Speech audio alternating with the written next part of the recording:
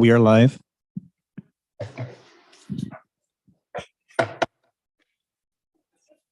to use that a lot. Good evening, everyone. I'd like to welcome you to the Committee of the Whole Planning and Administration meeting, and I'd ask that you stand if you're able as we read the invocation.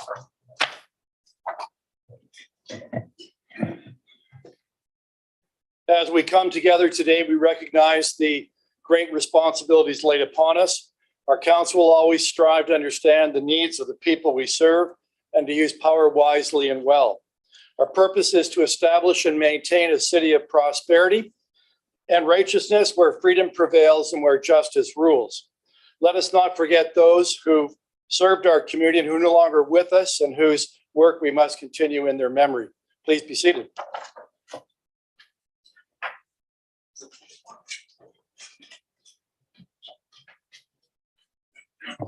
This evening, we are supported by administrative clerk staff, Julia Sipple, and also by Jennifer Page. Julie, if you please take the roll call. Councillor Wall. Present. Councillor Martin. Here. Councillor McCreary. Here. Councillor Sicoli. Present. Mayor Davis. Present. Councillor Utley. Present. Councillor Sless. Present. Councillor Van Tilborg. Present. Councillor Antosky. Here. And Councillor Vanderstelt. Present. So members of the committee, does anybody need to make a declaration of pecuniary interest in regards to any of the items appearing on the agenda? Please raise your hand. Councillor Vanderstelt. I do indeed, Your Worship. That's 5.2 under public hearings. The proposed development is within the 250 meter circumference of our family business, which is Serenity Country Candles. Thank you, Mr. Mayor. Mayor, I have a.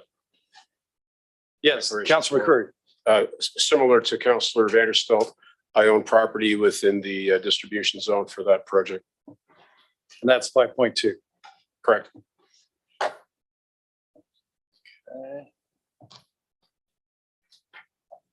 Any other declarations?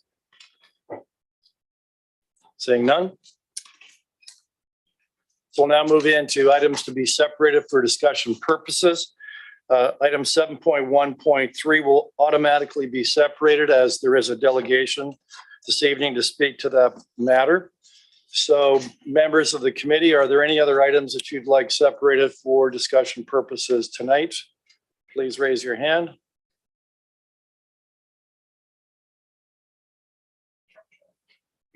All right. So we have no items being separated for discussion purposes other than 7.1.3. And of course, we have the two statutory public hearings. So if I can have a motion then to approve all the items for consideration consent that were not separated for discussion purposes. I believe Councillor McCreary, you've got that motion. Yes, you are correct, Mayor, and Councillor Martin is the seconder. Reads as follows: that all items for consideration and consent 7.1 and 7.2 not separated for discussion purposes be approved. Thank you. Before we call the vote, Julie, would you please read the title of the items that we're voting on? Items subject to the vote are as follows. 7.1.1, notice of objection to inclusion of 90 to 100 Colborne Street on the City of Brantford Heritage Register as a non-designated listed property. Item 7.1.2, Heritage Register Project Part 2, Phase C, properties recommended for listing. Item 7.1.4, Community Heritage and Cultural Space Task Force Report 2020-02-23. Item 7.2.1, 2021 year-end report on building permit fees. Item 7.2.2, all minutes. Thank you. Let's take the vote then, please.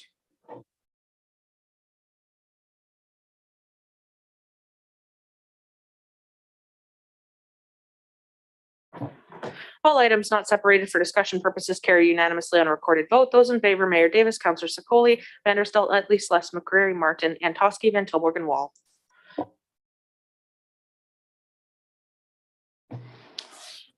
All right, we'll move into item 5, which are statutory public hearings, and we have 2 of them on tonight's agenda.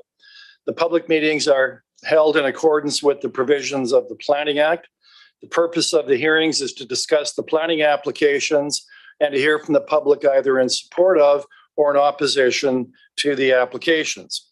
At the end of each meeting, the committee will pass a recommendation, which is generally considered for a final decision at the next meeting of council, which is usually the last Tuesday of each month.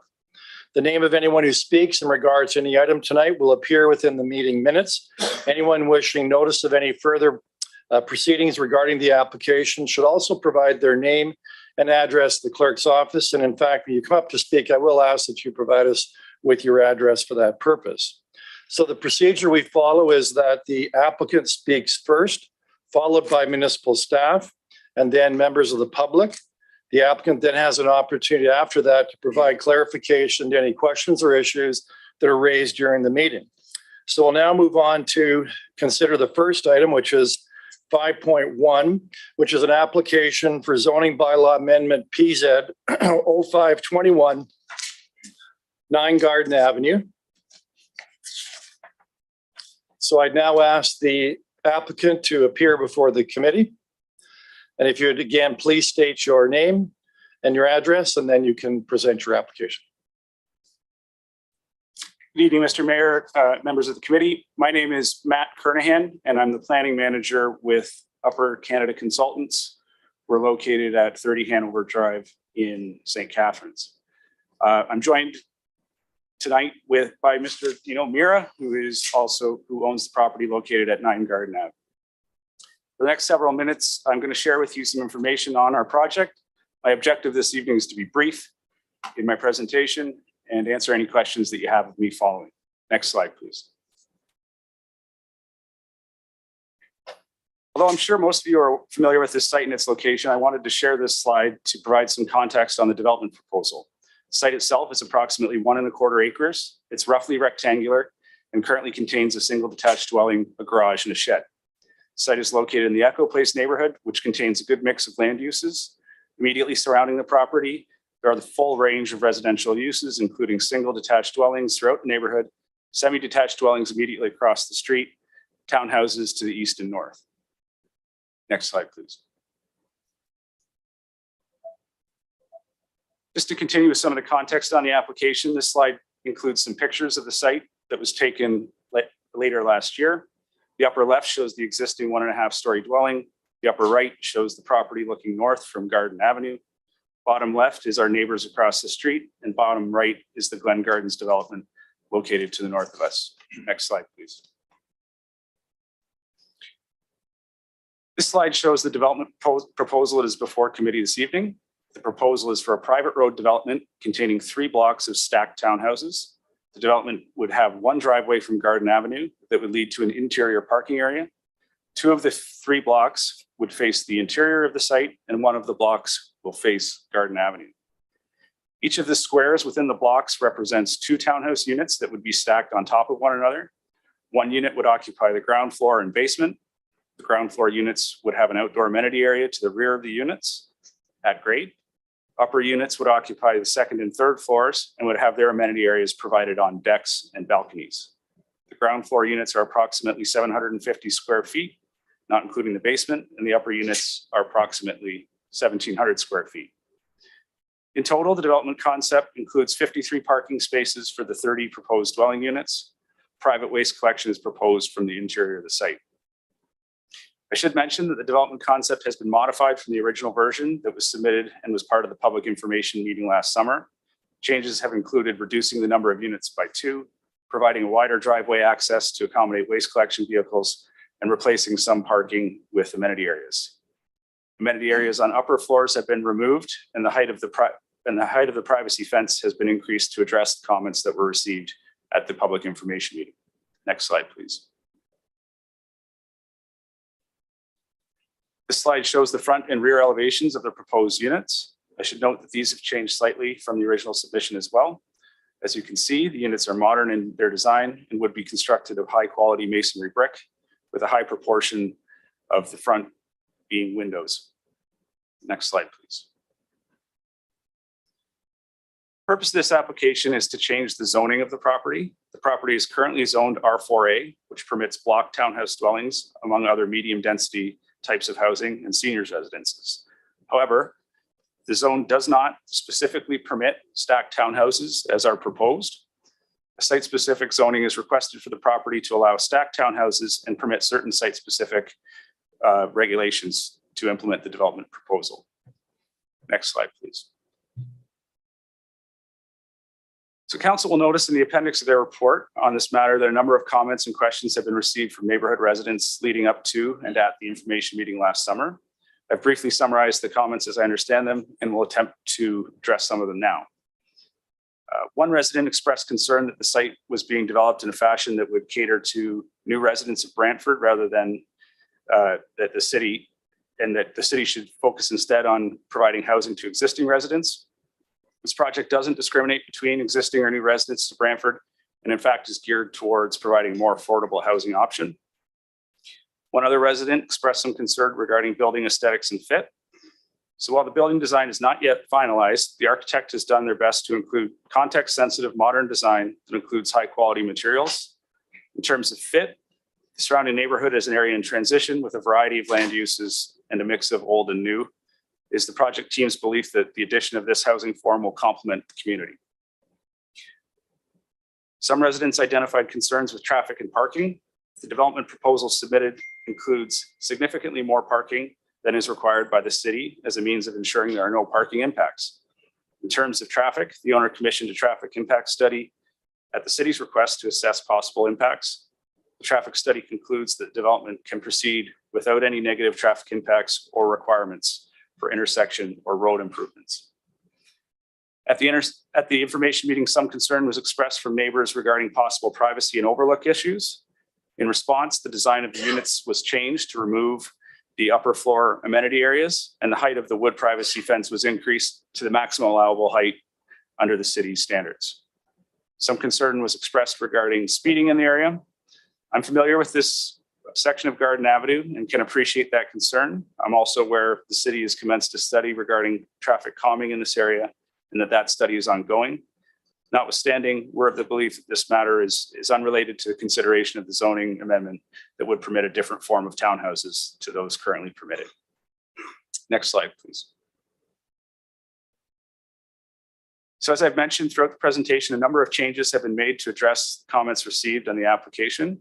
Just to summarize again, 2 of the units have been removed and the driveway access from Garden Avenue has been widened to address planning staff's comments and requirements for waste vehicle turning movements throughout the site. The initial concept had a 3rd floor amenity area for each of the units. To address the concerns regarding overlook, these areas have been removed from the plans for the site. A 2.2 meter tall privacy fence has been added to the plan around its perimeter, with the exception of Garden Avenue, to address resident concerns with privacy. Additional landscaped open space has been added to the plan to provide amenity areas and opportunities for snow storage. The plan includes significantly more than the minimum amount required by zoning, but in the city. And the city has included a zoning provision to ensure that this additional landscape open space is provided. Lastly, while some parking has been removed to add to the open space in the plan still includes more than the minimum required parking to ensure off-site parking impacts don't result from the development. The next slide, please. So in summary, the purpose of the application is to permit stacked townhouses at 9 Garden Avenue and add some site-specific regulations to permit the development of 30 units on this property. We believe this is an appropriate development proposal for this area that provides more affordable housing form than was traditionally available in this location. Developer has been responsive to the comments received from the city staff and neighbors and has made a number of changes to the development plan to ensure that comments are addressed. The application to establish stacked townhouses as a permitted use is the first in a series of steps to the redevelopment of this property, and we look forward to working with the city and the community on the project moving forward. That concludes my presentation. Thank you. And next slide, or last slide. Thanks. Thank you very much, Mr. Kernahan. There may be some questions for you. Councilor McCreary, then Councilor Walt. Mayor, thank you. Welcome. Thanks for your presentation. So as it stands now, you're providing 53 parking spots? Through you, Mr. Chair, that's correct. And what's your anticipated population of this site? Well, it's reasonable to expect that there would probably be 2 people per units Right, okay. for a total And of 60. what's the drive time to the 403 interchange? Through Mr. Chair, I don't know that answer off the top of my head. Would you think it might be about 3 minutes? Yes, not much at all. So would it be too much of a stretch to think that folks that buy these units are going to get on that highway every day and go to work? But through you, Mr. Chair, these units are designed to be more affordable and geared to people who wouldn't have multiple cars. So we would anticipate that people would anticipate the amount of parking spaces available and choose their housing option accordingly. The site is on a transit route as well, I should mention. So our expectation would be that this more affordable type of housing would cater towards people who would take advantage of that. So these are going to be Alternative. units that are sold, correct? Through you, Mr. Chair, that's correct. Could you point to the sale of any property in Brantford in the last 3 months that anybody would consider to be affordable? Through you, Mr. Chair, I could not. Okay.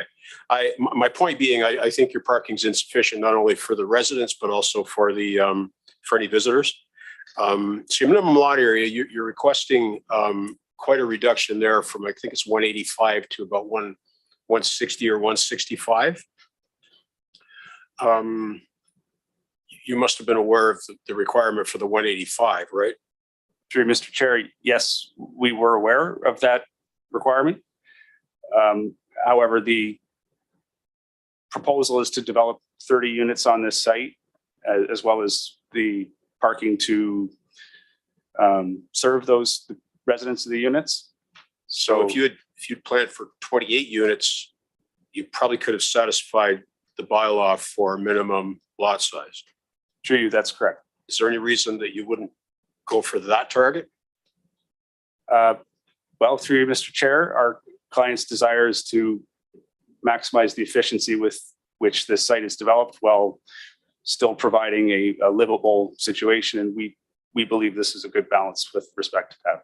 So I guess the conflict is maximizing revenue versus creating a neighborhood that's more suitable for folks to actually live in and accommodate their vehicles and the vehicles of their neighbors and a little bit of green space to call their own. That'd be the conflict between. Is that a fair assessment? I don't mean to put you on the spot, but. Well, through you, Mr. Chair, our assessment of the development proposal is that it does a good job of balancing providing housing and parking as well as amenity space. And But to be clear, you could have met the bylaw and provided adequate parking simply by building fewer units. through you, that's correct. Yeah. Okay. Thank you very much for your presentation. Councillor Wall, you're next. Thank you, Mr. Mayor.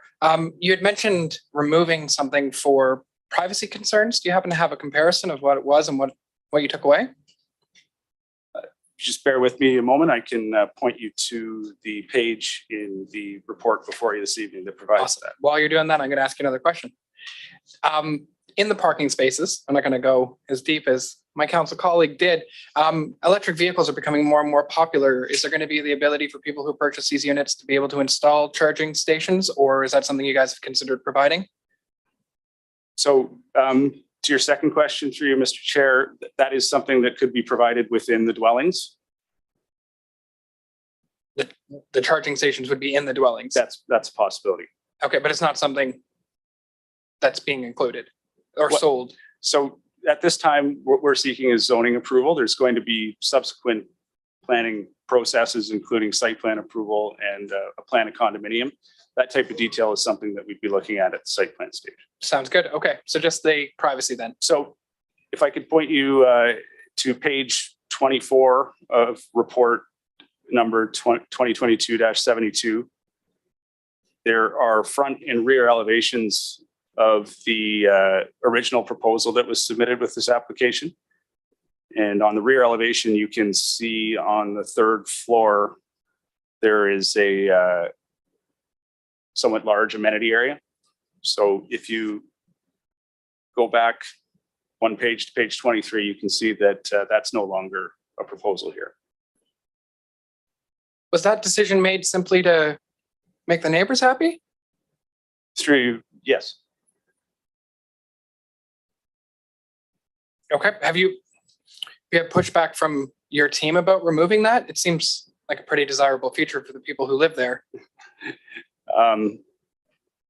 Through you, it was the decision of the owner as a means of addressing the concerns that we were hearing. It's a pretty big deal. Thank you.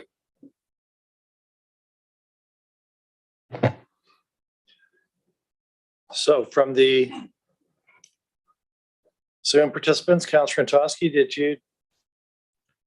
I think I saw your hand raised earlier. You did, thank you. One of my questions got answered and my others are for staff. Thank you. All right. So committee members, any other questions? If not, thank you very much, Mr. Kernahan, but don't go away. There may be, well, you have your opportunity to present at the end of this.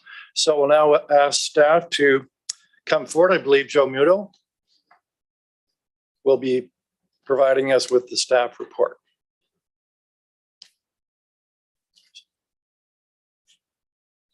Yeah, so Mr. Kernahan, you can take a seat back in the. Thank you.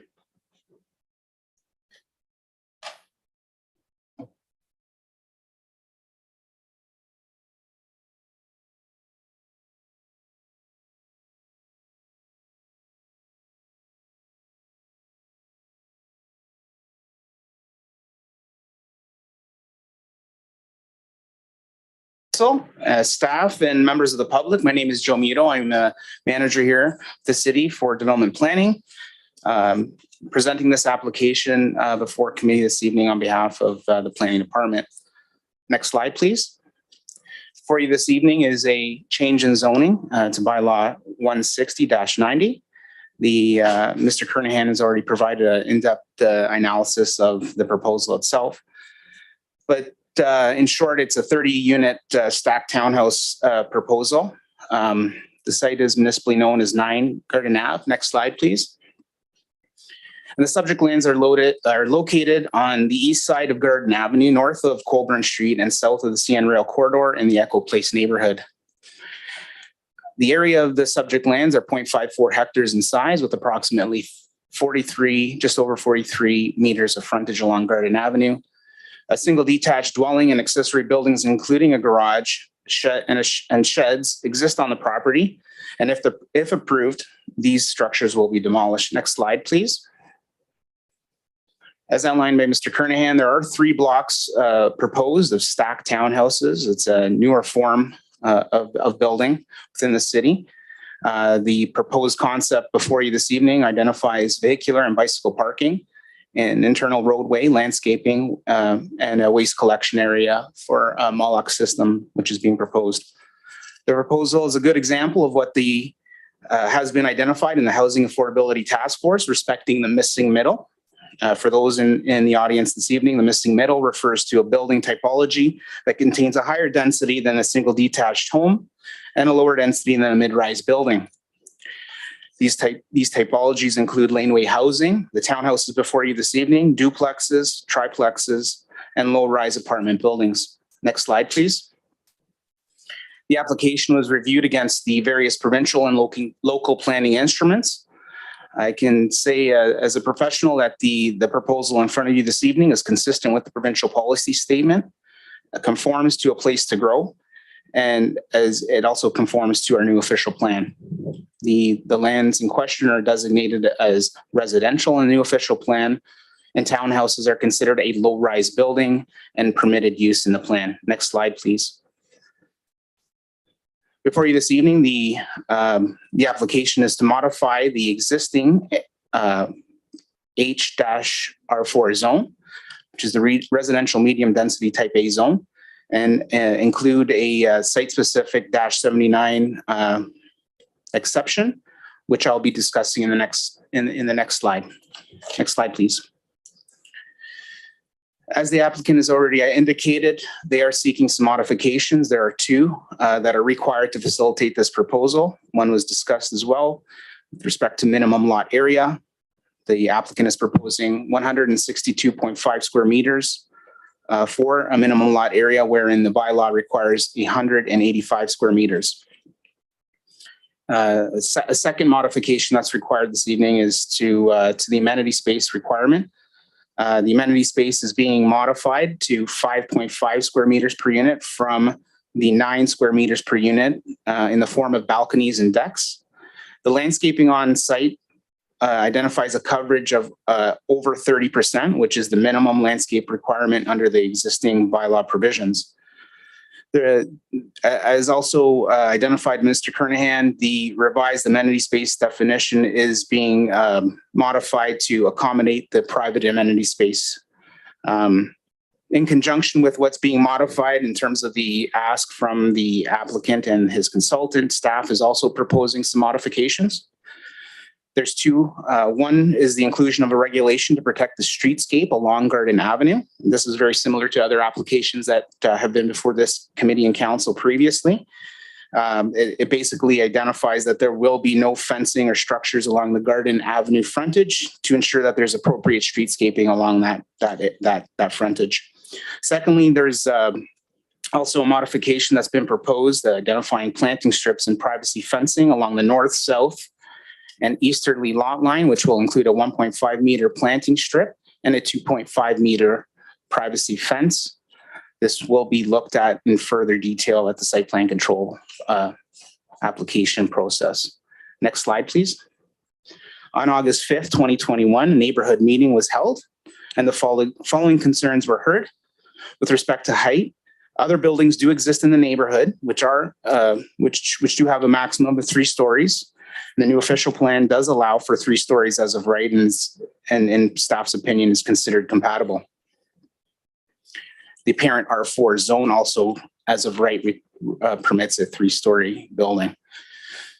With respect to privacy, to address the initial concerns heard at the August 5th meeting, the applicant modified their application by removing the original rooftop terraces and patios and included a 2.2 meter high privacy fence. With regards to traffic, a traffic impact study was prepared for this submission. It identified the proposed development would not cause any significant increase to traffic along the local road network. And city staff also reviewed the study and are in agreement with the conclusion reached.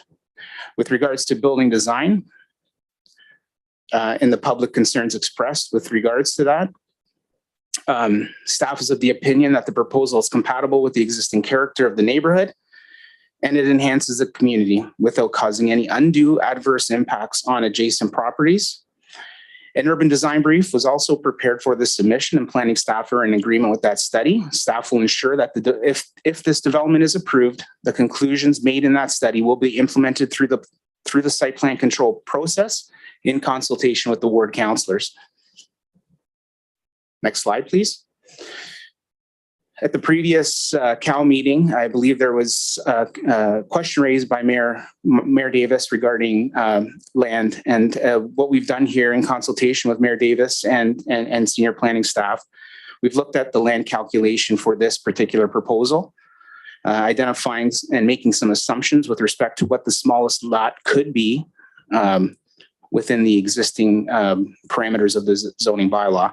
And that basically is a 30-foot wide lot or 9-meter wide lot with an area of 270 square meters, which is basically the smallest lot that the zoning bylaw would allow. In regards to that assumption, the same land area would basically yield approximately 20 units. Therefore, using this assumption, 30 units at 270 square meters would require an excess of the original area to 0.81 hectares of land. Therefore, the proposed development will consume less land to achieve the same number of units, thereby contributing to more efficient use of the land. Next slide, please. The report before you this evening took the following items into consideration before making the staff recommendations on this proposal. Public input, compatibility, and urban design were addressed earlier in my presentation. Archaeology The Ministry of Culture, Sports, and Tourism provided a clearance letter dated November 16th, 2021. And lastly, a holding provision on the existing lands. Staff are not requiring that that the holding provision be carried forward with this site-specific rezoning, as all technical matters can be addressed through the site plan control process. Next slide, please.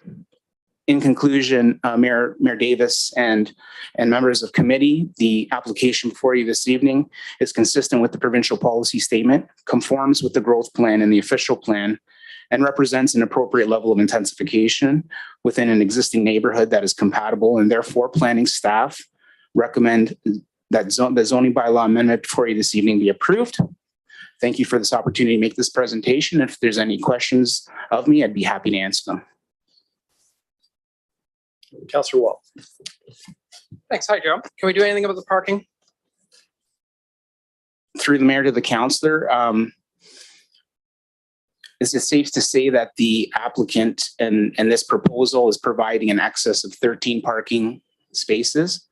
So they're going already beyond the requirement, the minimum requirement of the existing zoning bylaw.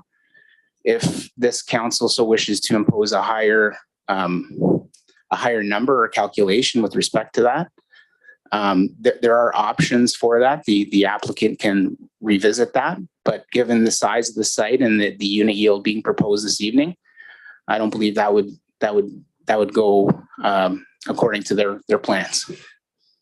Awesome. Sorry, not to beat it. We have a number of developments that we've approved over the last little while that have not had, parking has been a concern. Where are these people going to potentially park if they can't find a parking spot on that site? Is there sufficient parking on the road or on side streets nearby? Through the mayor to Councillor Wall, you are correct, Councillor. There are a number of infill applications currently before the planning department with variances or modifications being sought to parking provisions. It was quite clear in the original Housing Task Force report with the 50 recommendations that one of them was trying to address parking. I don't think the provincial government at this point is going to advance on that. Parking is always the conundrum with any infill development. There is no parking along Garden Avenue currently, on-street parking. It's anticipated that there'd be a sufficient amount of parking based on the parking provisions not being requested for any modification this evening. And overall, looking ahead to modernize our processes, our zoning bylaw, the comprehensive zoning bylaw that's being looked at and will be presented to this council later this year. We'll also be looking at in detail discussion paper respecting parking and loading within the city. I don't know if you're able to answer this question, or maybe there's someone else from staff who can, but in the other developments that I referenced, are we receiving complaints from neighboring residents about parking on the street or parking surplus from other developments in town? Through the mayor to Councillor Wall, there's a second statutory public meeting here this evening. You're going to hear the same concerns likely regarding parking. There is some comment from existing residents in all of our neighborhoods that speak to overflow parking and other concerns of that nature. But unless a full detailed analysis is done by staff to assess what those concerns or issues may be, that'll be hard to navigate through. Did I hear you say that they're already providing more parking than they're supposed to? Through the mayor to the councillor, this particular development is in excess of 13 parking spaces based on the minimum requirements of the bylaw. Okay, thank you. Councillor McCreary. Thanks, Mayor. Welcome, Joe. Could you tell us when this first landed on our desk?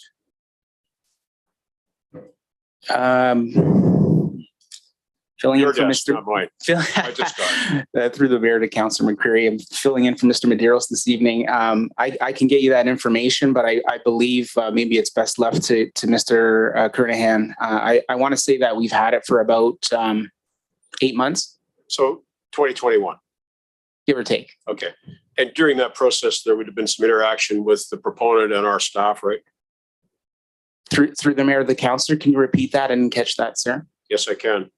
So over the course of, we'll call it 8 months. Over the course of 8 months, there's been some interchange between the proponent and city staff. Through the mayor, the councillor, correct. So at some point in time, there would have been an opportunity for the corporation of the city of Brantford to say to these folks, we want you to be in line with the bylaw and have 185 meters, and we want you to provide 2 parking spots per unit. We could have said that, right? Through the mayor to the councillor, certain staff may have said, could have said that, but I don't think professionally I would say that. I'm sorry. I thought my question was pretty clear and concise. At some point during 2021, we could have said to the proponent, we insist on you abiding by the 185 bylaw, and we think you should provide sufficient parking for 2 cars per unit. We could have said that to them, correct? Through the mayor to the councillor, yeah, that could have been said. Okay. Now, all these possibilities are out the window because we've got this before us tonight. And if it's turned down by this council, the proponent will appeal it and probably win. So I'll ask you this pointed question, Joe. What's the point in having that 185 bylaw if we don't insist that people abide by it? Through the mayor to Councillor McCreary, and I think we've heard this a couple of times around this table, and I think part of the issue here is the world is forever changing. We have a lot of new product and built form that is being proposed throughout our community and other communities such as ours. And for example, a stacked townhouse is something that the city's never really seen in full swing. We've seen concepts and proposals, but nothing has ever been built to fruition. So once again, we're dealing with a 1990 zoning bylaw that never really addressed that type of built form. So when we're seeking to modify it, they're modifying it to address something that's more modernized rather than something that's over 25 years old. So the current zoning would permit how many units to be built on the site? The current zoning, I'd have to look at that in a bit more in a bit more detail, Councilor McCreary. More than 2? Yes, more than 2, because the parent zoning allows for a certain number of permitted uses, including townhouses. They're not modifying the use other than introducing a new use. So townhouses are permitted in the current zoning that's on site right now. So they could build a 4-plex? Through the mayor to councillor, I'd have to, if you give me a second, I can pull up the zoning bylaw and let you know exactly what uses are permitted. I don't recall if the subject lands permit any form of multiplexes. I thought it was curious that we don't have a definition for amenity space. Through the mayor to the councillor, I believe there is a definition for amenity space. They're just modifying it to address the privacy amenities that are in the form of balconies and decks. Perhaps it was just the nature of the language in the report then, but I was quite clear that it said we did not have a complete definition for amenity space. Therefore, they can do what they wish here.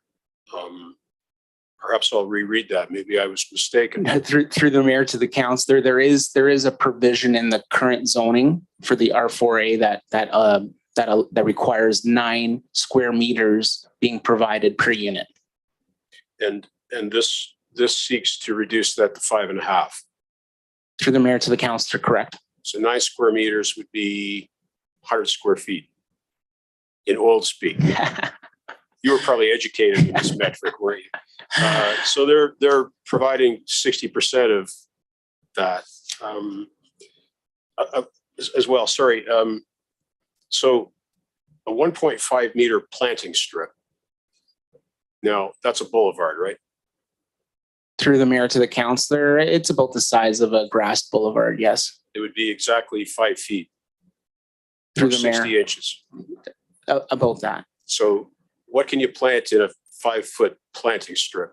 You can plant grass, you can plant a hedge, you could plant a tree, provided it had a big head on it and a tall stem.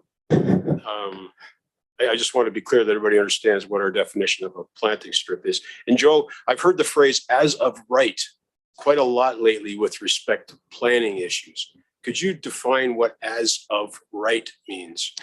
Through the mayor to the councillor, it's terminology where, if the parent zoning or the parent designation or policy allows it, it's an as of right provision. But what does that mean? So for example, the proposal before you this evening is for stacked towns that are 3 stories. The three stories in the official plan is permitted, and 3 stories in the zoning bylaws permitted for this specific zone. But that doesn't mean that they couldn't build a 6-story if they could squeeze it by us, right?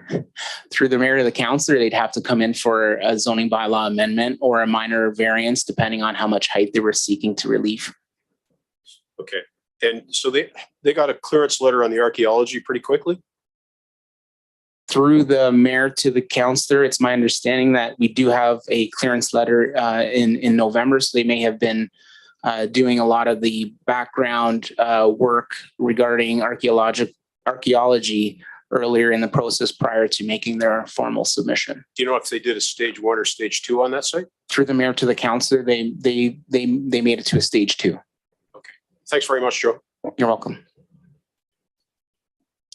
Mr. Muto, I have some confusion about parking. I hear it goes beyond the limit, and then I'm hearing it's less than what's provided. So what is required? What's the ratio for this property?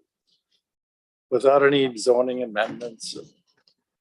So for this form of development, you would require, and that's not being modified. So if you look at the R4A zone on page 9 and 10 of the staff report, it identifies, actually it's page 10 of the staff report that identifies what the parking calculation is, and it's 1.4 per unit, 1.5 per unit.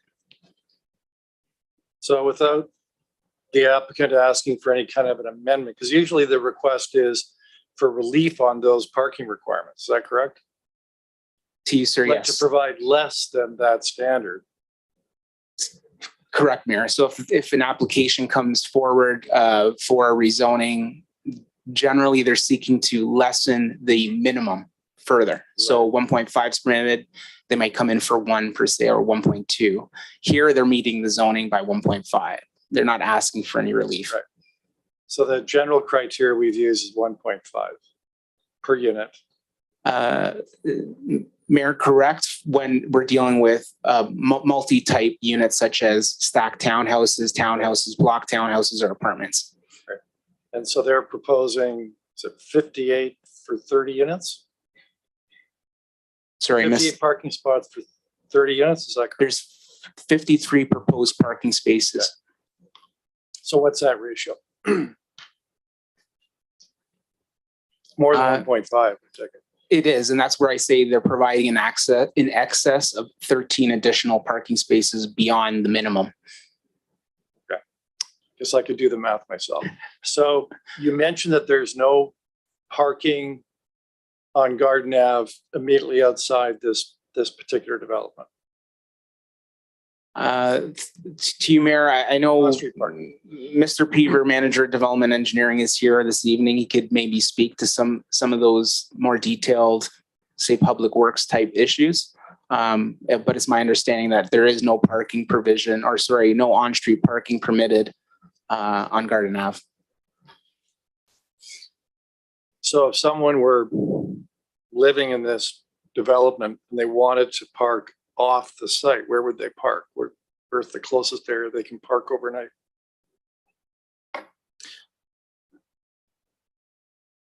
It's to you, Mayor. I mean, that's kind of a loaded question. I can't say that definitively what the developer may do when he sells these things, these units, that, there's an understanding within those agreements that you're permitted, 1.5 parking spaces per unit, right? So someone that goes and purchases one of these units, the understanding would be, this is kind of, say, professional couple, someone just entering the market for the first time would likely only require one parking space. The spill or overflow parking that could be associated with that is obviously problematic, but I don't have an answer for you. I think I saw on the second application that's before us tonight, there was mention of a parking permit process. And I know Toronto has that. What is that and how does that work? You want to take that one?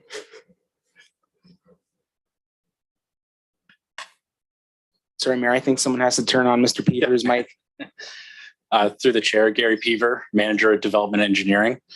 Through the chair to you, if you're referring to the on-street parking permit, that would be where the municipality would bylaw various spaces of on-street parking and be handed out to the residents of the area or paid for by the residents of the area. It would essentially be trying to assign a space to the residents of the general area that the street that you're looking at. Typically, it is done in more dense areas where on-street parking can be used heavily. It is a method of trying to reduce the amount of traffic you see on your streets as well. So usually that's prohibits overnight parking unless you have a permit. Through the chair, it could. There are instances where overnight parking would be allowed as if you had the permit in place. Right, and is that something that perhaps we should start considering for our city in certain areas? Through the chair, there are benefits to this, like areas in downtown where you do have residential residents living in that area and parking can be of a concern. It's something that can be evaluated, but it should be really evaluated in a neighborhood area, not necessarily as a city as a whole. Right, okay. All right, to the Zoom participants, Councillor Antosky for questions. Thank you, Mayor. Through you to Joe. And Joe, I think you partially answered this, but I'm looking for some clarity. I think it wasn't too long ago where we identified that stacked townhouses didn't show up in our zoning bylaw at all. And it was brought to us to kind of add in there somewhere, correct? Through the Mayor to Councillor Antosky, that is correct. And so because it's been added now as a general recognized built form, is it added to specific zoning zoned areas, or do we have to do this? Do we have to do this every time because it's a new form? Through the Mayor to Councillor Antosky, what that technical amendment, the housekeeping amendment that was brought forward by planning staff, I believe probably a year and a half ago, basically modified the definition to allow for stacked townhouses, but it did not go ahead and entrench that specific permission or use within the, let's say, the multi-residential type zones within the bylaw. What the understanding would be is that as we move and progress forward with the comprehensive zoning bylaw, that this would make its way into those permitted zones or uses. Okay, but until we've updated our zoning bylaws, we have to do this every time somebody wants to build stacked townhousing, just because our old stuff is old. Right? Am I correct on that? Through the Mayor to Councillor, that is correct, Councillor Antosky. Okay.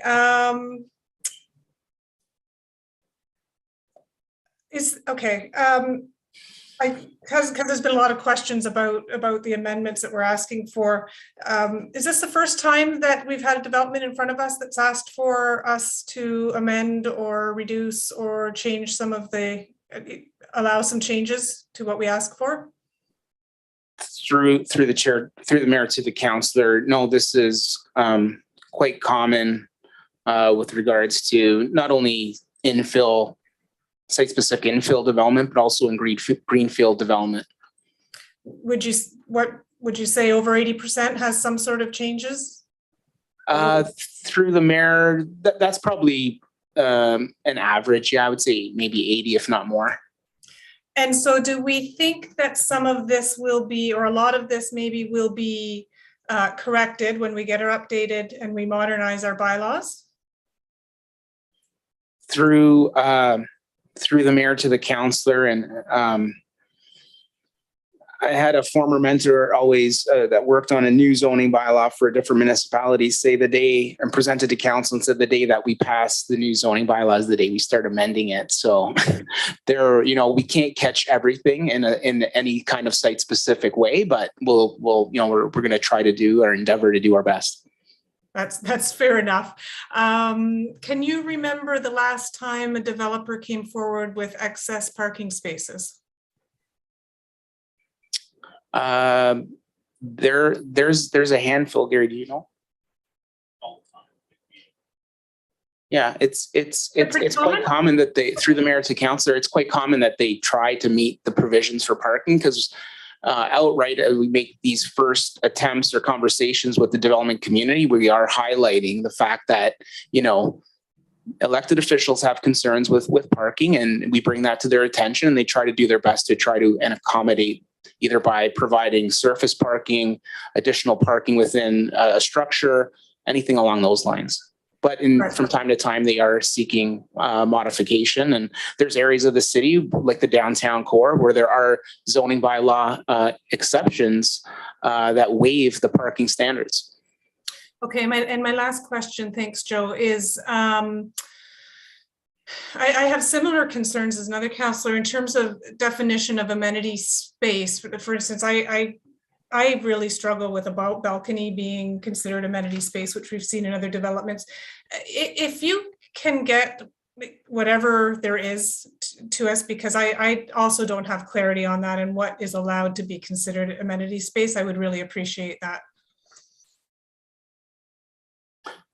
Through the mayor to the councillor, I can provide you with the definitions and any of the background reports might have respecting amenity space for the city and the zoning bylaw. Thank you. Thanks so much. Next, Councillor Sluss. Thank you, Mr. Mayor. Through you to Joe. Joe, based on what I heard you say to Councillor Antosky, there are no current examples of this type of structure. Is that correct? Through the mayor to Councillor Sluss, I'm not aware of any that have been built to date. Okay, so this is a new structure, I guess, type of structure within the community. Through the mayor to the councillor, yes. Okay, and just a couple of things. So these are stacked. So when we're saying 30 units, we're saying 15 buildings and 2 units in a building. Is that correct? Through them, and I think Mr. Kernahan already provided an example of basically that concept that was before you. And if it's easier to reference, councillor, I believe it's on page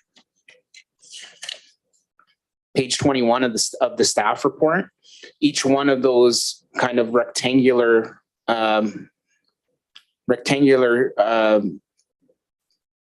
pieces so each one of the rectangles within the larger rectangle will accommodate 2 units. Okay. So there's like 15 structures with 2 units in each structure. Ideally, the way that these are formed, like in a sort of one slab type construction. So there technically is 3 full buildings, with each having their entrances on either side. Okay, I think I understand that then. And I believe I heard 53 total parking spaces. Correct. How many of those are visitor spaces? Through the mayor to Councillor Sluss, there are none that have been identified for visitor parking on the concept plan before us this evening. When you look at the site specific or the parent zoning bylaw, it just says 1.5. Is the 1.5 for 2 people in a household, or does that 0.5 accommodate say a visitor parking space? It's not very clear, but the assumption has always been that it's just 1.5 per unit. Okay, and that includes the resident as well as any guests? Through the mayor to the councillor, correct. Okay, is there any obligation for handicap parking? Through the mayor to the councillor, the concept plan on page 21 identifies some barrier-free parking. And through this application and review, there's no deviation or modification requested to the barrier-free parking standard. I believe there's 2 barrier-free spots that are shown on here, and under the bylaw, they're required to provide 4%. And they're doing that through this concept. Okay, are any of the units barrier-free? Would we know at this point? Through the mayor to the councillor, I'm not aware. And I know the building code does require that certain percentage has to be accessible, but I don't know. I think that may be a question better handled by Mr. Kernahan. Okay, thank you. Thanks a lot. Thanks, Mr. Mayor. You're welcome. Councillor Vanderstel. Thank you, Mr. Mayor. Joe and Gary, like on Dobney Road in the lovely Ward 1, 1992, I think, there were I think it's 7 buildings that were put up, and they look an awful lot like the stacked towns that are on page 30 or 23 of this report. And those units, I believe there's 78 of them, have 1 single parking space out front and 10 I guess shareable spaces outside of those spaces. And as I'm sure you're well aware, all of the routes to get to those buildings, those what I call stacked town clusters, they're fire routes, so nobody's allowed to park there.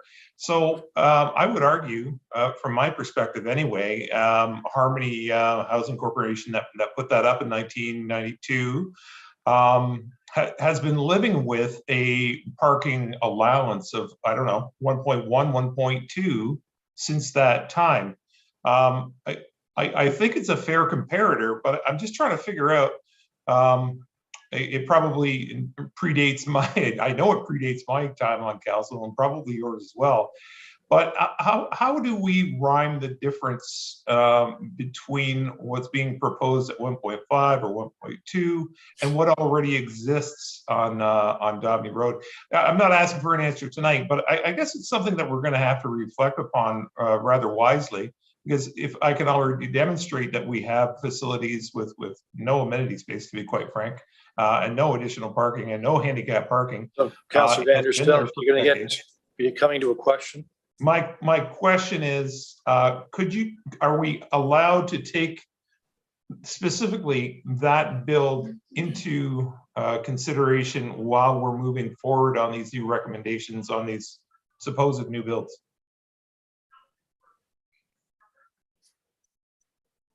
Through the mayor to Councillor Vanderstel, I think if I understood correctly, based on what we're seeing, say in the pipe currently with planning applications and where we want to go with a new comprehensive zoning bylaw, kind of address the concerns that are being raised in this forum, as well as looking at what best practices may or may not be within other jurisdictions.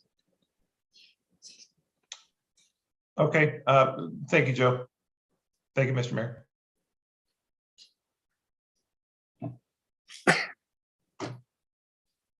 Councillor McCreary.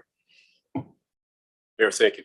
Joe, I did find that reference to the zoning bylaw not having specific provisions. It's the bottom of page 11. The zoning bylaw does not contain specific provisions for a common amenity area or for private amenity space. So through the mayor to the councillor, I guess what is intended by that sentence is that there is actually an amenity space definition. It just doesn't include private amenity space, and that's what this implementing bylaw is seeking to do. Well, bylaw does not contain specific provisions for a common amenity area or for private amenity space. That's what's written. So is the wording incorrect in the report? Through the mayor to the councillor, that seems to be incorrect the way it's worded. Yes. And then further at the top of page 12, since zoning bylaw 16090 does not define private amenity space, yada, yada, yada. So I guess the answer to my original question still remains in doubt. Which is it?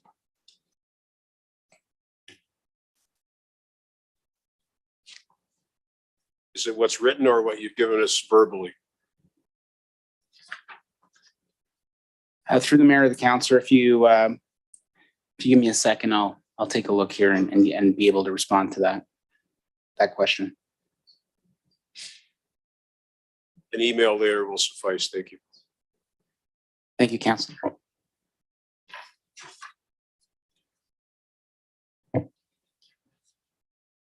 So Joe, if you could help me, I'm confused again. Stacked townhouses. So as you say, we haven't, there have been a number that we've seen in the development stage, but we haven't seen any that are built yet. So I think we're used to townhouses. They sit side by side, right? And they got a separate entrance, some have a driveway, some might have a garage. Well, how's a stacked townhouse? How does that look different than what we would normally see with traditional townhouses?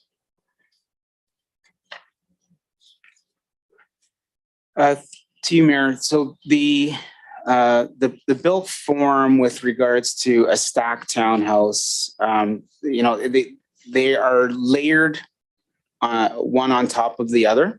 They each have their own entrance. So that's a stacked. And then the ones that we have seen and we've actually seen built, and good examples on Spring Lane and Jarvis, is back-to-back units. So basically that's split the other way vertically rather than horizontally. And they each also have their own entrance. So those are the ones that we have seen and are much more common with respect to development proposals in the city right now. And then so for the townhouse that's stacked on top of the one on the bottom, how do you get access to it? Is like a separate entrance with a stairway? Like, how does it work? No, I'm sorry. You have an opportunity to respond at the end of the public presentation. Thank you. just give me a second now.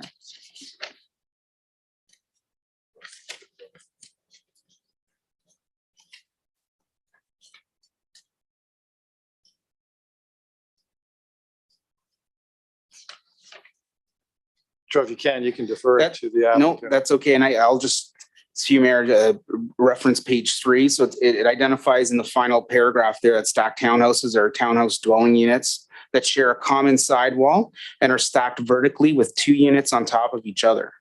Therefore, a dwelling unit will occupy the ground floor and basement space, and the unit another unit will occupy the second and third floor. Each unit will be directly accessible from an exterior entrance or exit. That's how it's defined in the bylaw. So the stacked townhouse, the one on top, you access it through a stairway then? With a separate entrance? That is correct. Okay. And so why are builders and developers seemingly wanting to use the stacked townhouse format? What's the reason for that? Mayor, I think there's probably a couple of different items. It's more compact. So from a trade perspective, construction perspective, it probably is easier to construct. There's probably the option for, I'd say, maybe small a affordability with these types of units as well. The builders will build based on what the market is will give them in terms of a resale or sale of these units. And so there's another option as to why, or reason why they may be more popular now than ever, is that small a affordability. Okay. Great, thanks, Joe. Back to you, Councillor Toski. You got another question? Just a very quick question. Joe, can you confirm that, I think it was 6 residents at this meeting, that they were all notified about the public hearing tonight, that they did get a letter about it? Through the mayor of the councillor, it's my understanding that appropriate statutory notice was issued to all the residents within the 120 meters, or any of them that would have requested to receive notice for this evening's meeting. Perfect. So both. Great. Thank you so much.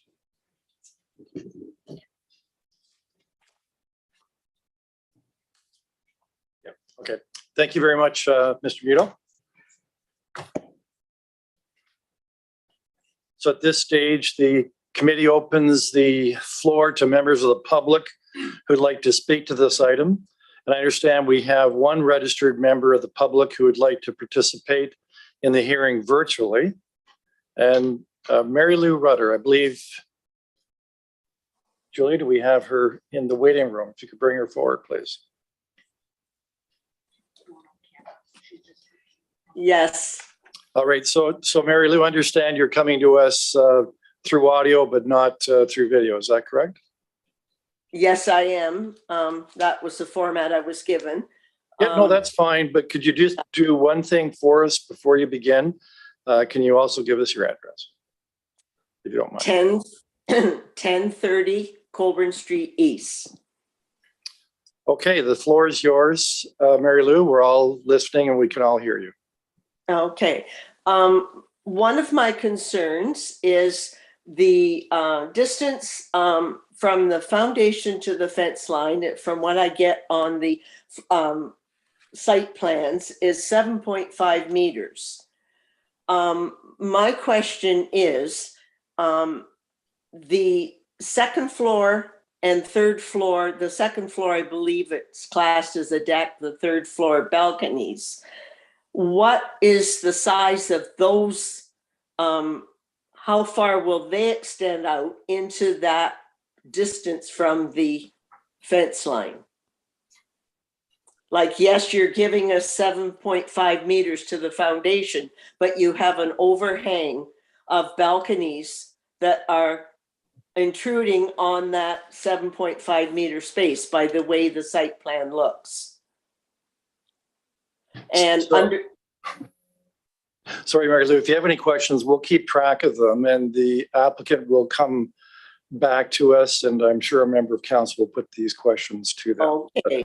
Okay. And Go ahead. that goes into what you were talking about, the amenity space. What size is allowed in the amenity space, and can it intrude into the minimal distance allowed from a property line? Okay, so those are two good questions. Yeah, and the parking is an issue with me as well, because I have been involved in it in the West Brant area, where it's first person home gets a parking space and the rest park where there is no parking, or people from out of town think it's quite okay to park on boulevards and across block sidewalks and stay there overnight. So that is an ongoing issue. There is a huge influx of new build on this area, Garden and Gray Street. Now you're adding 30 more units plus the cars related to that. We haven't seen any traffic coming out of because it is not occupied yet, out of the new unit on Garden and Gray. Where are all those cars parking? What is their parking? How many parking spots do they have? I can just see it a nightmare with trying to ticket everybody that's parked in no parking zones, and Garden Ave is already not a good spot you just barely drive along sometimes with you have bicycles and stuff going through. That is my concern. The fence, what I see, it has been increased in size. That was one of my concerns.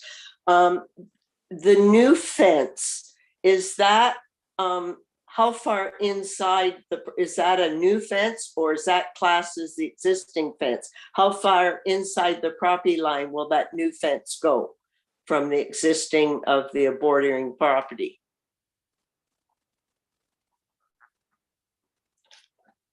And my last, I'm taking notes, Mary Lou, to make sure that the applicants ask these questions.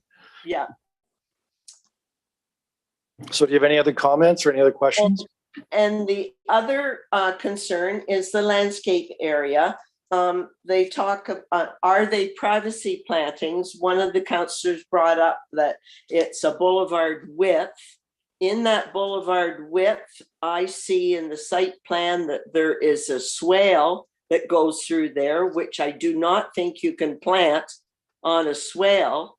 So what type of planting along that back, I'm talking about block 3 of the stacked townhouses, which is the largest units, or the most number of units. There's 12 units in block 3. And they, I'm just wondering how much privacy planting, or whether it's just some shrubs and stuff to make it look pretty.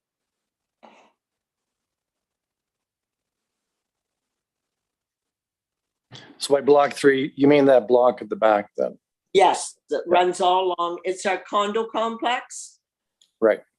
So privacy is to most of the people involved that their property backs on, which is 8, maybe 9 units here. You know, are we going to have balconies that are going to be 3 meters from our fence line, and you know what people enjoy on their balconies, barbecuing and stereos, etc., which is their right, it's their property, but it does affect, the distance does affect, and if there isn't the planting there to as a sound barrier, it will affect the people in the area. And just one last, I don't know whether it's my place to speak here. I have been involved with a stacked townhouse. My girlfriend just moved out of one in Barrie. And you go in one door, and there's a hallway that goes across, and then there's 2 inner doorways, is the way hers was. One doorway takes you into the main floor unit and the basement level, and the other doorway takes you up a stairway to the 2nd and 3rd levels. Great. And so Mary Lou, I've got one question for you. You mentioned the fence in relation to the old fence. Which side of the property are you talking about with that fence? The existing We're fence? on the north. North side? It'd be the fence that runs north-south, I guess. Right. Okay. Good. Do you have any other comments? Any other questions, Mary Lou? No, I think that covers it. One question about the charging units for the if electric cars were in. It said each unit would be able to supply their own charging, have their own charging area. Now, are the parking spots in front of the units adjoined to their property, or are those charging spots for anybody? Are those parking spots? I shouldn't say charging. Yeah. No, I think I know what you mean. Yeah. So, Mary Lou, we do have a couple of councillors, at least one would like to ask you some questions, so please hang on. And I believe Councillor McCurry, did you raise your hand? Thanks, Mayor. Mary Lou, is it? Yes. Hi, thanks for appearing, well, sort of appearing tonight. Thanks for hearing tonight, I guess. So the block 3 will be facing your back deck? Yes. And is your deck a ground level deck, or does it rise above ground level? They're all ground level. We're bungalows in this complex. Okay, so it looks like the setback on their property line is about 20 feet. It looks like the setback on your property line varies maybe 6 feet to 20 feet because the building goes off at an angle. So would that be accurate? That's right. So a balcony on the top of the 3rd story, if I'm reading the drawings correctly, would be a pretty good sight line right onto your deck, would it not? Yes, it would. Does that bother you? Yes, it does. I don't blame you. And you asked about plantings. I guess, I didn't see it in the document. Are you aware of whether or not there was a shadow study done? No, I'm not aware. Okay, so that's to the west of you. So I've got to think that has some impact on you. Maybe that's a question I'll ask of our folks when they come back up. Anyway, thank you very much for your insight tonight. Councillor Wall, I believe you have some questions. Thanks, Mayor Davis. Mary Lou, thank you so much for coming to speak to us. I know it's never easy for people to do so, and it means a lot. Have you had any interaction with the developer? I had some questions regarding the interpretation of the stacked townhouses at the meeting in August, and he explained how they worked. And other than that, I have not had any. I know he did say that there's a lot of trees that are going to come down that they can't save, which of course is another concern when you're used to butting up to trees. How would you describe your interactions with the developer? Are you satisfied? Yeah, he answered my question that night. Okay. And then finally, just not to put you on the spot, but I think that's why you're here. Are you in support or against the development? I would love to not see it go through, but that's just my own personal selfishness. I know development is part of what we have to live with. I just would hope that it's because it's a new stack complex that it's not, that it looks into how much it affects the surrounding area. Yes, there's a lot of development in the area, but on this side, there is nothing that is two-story. The only two-story or multi-level is on Garden and Gray. Everything else is single-story dwelling out here. So having the balconies that are close is a new lifestyle. Thank you so much. Oh, go ahead. I did just, I forgot to, and Mayor Davis can possibly address that. There are two on the site plans, there are two red areas in the back corners that are circled, are two areas of measurements, and they're circled. And I don't know what that understands. So maybe they can talk about that. Okay. Thank you for answering my questions, Mary Lou. You're welcome. So Mary Lou, I believe your ward councillor, Councillor Antosky, has a couple of questions for you. Thank you, Mayor. Hi, Mary Lou. I was going to say nice to see you, but nice to hear from you. And thank you for your comments and being so involved in this. And you've certainly thought this through beyond the paper in terms of what's it going to feel like or look like when I'm sitting outside. And so there's some really good questions about the fencing. And I agree with you about parking on the streets. There is just really next to no availability for that. In relation to your comments about development, I appreciate your willingness to be flexible in that. Of course, you don't want something there, but you know there's a space there and development's going to happen. A lot of the things that we've heard tonight were things that the developer has changed in response to the concerns of the neighborhood. It sounds like some of the things still aren't quite there for you. What is your top concern or two that you would still like to see some changes on? Well, the clarification regarding the distance from the fence line to the balconies, not the foundation, because you've got an overhang. I have no idea what width the balcony or deck is. But if you're allowing 7 feet, which is by law that you have to have 7 feet, and then you hang over or 4 foot or 8 foot wide balcony on that completely takes away from, and I don't know how the bylaws work. Okay, so you're looking for clarification on that, and depending on what that clarification is, you may have some new concerns, right?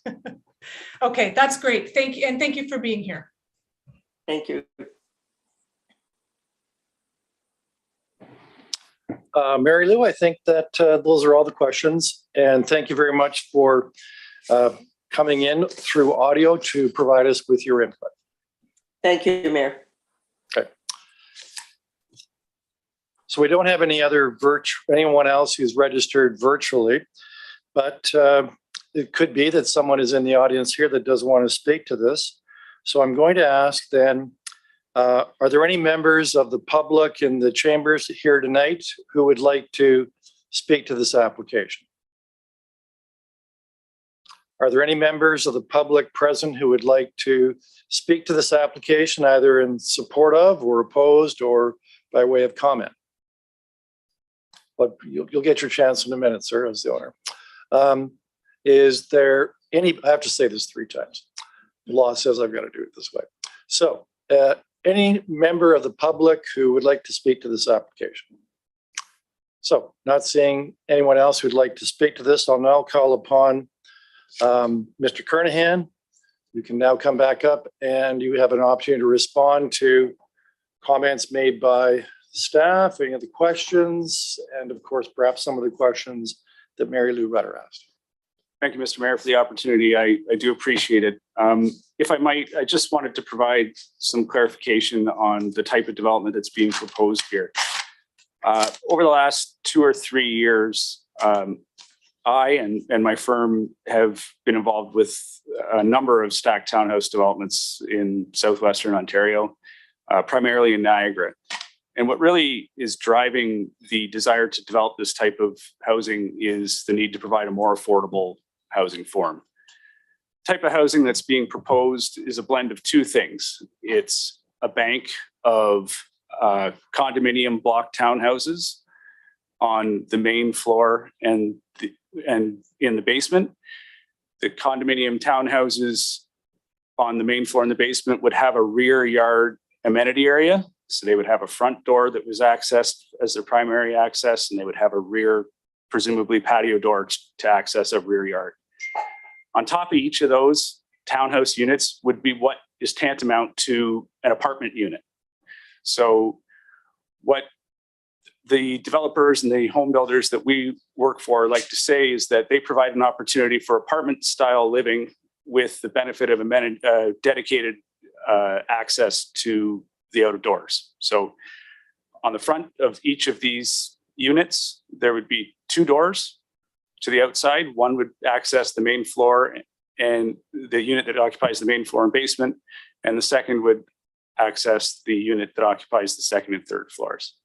So amenity space for the main floor unit would be provided in the rear yard, as is typical of a townhouse.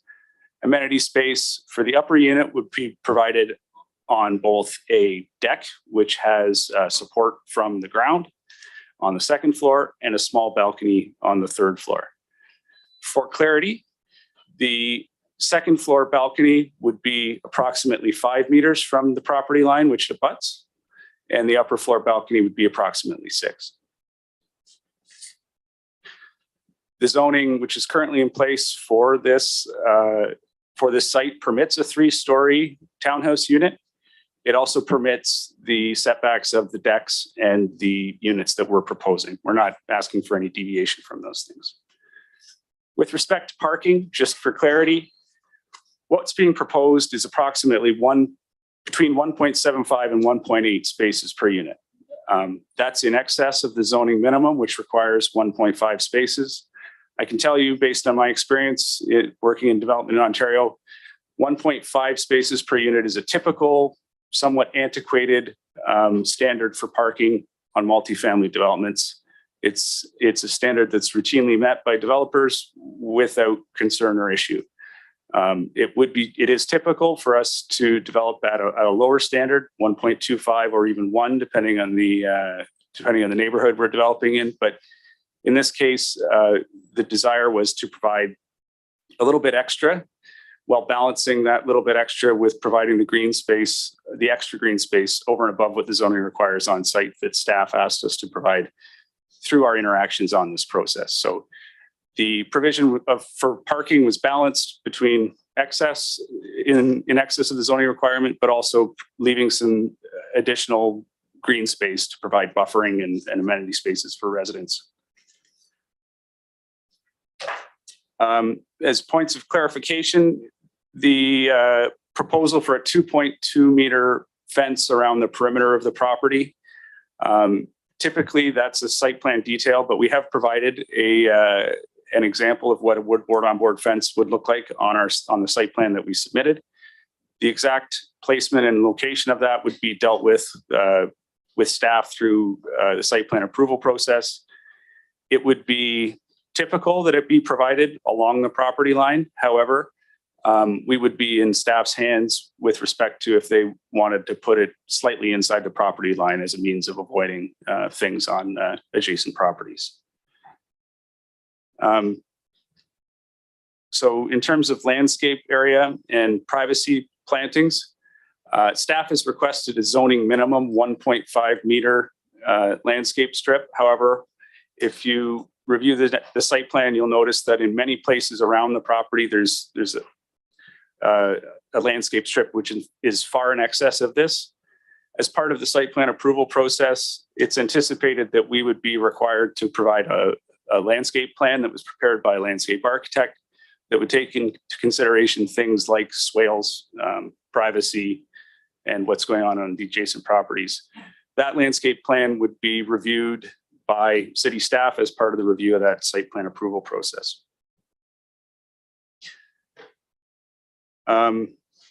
With respect to the provision of electrical or charging stations for electrical vehicles, again, that's not something that the city zones for. So it's really not something that we're giving a lot of consideration to this evening. Should there be a desire to force the hand of the developer, I suppose, to provide charging stations, that would be something done through the site plan approval process. And given the increased use of electrical vehicles, I'm sure that's something the developer would be open to providing.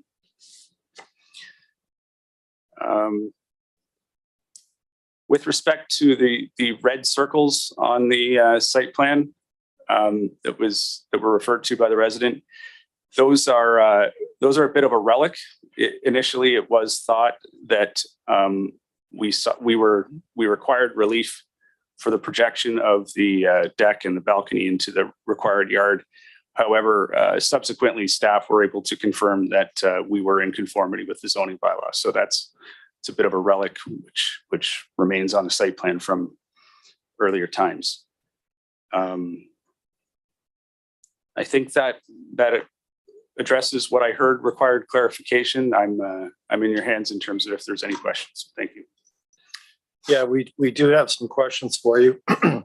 And I was taking notes when Ms. Rutter was asking her questions. And I appreciate, Mr. Kernahan, that some of those questions would be answered at the site plan process and stage. But at the same time, I think we have a resident who's asked some questions, and I think it's incumbent upon the applicant to try and answer them as best you can. So I think the one question that she had was, how far will the edge of the balcony be from the lot line? I think probably in particular to the area to the east, block 3. So how far will the foundation be from the lot line? I believe that was your first question. I realize it probably varies because it's an angle. Yeah, so again, so the edge of the balcony to the property line, there's a minimum 5 meters. Okay. At the edge of the deck to the property line, there's a minimum of 6 meters. And the edge of the foundation to the property line, there's a minimum of just over 7 meters. Yeah, because when I look at the site plan, it looks like it's a minimum of 5. Now I'm talking about the distance between the lot line and the balcony. In some cases, some spots it's 5, and another spot it's 7.5. That's correct. It does undulate a bit with the right, because the lot line doesn't the, run true north south. That's correct. Okay. But that would be the minimum. In places there's more than those. Okay.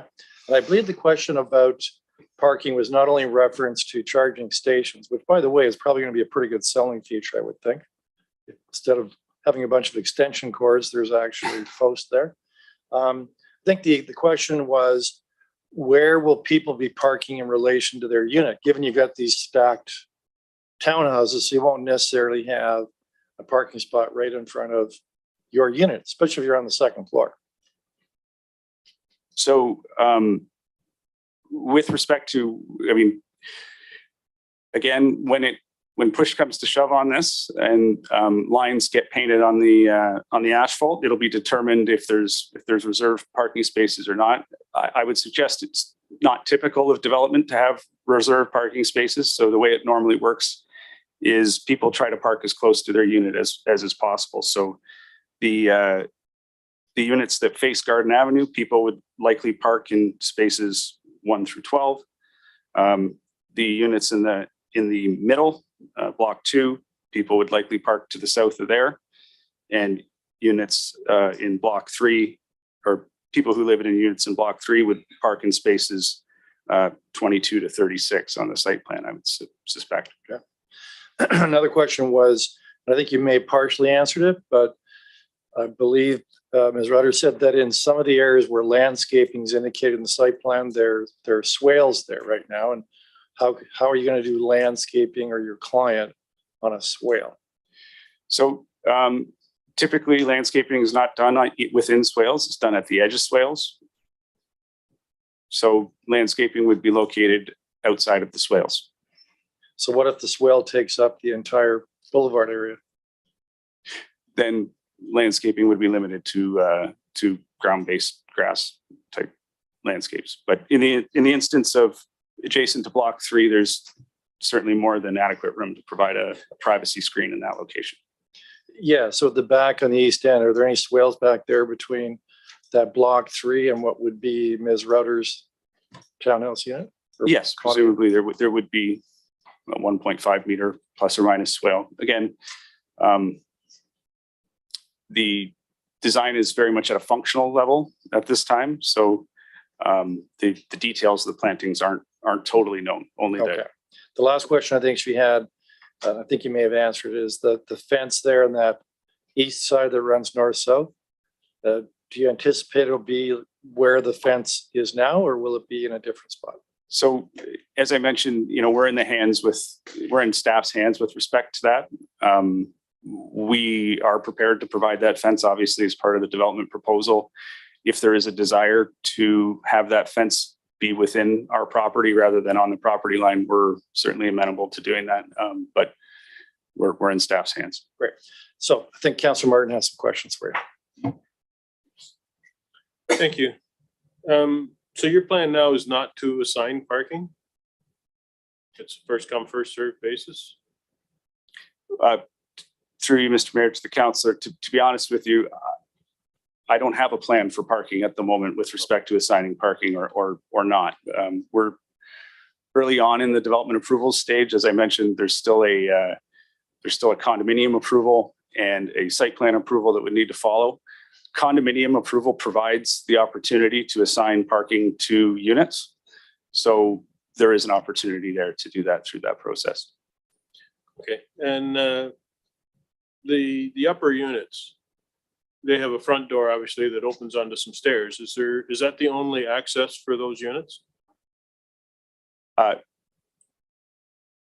is correct. There are balconies and decks which provide access to the outside, but day to day, I would believe you would use that one access to the front of the dwelling. Okay, well, the rest of my questions have been answered. Thank you. Councillor McCurry. Mayor, thank you. Was there a shadow study done on the proposal? Through Mr. Mayor, no, there wasn't. Typically, we complete shadow studies when we're asking for increases in height for the zoning amendment, and there is no request for an increase in height. So our staff didn't ask you to do that? No, they did not. Okay. Are you planning to provide some mature caliper trees in the backyard so the folks that buy these units aren't going to be staring down onto the barbecues of the folks that live next door? We would certainly be prepared to do that. Yes. So that would be, I would have to think that would be 30-foot mature trees. Through you to the council, that wouldn't be a typical provision, no. But we're in staff's hands at site plan approval when it comes to that sort of thing. So you're saying if our staff asks you to do that, you will do it? I think I heard that. Although I got to say tonight, maybe my hearing's not what it once was. I miss hearing a lot tonight. I won't provide any comment on that whatsoever. But just to say that we're almost had you. We're in staff's hands when it comes to approval of that landscape plan that would come as part of site plan. If these units were to come on the market today, what would the selling price be? That's a very good question. I had an answer in my notes from the public meeting last August, but I'm not sure that's still a valid one.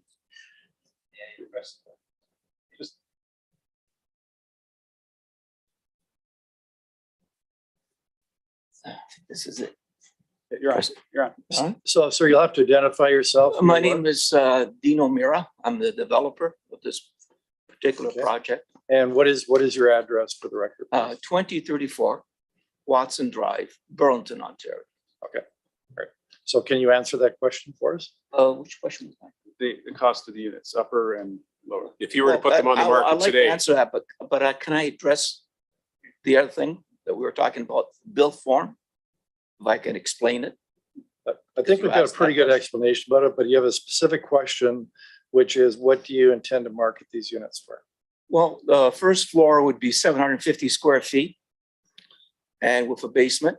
So I'm thinking something like that is probably around 350,000, 370,000, sorry, did you say 350? 350. Okay. Which I'm And pretty the- sure and there's the- nothing available And the that uppers, size. that's the first floor, the uppers? First floor, we're talking about first floor, right?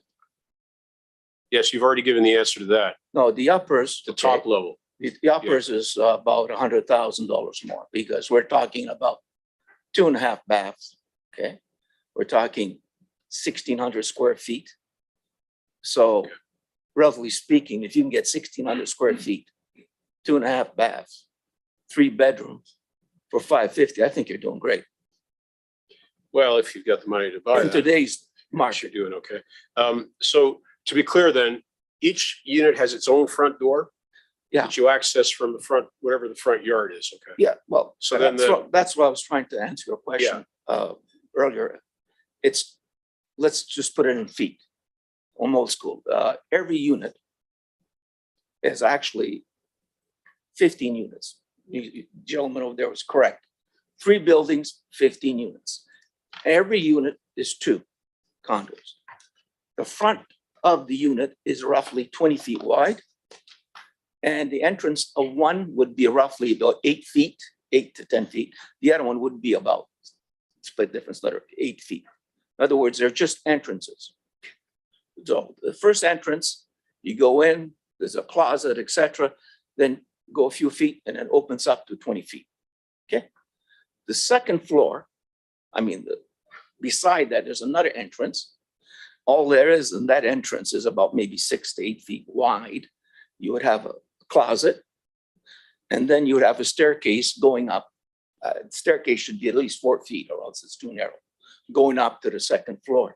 Now that second floor, pretend it's like it's a first floor. You got the living room, dining room, kitchen, and a 2-piece bath. Okay. Go up another flight of stairs. Then you got, then you got 3 bedrooms, 2 bathrooms. Okay. And in that, I forgot to mention that the second floor, you have a unit for your heating and air conditioning, your mechanical. Okay. Versus the first floor, the mechanical is in the basement, like your typical. So it's very modern, not like you have a common corridor or anything like that. Okay. Like I hope that explained. Thank you. So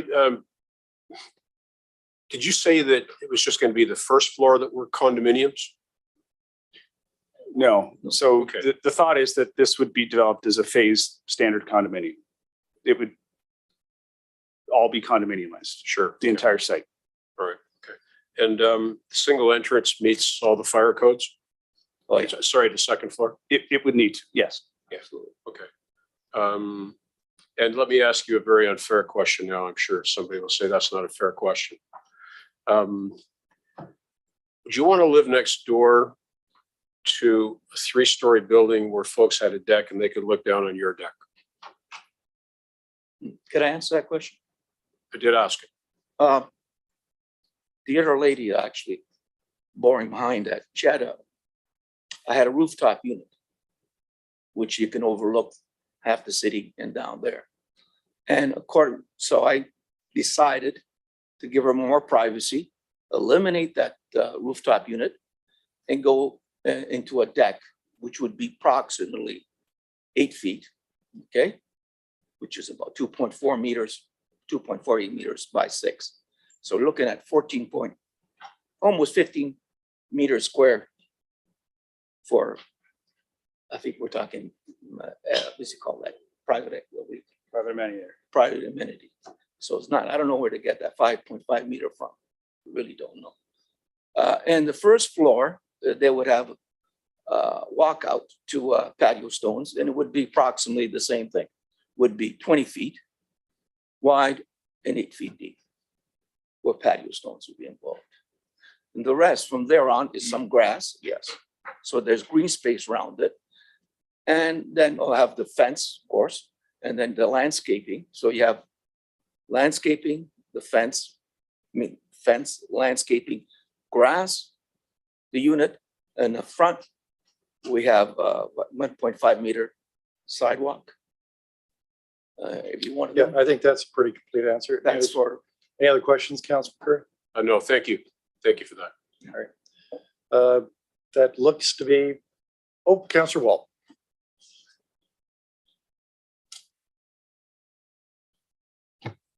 Hi. So I know that maybe all the questions that we're asking here today are not necessarily for this particular meeting, but I think we're just trying to make sure that when you inevitably come back before this council, that we kind of are making as many people happy as possible. So when it comes to things like the electric charging stations, my question is what can you tell us about this site that you're doing that is going above and beyond? And it's like, what are you doing to show off? Like, I know that if a builder comes to this town and builds stuff, it's going to sell no matter what. Well, but we're not trying to build ordinary, generic, boring things here. And I don't think your product is. So why, beyond being a stacked townhouse, what kind of elements are you incorporating that makes it a green project? Or what kind of elements are you? We don't want to have to bylaw or mandate things like charging stations or bike racks. So at this stage of the process, I can only speak to what we're zoning in. So I can tell you we're providing more parking than is required. We're providing more green space than is required. We're providing more maneuverability or full maneuverability throughout the site without any pinch points. And I would suggest that the form of housing in and of itself is a pretty innovative product. It's a response that I personally have seen and that my firm has seen to the affordability crisis that we're being faced with.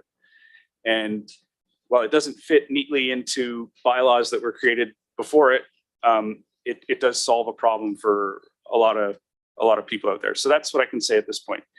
In terms of going over and above with things like electric vehicle chargers and innovative type plantings, I hate to say it again, but those are really site plan type matters that, I know my firm has worked with Dino in the past, and I know he's interested in making a good development where people want to live. And so he's open to considering things like that moving forward.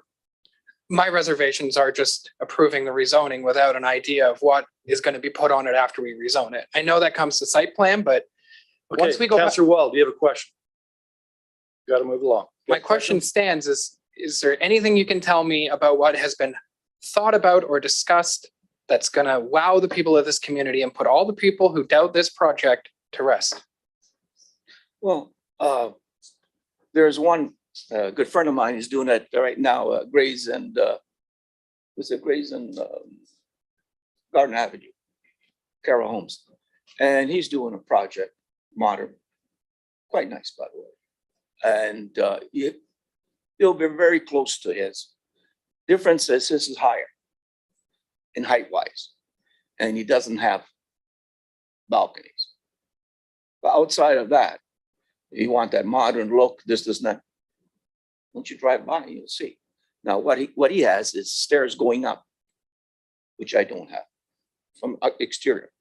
And his units are 16 feet wide.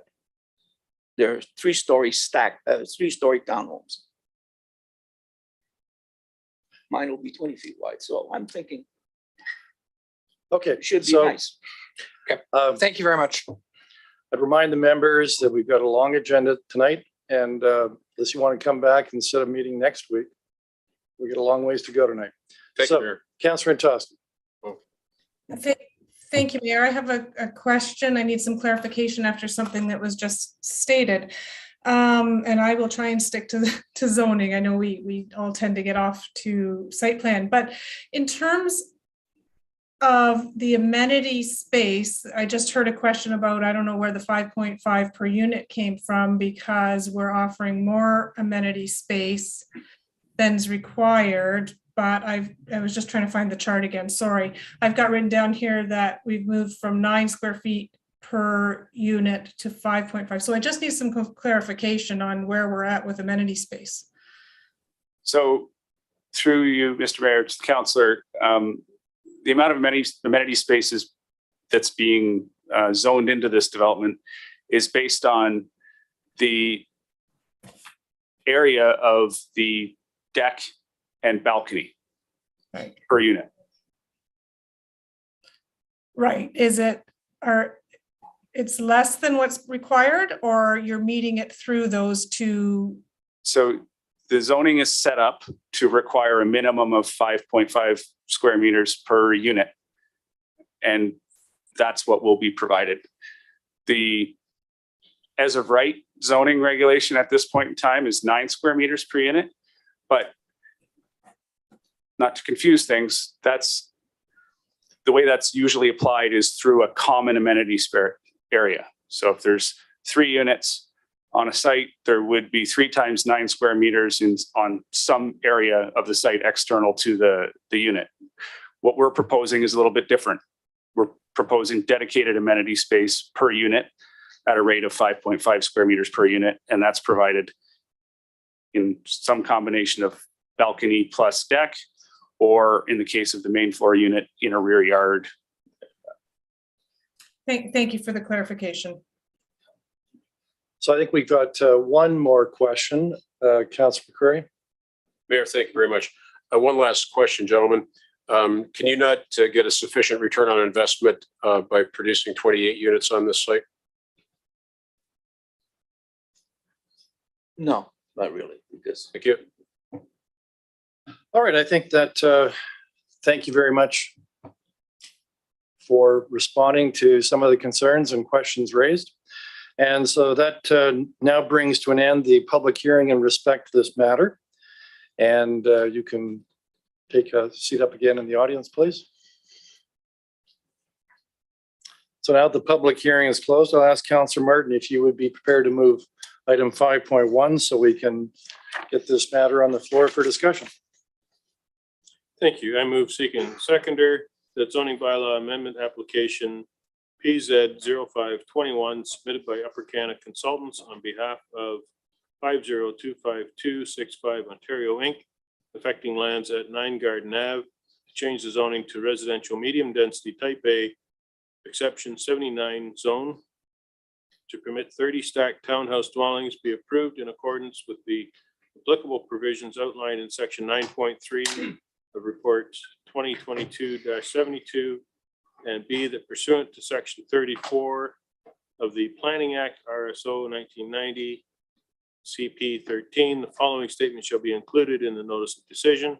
Regard has been had for all written and oral submissions received from the public before decision was made in relation to this planning matter, as discussed in section 8.2 and 9.3.1 of report 2022-72. And I believe Councillor Vanderstel is seconding that. Yes, I see your hand. All right, so the floor is open for discussion. No one in the council chambers raised their hands, so we'll go to Councillor Antosky. Thank you, Mayor. I think, no development is perfect, and certainly infill provides its own set of limitations. And the residents and Ms. Rutter, who attended tonight, had some really good questions and some concerns. And I know that the developer has worked hard to meet some of those. A lot of the issues that we have to deal with still are site plan. So we've got a lot of work to do there. I want anybody who may be watching to know that the councillors will be working with the developer on those pieces. And so we want to hear from you. This is a balance of all our priorities. We need to balance sprawl with limited housing stock, with pricing, and it's not perfect. I think this meets a lot of it though. And I know that our staff is, when they're looking at some of these things and finding some of the amendments agreeable, it's because it's about balance, and it's because we're caught between an old set of zoning bylaws and moving to the new ones. So sprawl and housing stock and parking, those are all things that are changing. We didn't have the housing crisis before, and we need these spaces.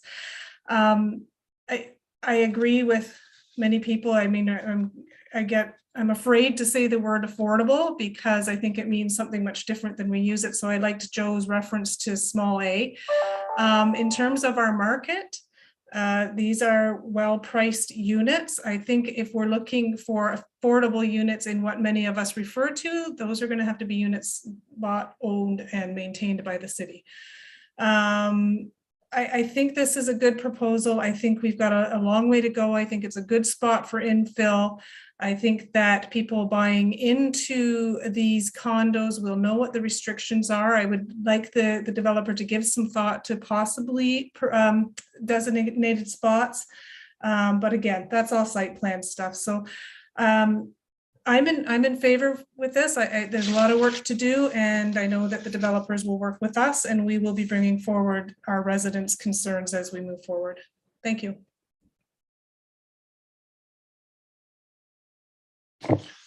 Councillor Van Tilburg. Now, it's my understanding that ample parking has been provided based on what is required, but some comments were made in that people that were being economical or able to afford such a house wouldn't require 2 vehicles. And quite frankly, that's not normally the case. In fact, usually it's the opposite way around, because life doesn't deal them out in a level of convenience.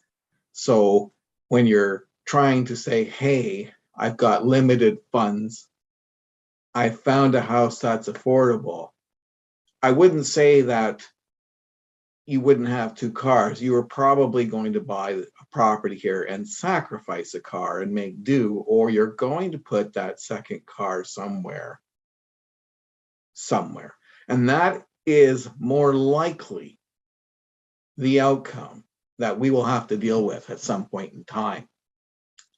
So I do believe that there is a significant difference when, I believe it was Councillor McCurry who brought how close it is to the highway. Let's be clear, people are buying near the highway because they want to get on it.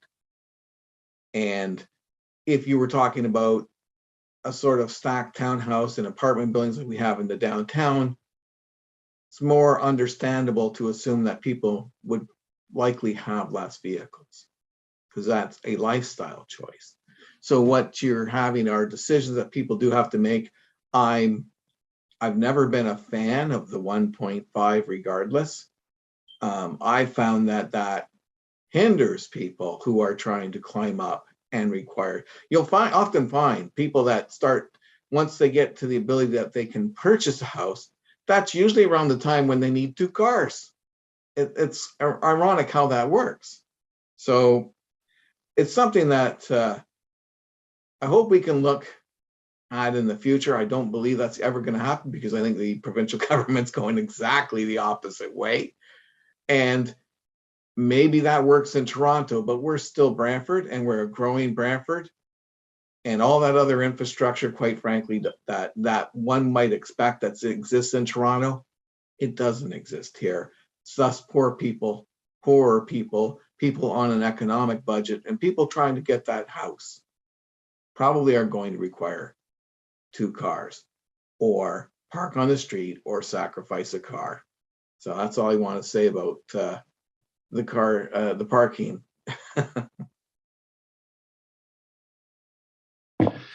All right, next, Councillor Wall.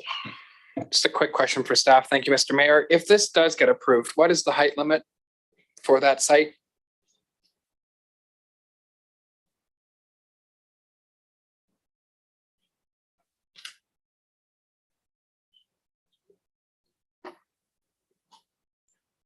It's a long walk. They used to have mics at your desk. I remember those days.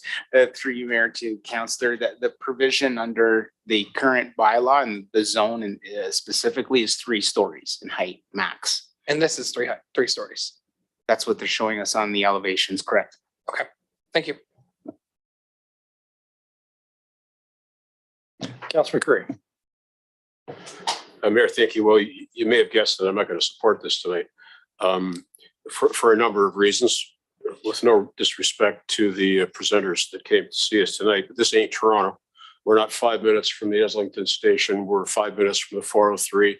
The folks that want to live 5 minutes from the 403 are going to get on that highway every day and come home every day, and they're going to want to park. And you're going to have conflicts. You're going to have more than 2 cars needed per unit in there, which isn't the developer's fault. It's the fault of us for not recognizing that we're a suburban community and we're not Metro Toronto. And we're never going to be Metro Toronto. We're always going to be a community that's not public transit oriented, but rather is car oriented. And I think we need to come to that conclusion and recognize that as a fact of life here. Okay. Our parking regs are way too lenient. The number that we expect from these folks is too small to begin with. And, you know, they've done better than our requirement, but it's still not good enough in my responsibility. You know, again, with due respect to the developer, they're going to be here for a couple of years. They're going to build a quality product. They're going to leave. And then the problems that arise from this site are going to be those that the Ward 4 councillors until redistribution are going to have to deal with. And then the Ward 5 councillors probably will have to deal with that. And it's going to revolve around parking and property standards and privacy issues. And we're creating those problems here today by approving this, okay? I just don't see it. And you know, I listened to the lady that's going to be impacted by this. I know I wouldn't want to have somebody build a 3-story building in my backyard to be able to look down on me trying to enjoy my private space. I don't think that's right. We heard the phrase as of right. I think the folks that live behind this proposed development have the as of right to be able to enjoy their space without intrusion, okay? And I haven't seen any way that the developers offered to deal with that. I didn't get an answer when I asked the question, would you like to live next door to it? Nor did I expect one. So I think on a lot of points, this is dead wrong for us to proceed with tonight. As an old friend of mine said one time, you're trying to put 20 pounds of sugar in a 10-pound bag. Thank you, Mayor.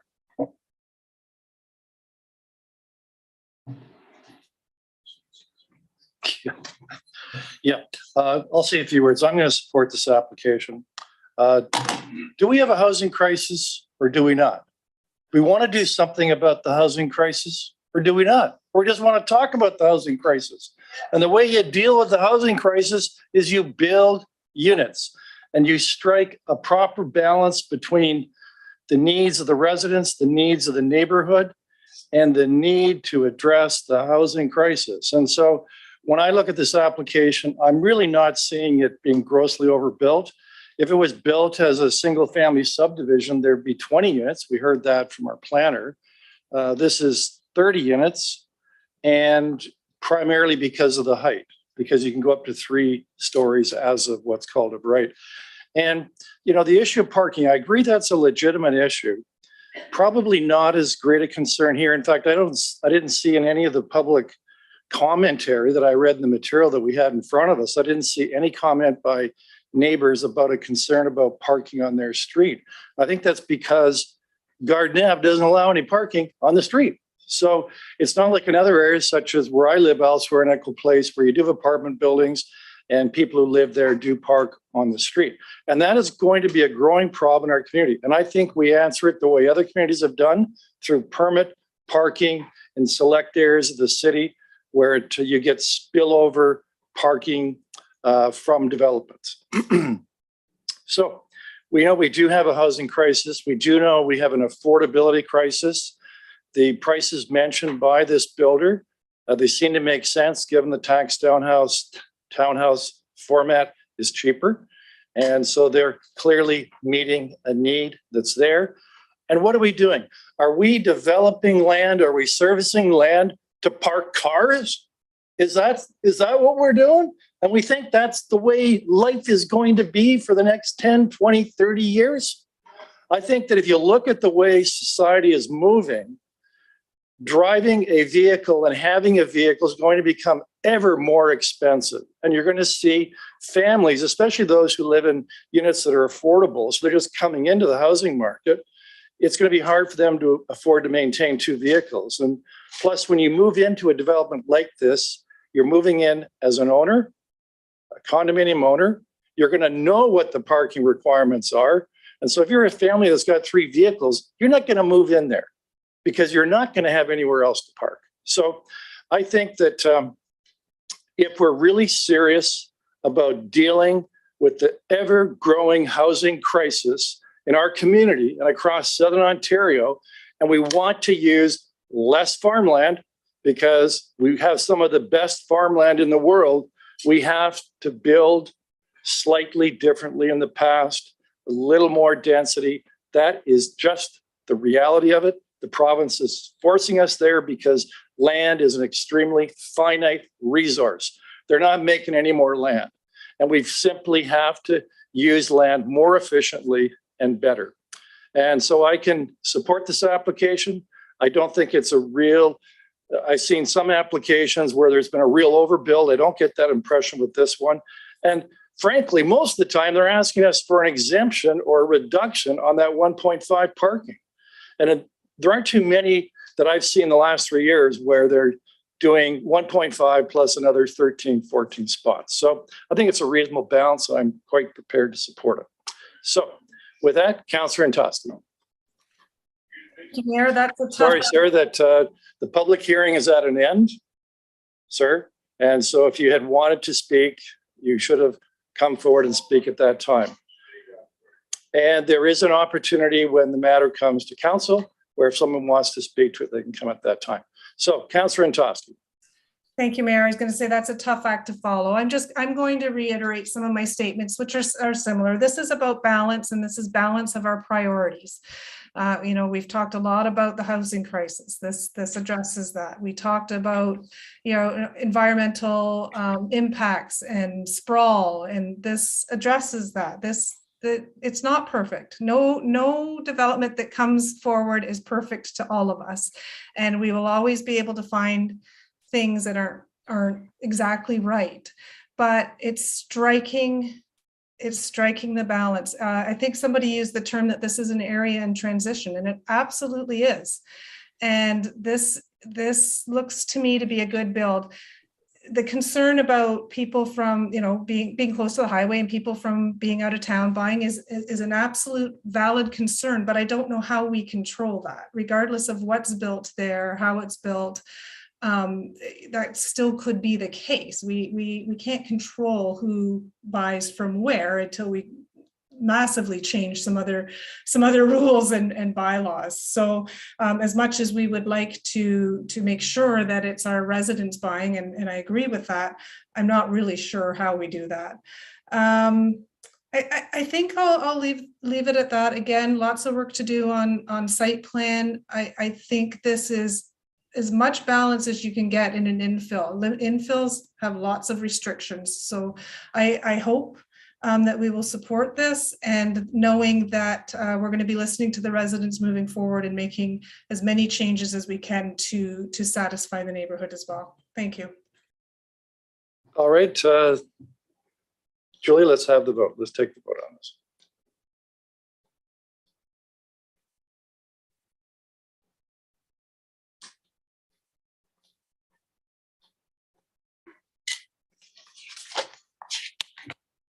Item 5.1, application for zoning bylaw amendment PZ 0521 for 9 Garden Avenue is approved on a recorded vote of 9-1. Those in favor, Mayor Davis, Councillor Secoli, Vanderstelt, Utley, Sless, Martin, Antosky, Van Tilburg, and Wall. Those against, Councillor McCreary. All right, so we'll now move on to item 5.2, which is zoning bylaw amendment PZ 1021, 248 to 260 Grand River Ave. And I now ask the applicant to come forward to appear before the committee. I believe we have Nick Wood to speak to this. So Mr. Wood, if you would come up, please.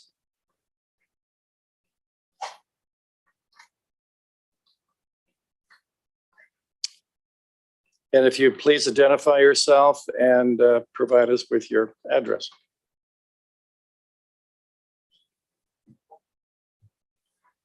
Good evening, Mayor Davis. Good evening, members of council. Good evening, residents in attendance. My name is Nick Wood. I'm with Corbett Land Strategies. We're the planning consultants. Tonight, I am joined by members of the Lanewood Development team, as well as Multani Homes in Multani, as well as AJ Kushik. And we're also joined by members of the consultant team. Beside me is Bob Phillips from Cahoon Engineering, as well as Eric Bailey from Paradigm Consulting or Transportation Consultant, Nick Gorbachev from NNG Architecture, the architect. That's about it, right? So again, I apologize. If you'll indulge us whenever council has a comment or question, we'll try to group our responses as best as possible. But they're here to kind of assist and provide the technical responses that I know council is going to be asking for. Next slide, please. I will keep the presentation brief. There is a lot of comments and questions that I'm sure are going to be raised by members in attendance as well as virtually.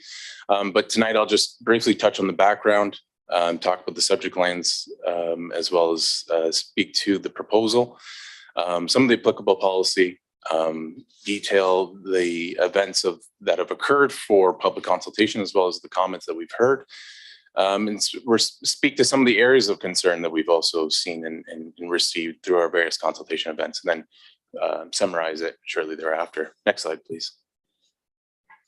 So the subject lands, as you're all aware, are located at the former Penman site and are approximately 2.05 hectares, are currently occupied by a 6-story, 132 apartment unit, building existing on site, and are surrounded by mixed-use business area uses to the east, low-rise residential to the west and north, and Grand River to the south.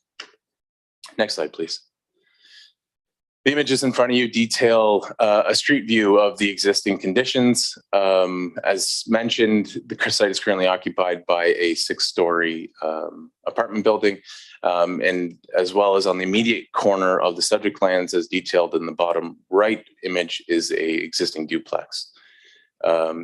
Additionally, what you'll notice, and I'm sure many members of council have driven by the site and seen it, it has been graded in anticipation of development. Next slide, please. In front of you is the proposed site plan.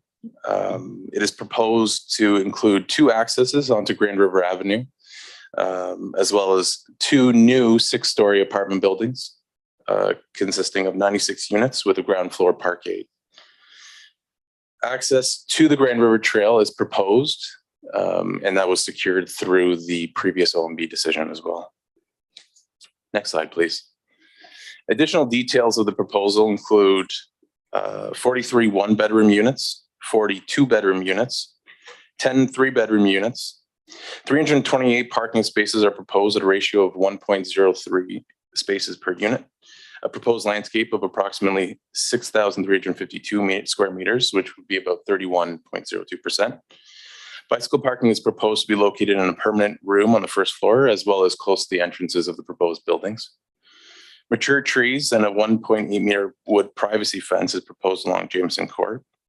And increased parapet heights have been proposed to ensure or attempt to ensure additional privacy for units along Jameson. Next slide, please. In front of council is a elevation that was prepared in support of the zoning bylaw amendment. The image on this particular slide is a view from Jameson Court. And what it details is the proposed 1.8 wood fence, as well as the vegetation and landscaping that's proposed along Jameson. Next slide, please. The perspective in front of you now is looking at the site from the corner of Jameson and Grand River Avenue. as well as it's intended to detail some of the architectural features, which we can speak to in further detail. Next slide, please. This image would be looking at the proposed building B, which would be on the west limits of the site, as well as the proposed access. You can see it on the bottom, faintly on the bottom left corner of that image. Next slide, please. Finally, this perspective illustrates the view from the south of the site, looking onto the site a little bit higher in elevation approximately than, but from the direction of the Grand River Trail. Next slide, please. The provincial policy statement has been reviewed and assessed, and from our perspective, it seeks to achieve complete communities and intensify underutilized or vacant lands in a manner which utilizes existing infrastructure. The proposed development will improve the former Penman site with a housing form that can utilize existing infrastructure and provide housing opportunities in close proximities to amenities and the downtown. The growth plan seeks to achieve the creation of a mix of housing choices required to support a range of household incomes and sizes. New development is directed to encourage non-automobile forms of transportation, including transit and cycling. The growth plan also requires municipalities to achieve 50% of all new residential development to occur within the built-up area. The proposed development is located adjacent to 2 transit stops and will incorporate permanent bicycle parking. The additional residential units will support young couples as well as households looking to downsize. Next slide, please. Briefly, the official plan identifies the subject lands as neighborhoods and designates them as residential designation, which permits mid-rise buildings to 3 to 6 stories. As the lands are a suitable size, employ structured parking, are located in proximity to amenities, front on a minor arterial road, and have access to 2 transit stops, the proposed development achieves the requirements for new mid-rise developments in the official plan. Therefore, it conforms to the requirements of the official plan. The city's waterfront master plan requires development contributing positively to the waterfront and are to be appropriately integrated within the built surrounding. The proposed development has been specifically designed to maintain views and access along the Grand River Trail. Next slide, please. Zoning bylaw 16090 zones the site as flood residential high density exception 3 and flood mixed commercial residential exception 2. This amendment is seeking to zone the entirety of the lands to flood residential high density exception 3 and add site specific zoning provisions. Site specific zoning provisions include minimum proposed lot area of 64 square meters per unit, landscape amenity space of 31%, and a gross floor area per unit of 44.8 square meters per unit. And these were largely in response to the previous OMB decision. However, we would like to note that the values are higher than the requirements of the zoning bylaw. Site-specific zoning provisions include the proposed number of dwelling units are 318, which we believe are in keeping with the growth management targets of the official plan and are appropriate considering the proximity to the downtown and amenities. Site-specific zoning provision on parking has been technically assessed and is appropriate. As mentioned, our traffic consultant is in attendance, and I'm sure this will be one of the more contentious issues for tonight, so we'll be able to speak to that if necessary. Next slide, please. As detailed in the site and the staff report, the Maltani family and its consultant team were participated in 3 neighborhood meetings on October 7th, March 10th, and March 28th.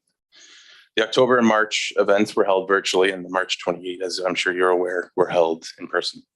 All 3 events were well attended and resulted in numerous comments, including general support for the proposed development due to existing apartment product, affordability and proximity to amenities, awareness of the housing supply need, appreciation for a sense of community in Homedale area, concerns for on and off-site parking, concerns for truck traffic, concerns for traffic impact.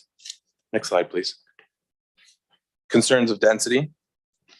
There were also comments of support for the development as it will improve walkability, support for the development as it will ensure more eyes on the street, and recognition that the development will result in additional lighting along the Grand River Trail, along the sidewalks of the Grand River Avenue. Additionally, some concerns have been shared with us since the staff report was released, and I'm sure staff will speak to this a little bit further with concerns of impact to the river, wildlife, and environment. And we'll speak to those too if needed. Through these 3 engagement sessions, next slide. through these engagement sessions, the client has listened and taken seriously the comments that have been received and have gone through several revisions and resubmissions. Within the first submission, it was a proposed 216 residential units with a building height of 21.1 meters, parking spaces of 261 spaces, which would equate to about a rate of 0.75 spaces per unit. As parking was identified to be a concern, the clients resubmitted proposing a reduced number of units to 186, a reduced height of 20.1 meters, and 318 spaces, which would equate to 1 space per unit. Additionally, the parking replaced the ground floor units in the parkade as mentioned. Subsequently, particularly through the latest consultation events, additional revisions occurred. While the proposed unit count remained the same, the number of parking spaces increased to 328. This would equate to a parking ratio of 1.03 spaces per unit. Additionally, the proposed site plan was updated to feature enclosed permanent all-season bicycle parking in addition to the bicycle park as provided in front of the buildings. In spite of all these changes and the reduction in units, the amenity space has remained the same. Next slide, please. To address some of the areas of concern, namely comments have been provided regarding the previous OMB decision. So following the OMB decision in 2010, the client acquired the property located at the immediate southwest corner of Jameson Court and Grand River Avenue. The acquisition, although small, enables the development of a larger parcel as requirements for setbacks and others are improved. Housing need, market conditions, and provincial policies have also changed considerably since that decision. Regarding on-site parking, comments received from residents, the proposed development was revised to increase the number of parking spaces from 261 to 328. The proposed unit count was also, as mentioned, reduced from 350 to 318. Parking has also been supplemented by permanent all-year enclosed bicycle parking located within the building. Next slide, please. Concerns in density. Through the revisions of the development concept, the proposed unit count was reduced from 350 to 318. This would equate to a density of 170 units per hectare, being reduced to about approximately 155 per hectare. The density is appropriate considering the size of the site, housing type, and proximity to amenities. The proposed development is infill in nature and avoids developing the need to develop in greenfield area. It avoids the need for unnecessary expansion of new infrastructure. As far as privacy, the proposed development has responded to some of these concerns by converting the first floor to at-grade parking to eliminate views from that floor in particular. In addition, additional landscaping along Jameson Court and Grand River Avenue have been proposed, and as mentioned, a privacy fence will be installed along Jameson Court. Next slide, please. Concerns with off-site traffic and parking. Attempts have been made to address that issue, as it was one of the major issues noted by council or by residents in the meetings. The current building requires separate paid parking due to the economics of the building, and I can probably defer any questions on the nature of the existing building to AJ. You can speak to that. It is proposed that the new buildings will occur on alternative parking solutions, but will not be paid parking. On-site parking for the proposed building will be managed and assigned by the property owner in a manner which seeks to reduce on-street parking impacts. Methods of management could include on-site parking permit systems, which with further details being provided through future processes such as site plan control. In addition, we are joined, as mentioned, by Paradigm Consultant who could speak to further information on that. Visitor parking will be specifically demarcated and provided in a manner which attempts to reduce the need for tenants requiring off-street parking for guests of the building. Next slide, please. Amenity space, as illustrated in the submitted plan, is accommodated through an excess of 9 square meters per unit. Space is provided on the balconies of each unit, as well as within several green space areas towards the west and south of the site. Options for rooftop amenity space are currently being considered, which, if constructed, would feature a parapet to reduce privacy concerns. Regarding tenure, the proposed tenure of the building is unknown at this time. However, it is expected that the apartments will either be market rate rentals or condominiums. And this will be determined through current market conditions at the time and confirmed through the site, at the time of site plan control. Next slide, please. The ZBA is required to facilitate the construction of 2 new 6-story apartment buildings in addition to the existing 6-story apartment building for a total of 318 units on site. The proposed development is compliant with the provincial policy statement, conforms with the policies of the growth plan and official plan. The proposed amendment has been subject to 3 separate public consultation events, which resulted in comments of concern, but also resulted in a substantial level of support. The proposed development will assist the city in its efforts in responding to the current housing affordability crisis. The development will be subject to site plan control, which will ensure the implementation of the established standards and enforce the city's urban design requirements. The development is appropriate and represents good planning. Next slide. Thank you for this opportunity, and I welcome any questions from Mayor Davis or members of the council.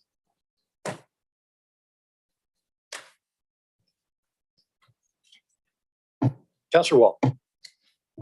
Thank you for the presentation. I could ask all the same questions I asked to the last applicant, but I mean, is there going to be charging stations? Are there going to be green elements of the property? Through you, Mayor Davis, the green elements that are currently envisioned at this point include the bicycle parking.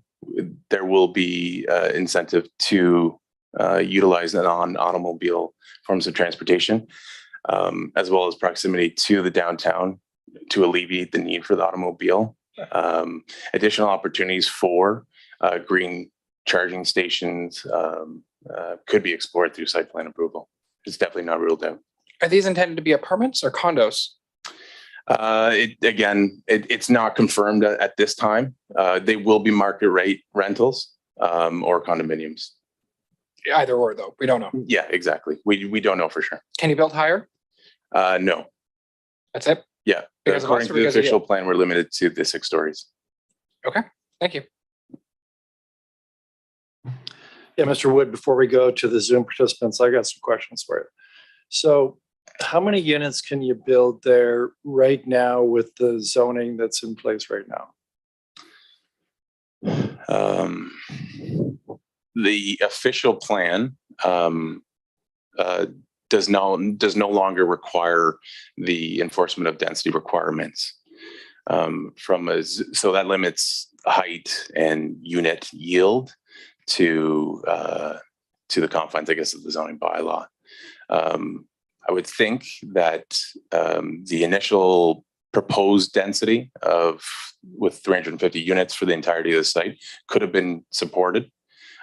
So I would say 170 units per hectare could be reasonably supported through the current official plan policies. Okay, but I frankly don't understand that answer. So what you've done is you've combined 2 lots into one. Is that correct? That's right. Okay. And so the current building has how many units? 132. Okay. And so there will be a total of 350 on this in 3 different buildings. There'll be 318. 318, sorry. Through the 3 buildings. That's correct. Okay. And how many could you build without coming for this zoning amendment application? Thank you, Mr. Mayor. The original approval that was on this site included the 132 units plus 24 townhouses. So that's the way the current zoning was sort of set up. Utilizing, and please correct me if I'm wrong, utilizing the provisions out of the official plan, that's where the increased number of units come from. It's not a specific number, it is today, but going forward with the new official plan that is coming into effect, you work with different provisions and end up with the additional units. So it's not a straightforward answer. Right, but the zoning in place before was in relation to one of the 2 lots, right? Really, the property itself that originally was approved through the OMB was one piece of property that permitted the 132 units plus the 24 townhouses.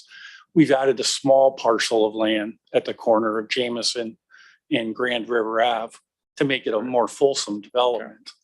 And All right, let's switch to a different subject matter. Parking. The last proposal we heard was the rate was 1.76. 1.03. Really? That's really going to be enough parking for these units? Through you, Mr. Mayor Davis, sorry. The proposed parking has been assessed by our transportation consultant and evaluated against other sites in the city. Through the addition of the permanent bicycle parking and as well as the proximity to the downtown, it's been determined to be appropriate. Right. Well, the current building has how many parking spots for it? I don't know existing parking because some of those parking spaces would have been, I think, demarcated in anticipation of the future. What's the ratio? it was based on 1.5 parking spaces per unit, the original development. And so the building that's there has 1.5 parking spots per unit. And there's still a parking problem on Grand River Ave. I'm not sure that that's actually the case. Well, I think we hear from the residents. I'm sure we're going to hear from them in a minute, but I think they're going to tell us that there's more parking on the street. Do you accept that's what's happening, or do you not believe that's what's happening? I think so. The traffic report did assess the conditions pre and post development too. It did note that the conditions are existing to be an issue, and that the proposed development would not result in a measurable improvement or a consequence to that as well. So there already is a problem using 1.5. There's an existing problem on the on-street parking in the streets, not necessarily a result of the proposed development, but the existing conditions. There are an issue with on-street parking. What are the existing conditions that are exacerbating the on-street parking? I don't know. Would I be able to defer the question to the transportation consultant, or perhaps respond back? Is like there not enough parking, or is there some other problem that's creating the parking issue in Grand River Ave? No. I think there's just demand, and maybe I think the previous item also spoke to some of the streets having on-street parking and some on and not. So I think the use of on-street parking from residents in the adjacent streets would also be occupying some of those on-street parking spaces. So would your client be willing to accept in that particular area parking permit system where there would be no so like you need a permit to park on the street, to accept a system where there'd be no parking permits issued to people who have units on that property? Yeah, I think so. I believe so. I think that's been discussed through the consultation events, that an on-street parking system may be appropriate in this location, particularly as the residents of the Homedale area have noted that there are other developments that they're reviewing and participating in that process as well. All right. My last question to you about the parking is, well, I think you've already answered it. So in the council chamber, Council Martin. Thank you. You've said you're not sure whether they're going to be apartments or condos. What's the existing building that's there? Those are affordable. It's presently an affordable housing project. They have received draft approval through council to convert them to a condominium. I think the intent here is that the developer, the Multaney Custom Homes, obviously has to reflect the agreement they have with both the city and I believe it's the feds for the affordability. And if they create the condo, it's going to be owned by the Multaney Group themselves. The affordability requirements, is that a 20-year contract? That's what I believe, yes. Okay, thank you. To the Zoom participants, Councilor Rutley. Thank you, Mr. Mayor. Thank you both for your presentation. Can you confirm my calculations? I multiplied 1.03 parking slots by 318. Is that the right number? That's correct. And that comes out to 327 and change? Yeah. So that would be 9 parking spots, additional parking spots for the whole property. Am I correct with that? I think so, yes. Okay, and how many of those will be handicapped?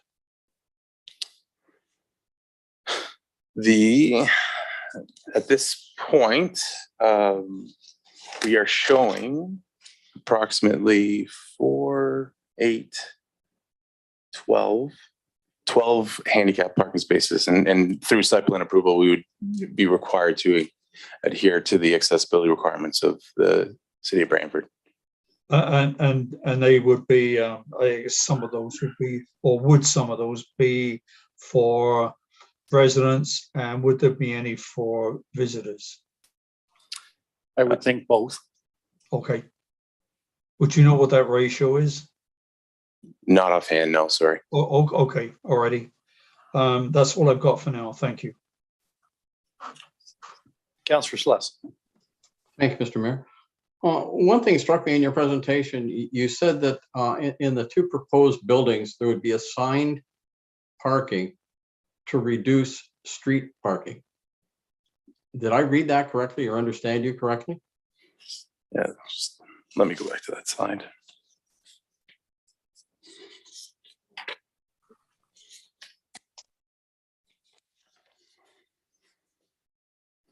That's right. So it is proposed that the new buildings would occur through alternative parking solutions, as I set out, but would not be paid parking. It would be managed on site by the property owner in manner to reduce on-street parking. So the okay, exact. well, yeah, no, I that was a statement I thought that was made in the presentation, which inherently says there will be on-street parking. You're going to try and reduce it. That's true. I mean, I can't say for certain if there will or there won't be on-street parking, but okay, should there be, I think we're just trying to provide. No, that's fine. I was just reading your text, and that's what I read. There's paid parking currently in the existing building. Is that correct? They pay a monthly fee to park their vehicle? That's true. But it's not going to be on the other 2 buildings? Is that what you said? That's true. How do you segregate the 2? I think that would be falling under the requirements of the Multani group who'd be managing and operating the building. They would be better to address that. They have experience with that in their various other properties in Brantford. Okay, thank you. Thank you, Mr. Mayor.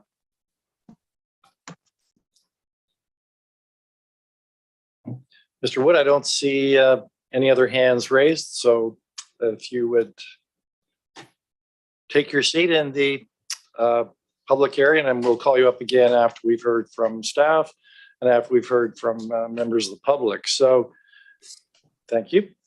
So next, this is the part of the hearing where the staff come forward and provide their input.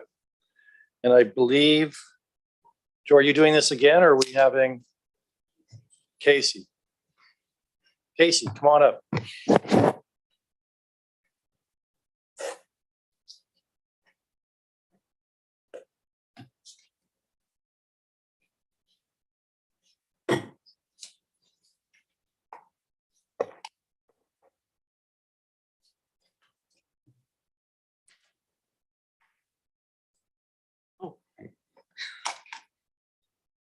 Thank you, Mayor Davis and members of council. My name is Casey Pongrass, and I'm a senior planner with the current development department. I'm going to skip through a few of the slides because the applicant did an extensive job on those. So if I could skip to slide 5, which is the provincial policy. Thank you. So with respect to this application, staff reviewed the application with respect to the provincial policy statement, the growth plan for the Greater Golden Horseshoe, the waterfront master plan, and the city's official plan. With respect to the provincial policy statement, The provincial policy statement promotes efficient development and land use patterns, which minimize land consumption and servicing costs.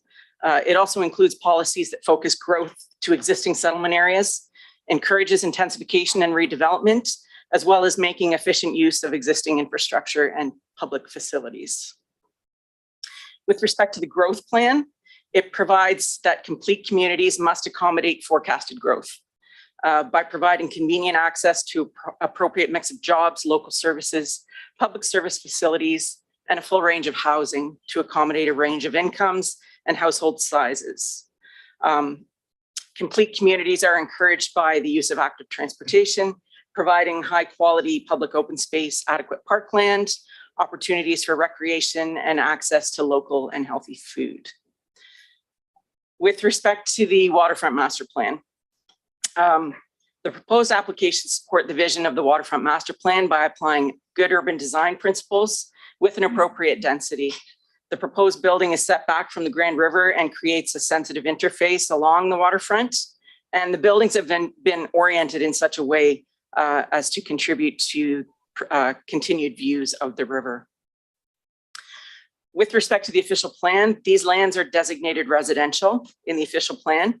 The residential designation permits low-rise, mid-rise, high-rise buildings.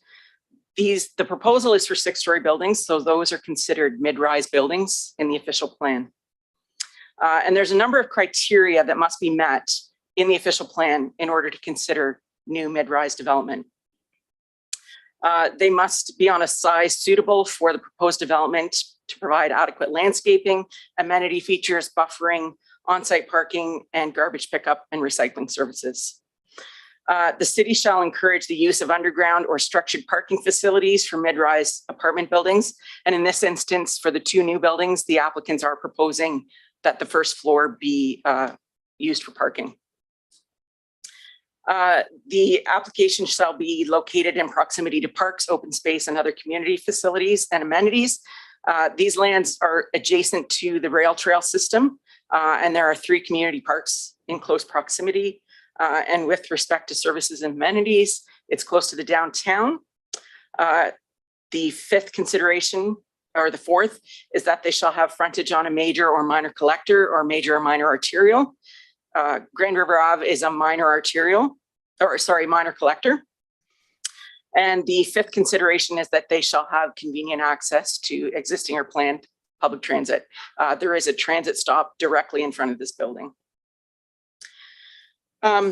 So with respect to the provincial policy and the official plan, the proposed development will be located in an established neighborhood and will be designed to be compact and walkable. And the Grand River, as I mentioned, Grand River Avenue is a minor collector road. So with respect to all of those policies, staff is of the opinion that this development proposal meets all the provincial policies and the city's official plan. Next slide, please. With respect to the zoning considerations, as mentioned by the applicant, these lands are zoned flood residential high density with an exception 3, which permits an apartment dwelling containing a maximum of 132 units and a maximum of 24 townhouse dwelling units. The properties at 256, 258, 260 are zoned flood mixed commercial residential with an exception 2 zone. This permits residential and commercial uses, and the exception 2 permits existing industrial uses. The applicants are requesting to amend the flood residential high density exception 3 zone to permit a maximum of 318 apartment units. And they're requesting to apply this zoning to all of the properties, including those on the corner. The F prefix in front of that zoning denotes that the subject lands are located within the flood zone, which prohibits basement and restricts the establishment of some uses such as schools and retirement homes, hospitals. That flood zone also prevents the applicants from installing any underground parking. So that's why the parking is on the ground floor. They can't have it underground. And the proposed apartment building is permitted as a permitted use in the residential high density zone. Next slide, please. With respect to the proposed zoning amendments, as I mentioned, this property has a site-specific RHD3 exception zone. That's a zone that's more restrictive than the RHD zone. So relief is required from the RHD 3 zone, but if this was just a straight RHD application, this proposal would comply with all of those provisions that are in the zoning bylaw, with the exception of the parking. The lot area, so they require relief from the RHD lot area. The bylaw requires a minimum of, the parent RHD requires a minimum of 50 square meters per unit, whereas this site-specific zoning requires 126 square meters per unit. The requested lot area of 64 square meters per unit exceeds the minimum lot area of other comparable zones in the city, which are zoned RHD. The applicant is not proposing any reductions to the minimum landscaped open space or the amenity space requirement. With respect to the number of units, the RHD 3, as I mentioned, limits the development to 132 apartment units and 24 townhouse units. This restriction was imposed by the Ontario Municipal Board in 2008. However, the subject lands are of an adequate size to accommodate the additional units, and restricting the number of units to 132 as per the growth plan and the provincial policy statement is an underdevelopment of the property. With respect to the gross floor area, the parent RHD, excuse me, requires a minimum gross floor area of 40 square meters per unit. 248 under this RHD 3 zoning that was imposed by the OMB requires a minimum of 101 square meters per unit. And through this application, as indicated by the applicant, they're ranging from 44.8 up to some of the units, the three bedroom units are upwards of 85, 86 square meters per unit. So, you know, if this was a straight RHD, all of the units would comply with the minimum gross floor areas. However, because of this RHD 3 zoning, they do require relief from that. With respect to parking, as we're aware, the zoning bylaw requires 1.5 spaces per unit. So based on 318 units, 477 spaces would be required. However, the applicant is proposing 328 parking spaces, 318 for the 318 dwelling units, which is a ratio of 1.03. Next slide, please.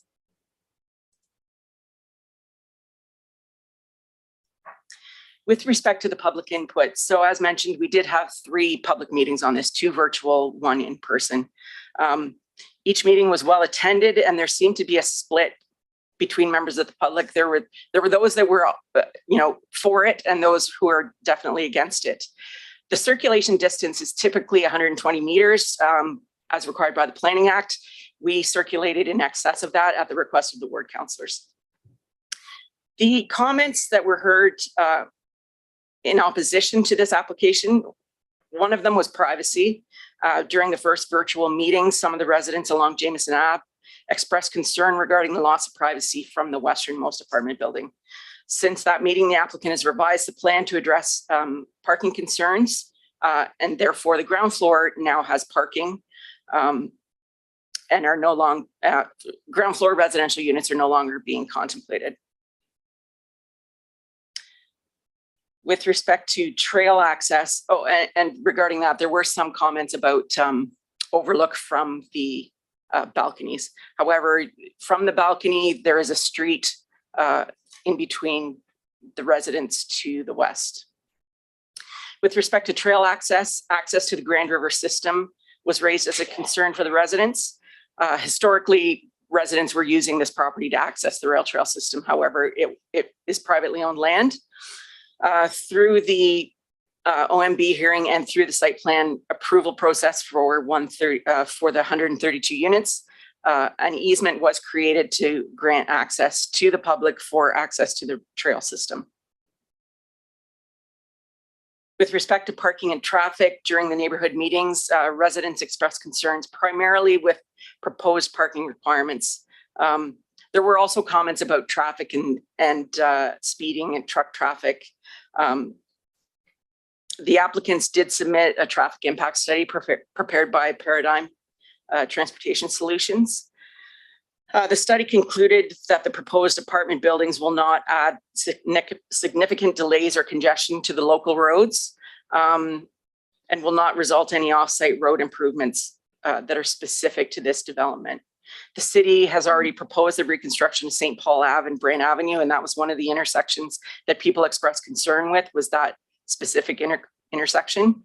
The study concluded that there would be improvements required at that intersection. The city is undertaking some of that work already.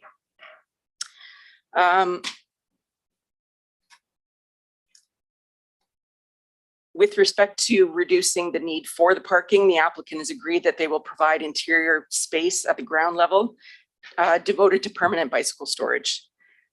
Transportation staff has reviewed the TIS and are supportive of the parking requirement of 1.03 spaces per unit. With respect to the unit yield, that was another concern of the public. Members of the public expressed concern with the increased number of units on this property from the 156 up to the 318. However, in staff's review, the growth plan for the Greater Golden Horseshoe and the provincial policy statement both require that the city intensify within their built boundary. The minimum required is 50%. The recently approved official plan reflects lower target of 45%. However, by 2031, a minimum of 50% of all new development shall occur within the built area of the city. The increased required density within the built up area is primarily achieved through redevelopment of existing vacant parcels like this. And this one is already zoned residential high density.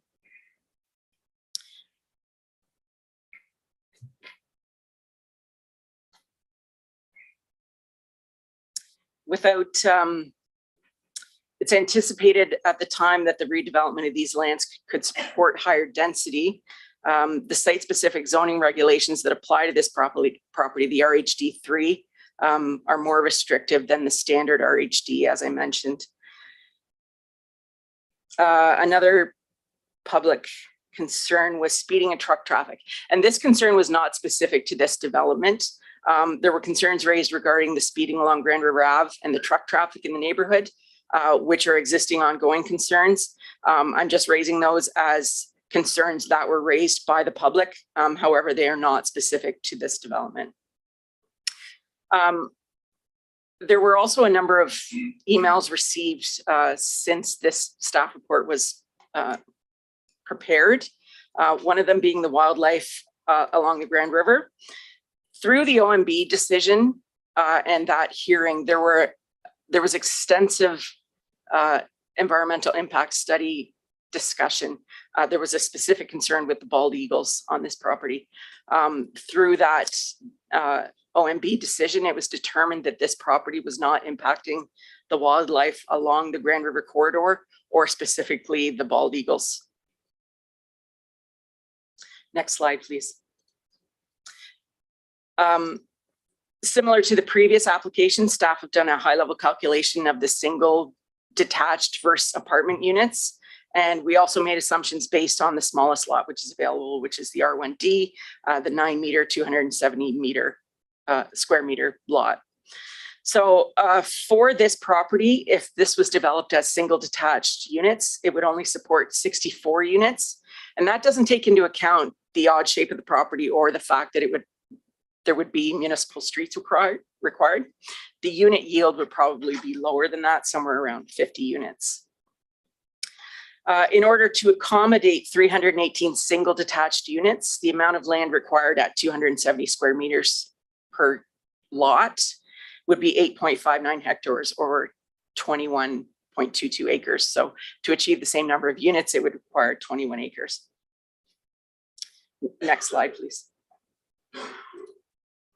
With respect to the other development considerations, with respect to heritage, the subject lands contain a semi-detached residence at 256, 260 Grand River Ave. This property has not been identified for inclusion in the heritage registry.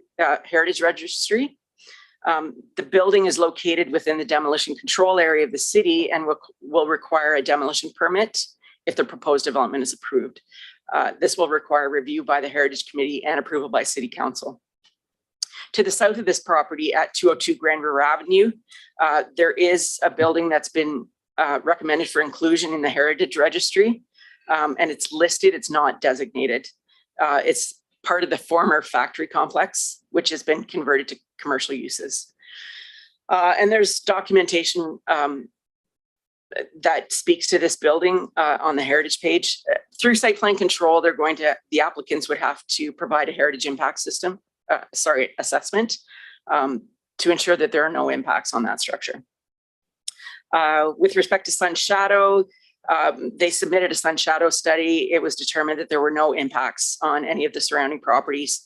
The site plan manual requires that there are no impacts for more than an hour, and there were none. With respect to amenity space, the applicant has included 2 outdoor areas as well as rooftop amenity, and it exceeds the amenity space required by the zoning bylaw. And finally, site plan control. Site plan control is applicable to these lands and will allow staff and in conjunction with the ward councillors to do a detailed review of the proposed development, placement of buildings, driveway locations, landscaping, all those other site works.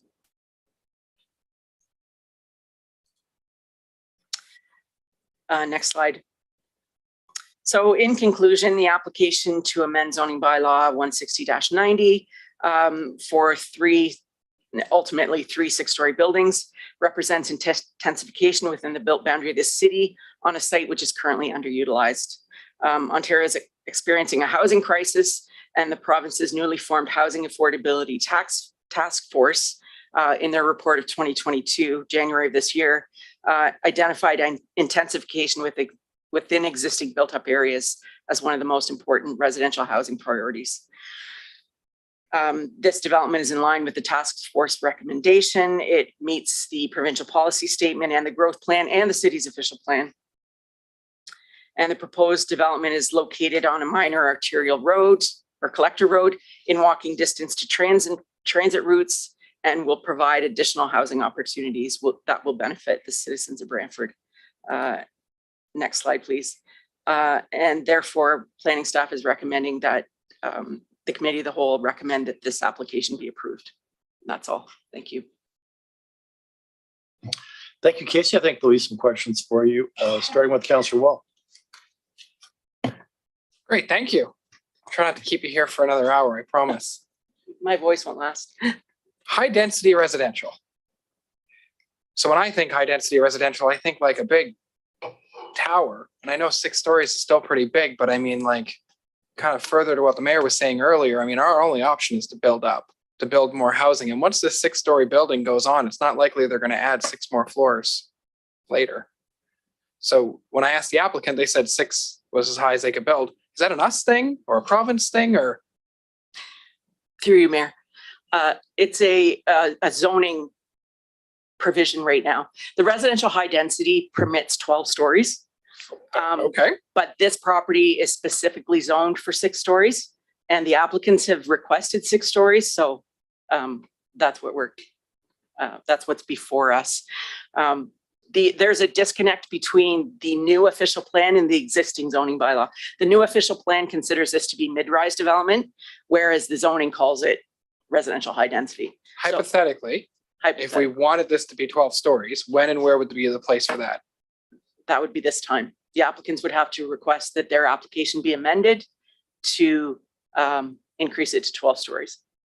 So the site could have 12 stories though? Well, it would have to be evaluated with respect to the rest of the zoning. If it went to 12 stories, there would be a whole host of zoning relief that would be required, because then it would suddenly not meet the minimum lot area. It wouldn't meet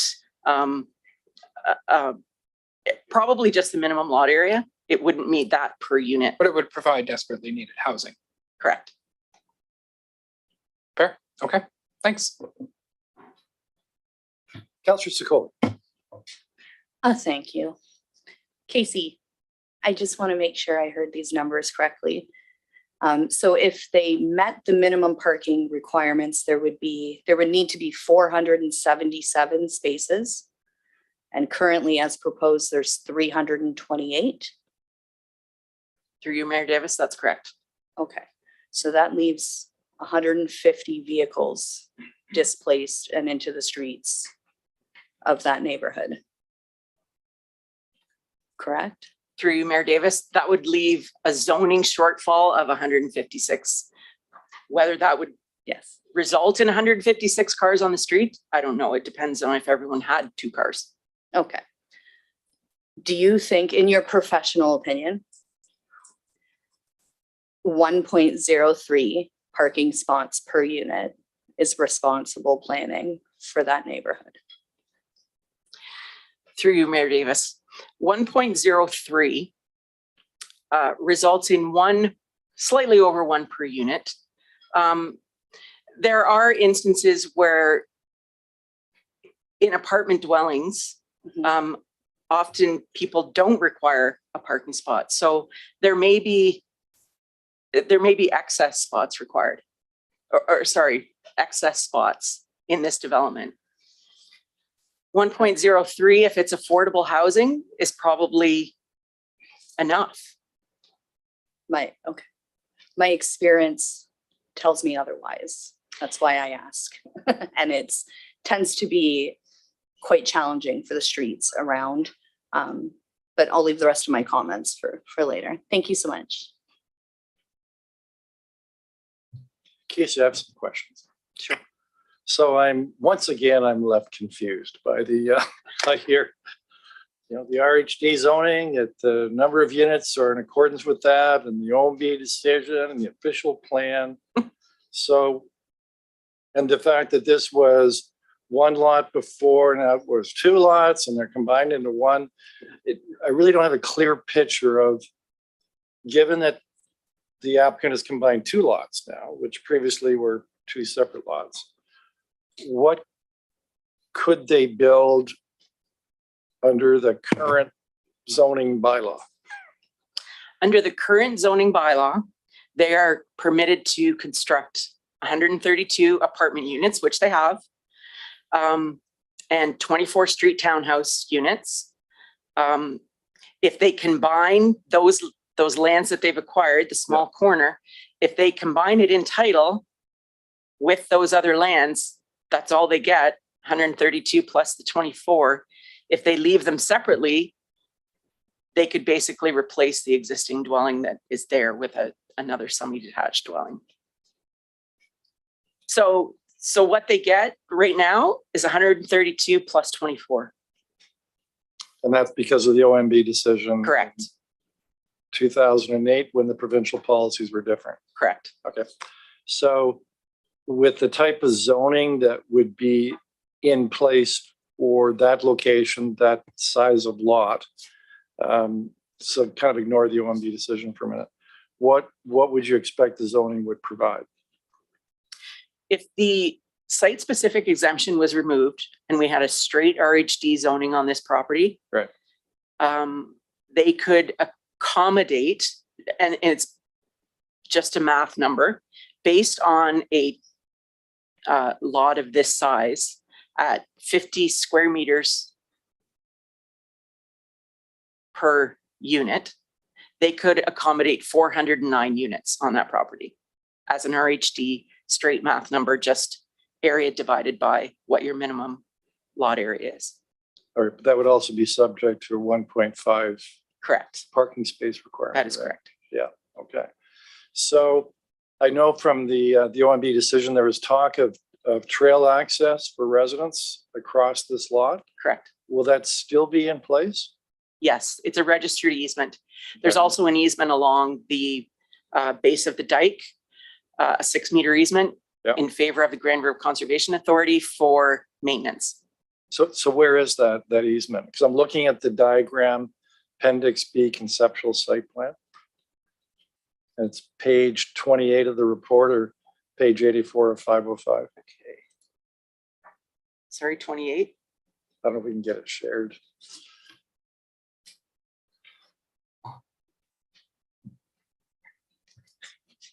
Page 84 of 505, can we share that? for a Right. sec? So if you look at that diagram,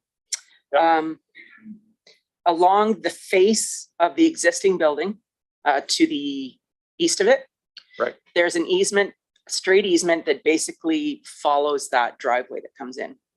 And then along the edge of the dike, you can see a dotted line that follows the dike. That is the 6-meter easement in favor of the Grand River Conservation Authority. So you would come up the driveway and then there's an easement along the dike.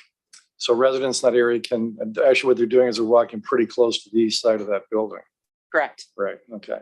And so they have a right to cross and access the trail that way. Correct. As per the OMB decision, that was part of the directive. So now I'm looking at that same site plan and there it is. So the land to the west is, I think it's called Jameson Court. Correct. Those are single family homes. I assume they have some concern about people looking down into their yards, but what is the distance between the west side of the building and where you would find where the first house that's to the west? So I don't know that measurement exactly. From the west side of that building to the lot line is 9 meters. So then you have a sidewalk, then you have a street, and then you have another sidewalk, and then you have the houses on the west side of Jameson.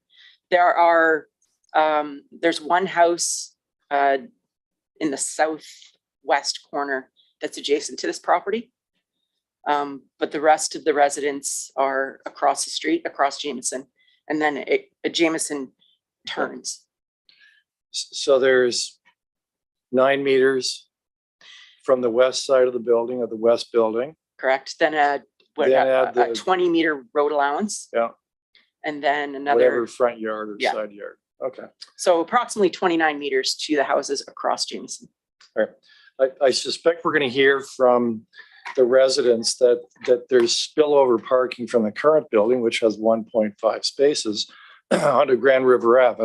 And I suspect that in fact is the situation. So how are we going to deal with that? I mean, if you're doing this at 1 space per unit, basically, isn't there going to be spillover parking in Grand River Ave, much to the inconvenience of the residents who have lived there a long time?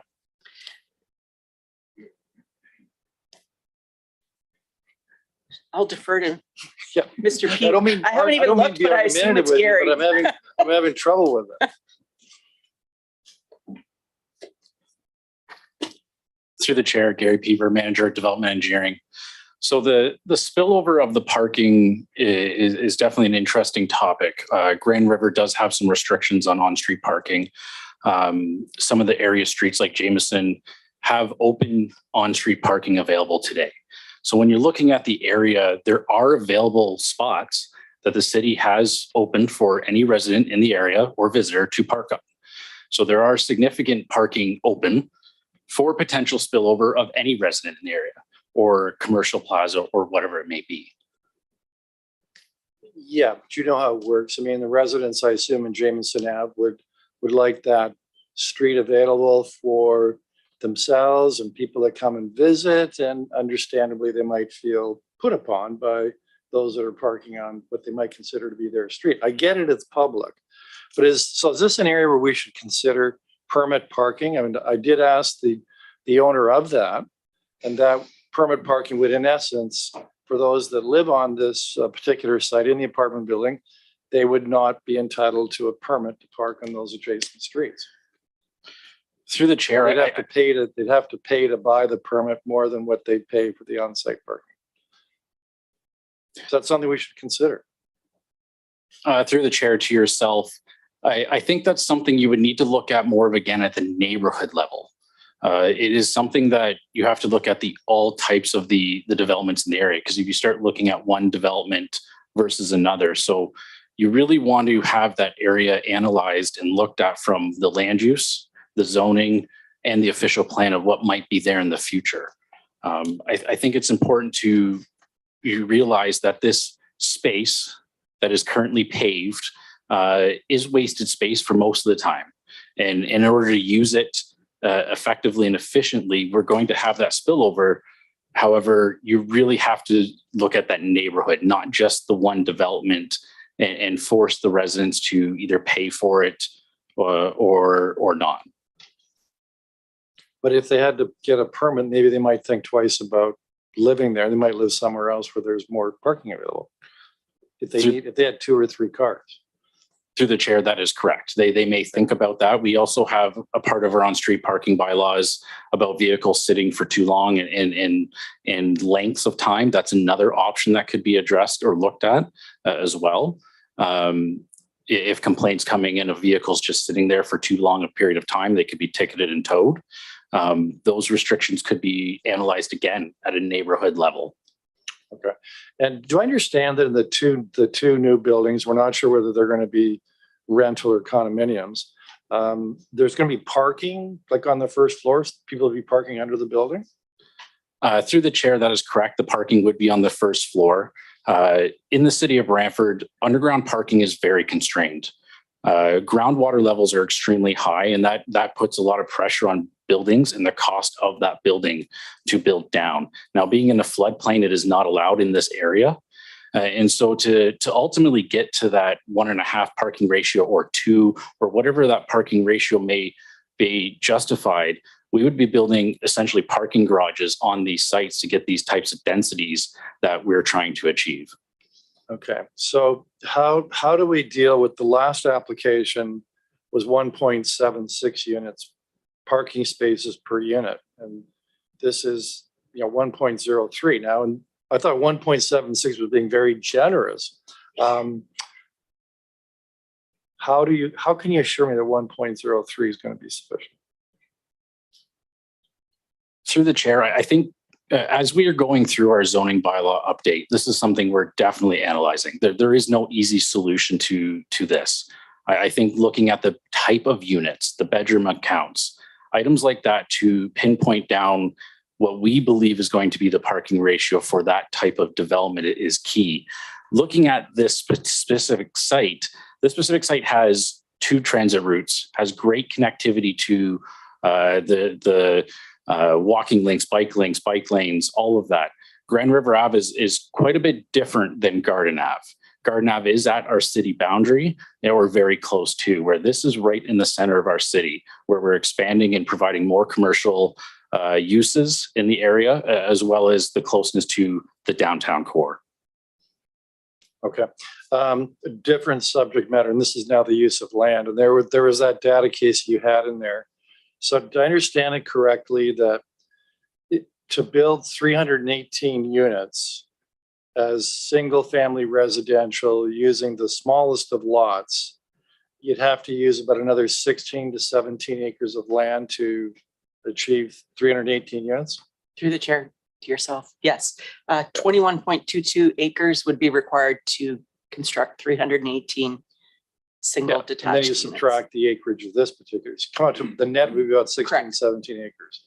That'd be about the size of Glenhurst Park. It is, I know it is. I know it's 17 acres. Okay, thanks. So we have Councillor Etley. Thank you, Mr. Mayor. Through you to Casey and Gary. There was a comment made by some of the at the public meetings that there's a lot of truck traffic, and I'm not aware of any increase in industrial or commercial activity in that neighborhood. And I'm just trying to, unless I'm wrong, if you could correct me on that. Are you aware of any additional industrial activity in the Homedale area? Through the chair to you, Councillor Utley, I'm not aware of any additional industrial activity in the Homedale area.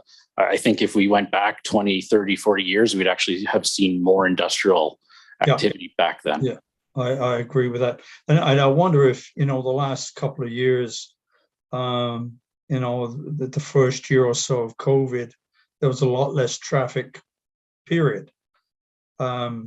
Personal and commercial and industrial. So that may, people think that's maybe an increase in truck traffic. I just wondered about that. Thank you, Mr. Mayor. Councillor Antosky. Thank you, Mayor.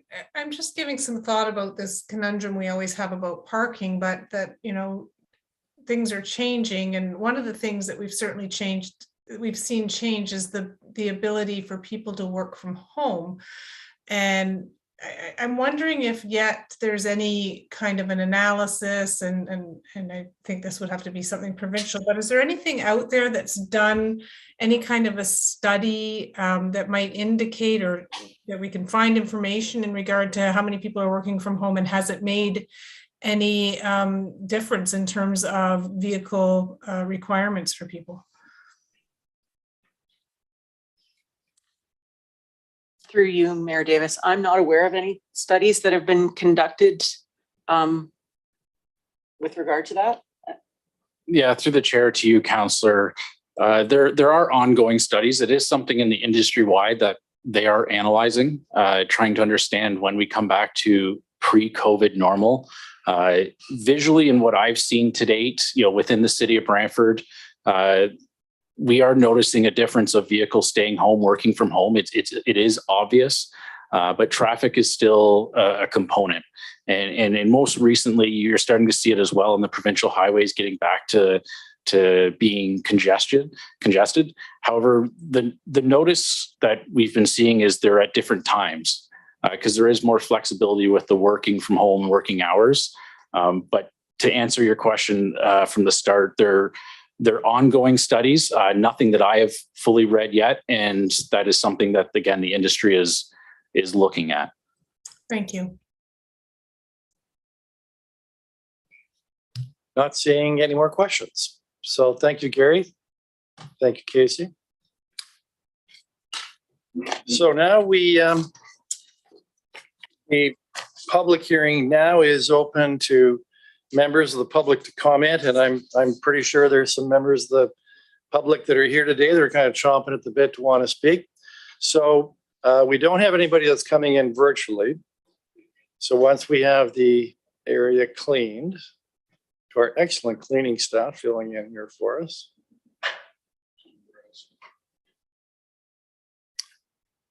All right, members of the public who would like to speak either for or opposed to or commenting on the application, now is your opportunity. So come forward, we'll come forward one at a time.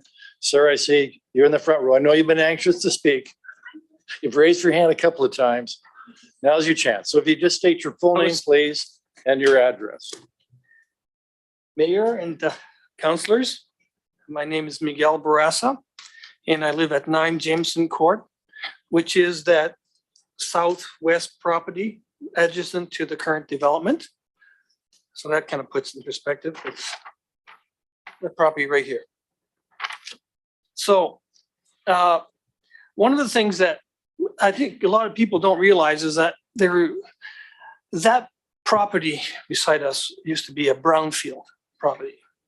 It was dye, there was pollution all over the place.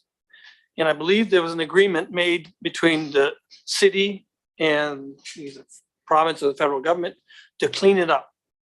I know it was cleaned up because they went beside my property, they went down about 20 feet. You know those big yellow machines? They went all the way down and carried all that land away and got it cleaned. So that is now clean land. But along with clean land comes a commitment. And I believe the commitment was this current 6-story building that's been built. So I think the choice that you as councilmen, councillors and mayor have is, do you accept another 24 buildings? And the one beside me, because it'll be like, unless with my layman knowledge, currently for a townhouse, it's 4 feet from the next property in the city. 4 feet. So 4 feet from my property line will be a townhouse. And when we talk about affordability, I'm sure it'll be $1 million. So that townhouse will be $1 million versus an extra 156 plus housing that probably for the next 20 years will have some form of subsidy where hardworking people that can't afford houses can live. After 20 years, then it's going to be a renegotiation. So from the discussions I've had, like we were talking about the last meeting at Costain, the people that live there on that 6-story building love it because the Multani group are going to maintain it at what we call condo status. That means it's not going to look like that 6-story that it says at the corner of Morel and Grand River. You've seen that 6-story. It's going to be maintained to very high standard because of the potential for selling it in 20 years. So that's the question that you're facing. We're dealing with parking issues. That's the big thing that seems to be in your mind. And I mean, I should be concerned because I'm right beside them. But the mayor was very insightful when he talked about on-street permits. And the comparison we were given is in Ancaster, they have on-street permits.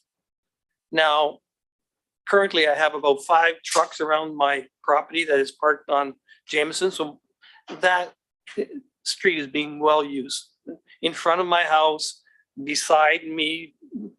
So the idea of a permit, on the ring around Grand River, Jameson, a few of the other streets, St. Paul, is a very good idea because currently the people that are staying are not using the parking lot on right beside. They're, because they have to pay for it, they go where they don't have to pay.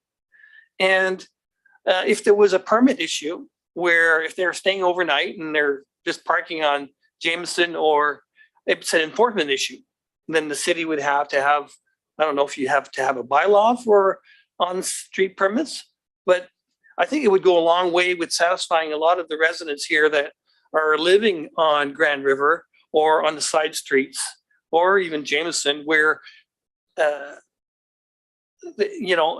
somebody would have to pay for it or they would be ticketed. Well, a couple of tickets and you're going to decide to stay on the lot. So that's one point. The other point is it relates to, unfortunately, garbage, okay?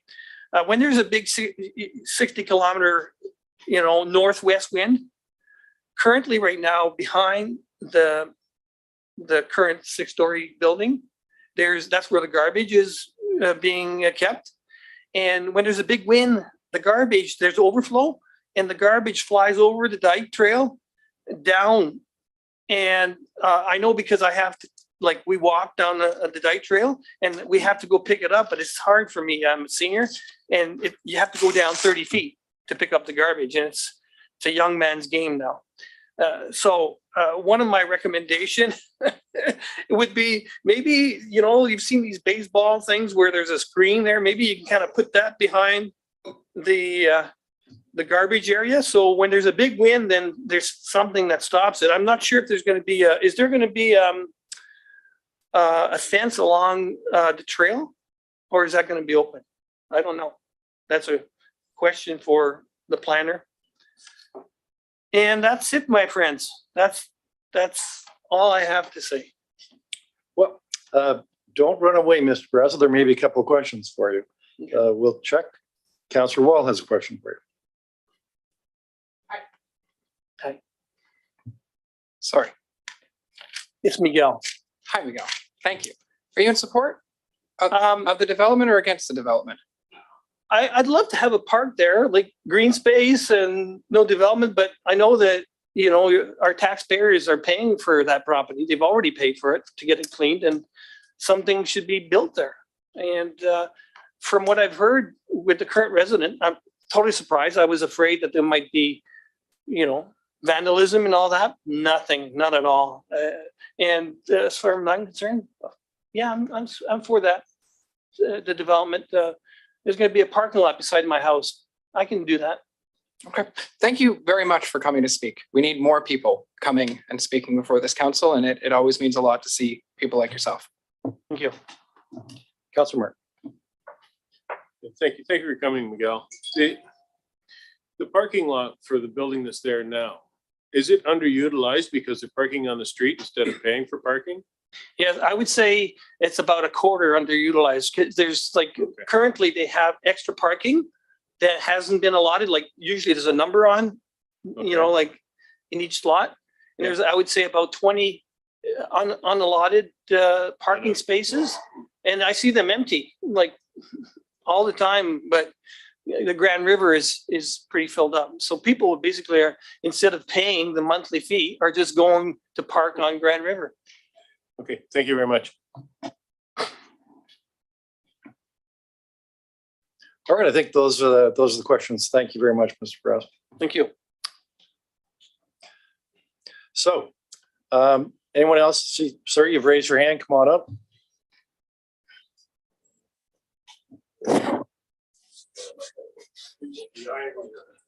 Yeah, sir, you wouldn't mind using the other microphone?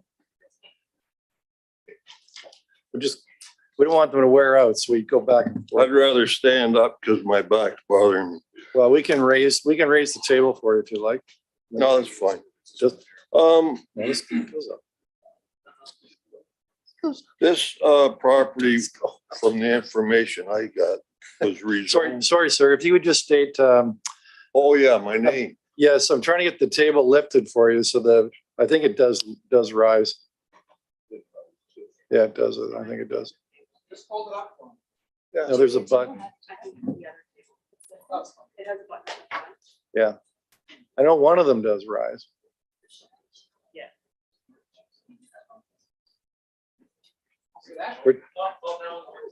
We're trying to make it more comfortable for you, sir. So. Yeah. There we go. Pretty impressive, the modern technology in this room. You wouldn't get this in the old city hall. So sir, if you could state your full. You know what you need down here in this room? Is a printer. Well, there's very few printers in this building. So if you'd state your full name, please, sir, and your address. My name is Gord Allen. I live at 59 St. Paul Ave. I've owned my house since 87. So I know this neighborhood pretty well. This property was rezoned and approved in 2008. The 132 apartment buildings and 24 townhouses. As far as I know, that was a property site approval in 2017. And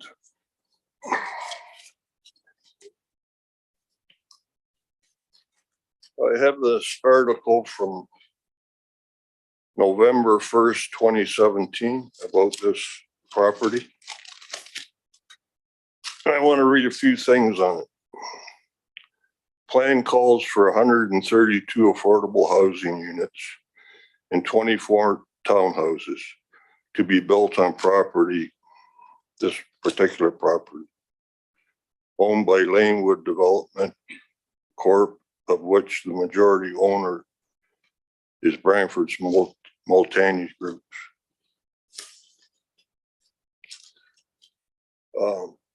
The federal and provincial governments are each contributing 4.4 million to the project.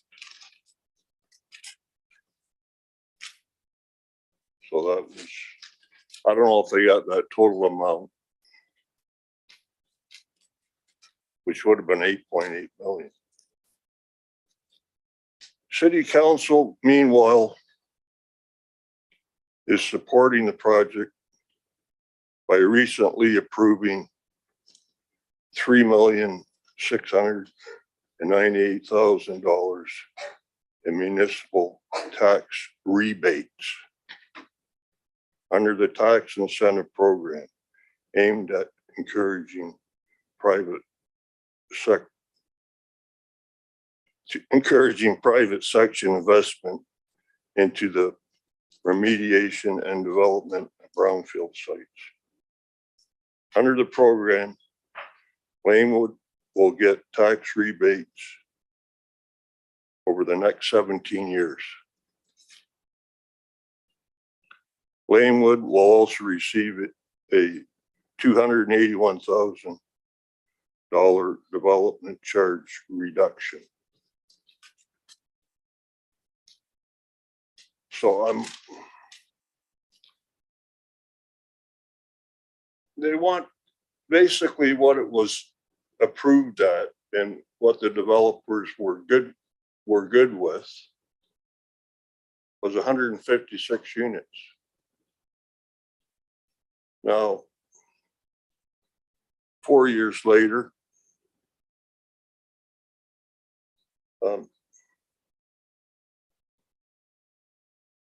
they want to increase it to 318 units. So that's an increase basically of 103.8% from the 2017 site approval.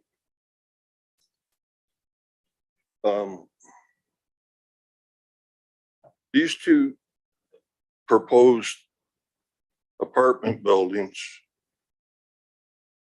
are not registered as affordable housing projects. I hear this affordable housing all the time. What's affordable housing? You don't know what they're going to charge for a 2-bedroom apartment. They can say something today, and by the time it's done being built, that number could be, who knows? And St. Paul Ave,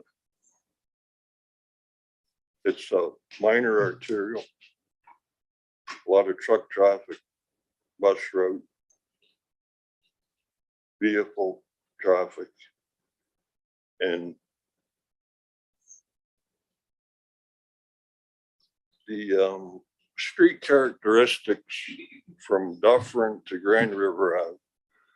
The houses are close to the road. It's noisy, and then these developers come along and say there's not going to be much of an impact for traffic. Give me a break. And who's going to go downtown from these apartment buildings? All the businesses downtown are leaving. Nobody wants to go downtown.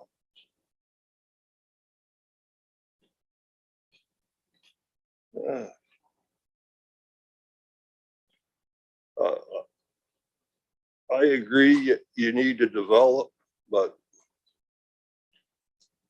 this new proposal is way too big. And if they were good with it in 2017, with what they had, yeah, well, it's only been 4 years, but they would have made money then. Right. And so you'd like to see it kept. Jamison Court, if you know the neighbor, that's a dead end street. There's not many people that are going to go down there and park. And plus they're putting a big fence up there. They're gonna park on the other side streets. So I strongly oppose this. So you'd like to see the original zoning kept in place? Yes, or maybe apartment buildings, but not an extra 156. Right. I mean, I understand what you're saying, Mr. Allen. So any questions for Mr. Allen? Not seeing any, but want to thank you very much, Mr. Allen, because you did come downtown to speak. You want to read that? You want to look it up? November 1st, 2017. You were on council. Thank you very much, Mr. Allen. Thanks, guys. Okay. So we'll take a little break here for the cleaning. make sure it's clean. So, any other member of the public would like to speak to this? You stood up first, sir, so why don't you come forward?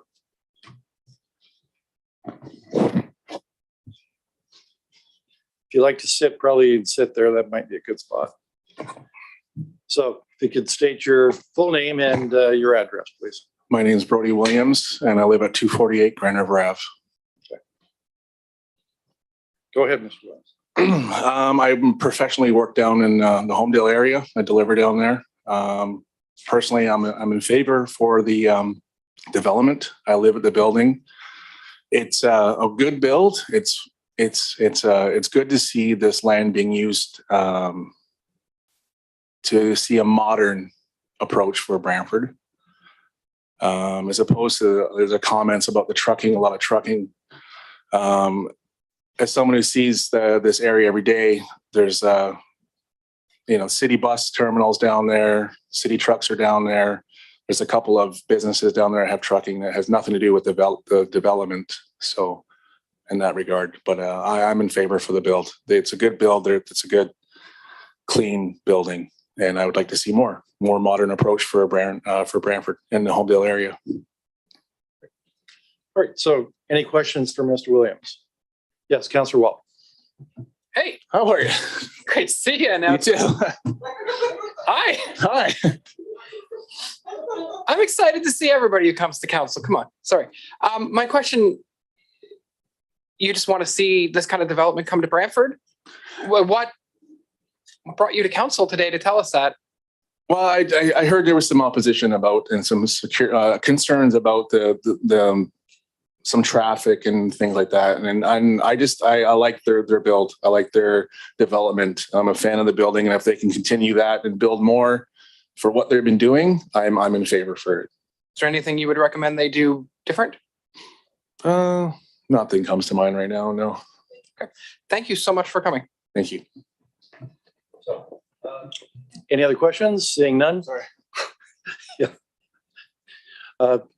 So, Mr. Williams, doesn't look like we have any other questions, so we'll give someone else an opportunity to come up that wants to speak.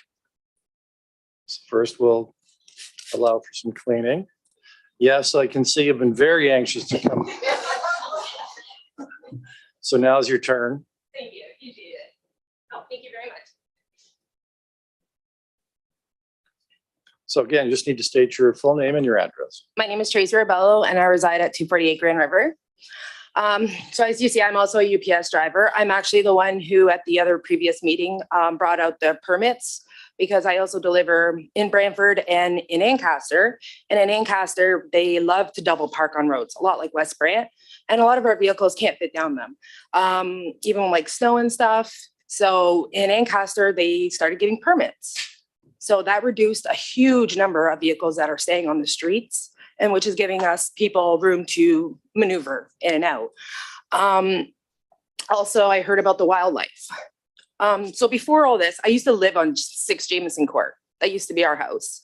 And then I'm only 33. When I lived there, I was 19, and walking to Vic's Variety, which is a corner store just down the street, right across from the buildings, that field used to scare us. As a female, young, it was full of drugs, dirt, obviously, garbage.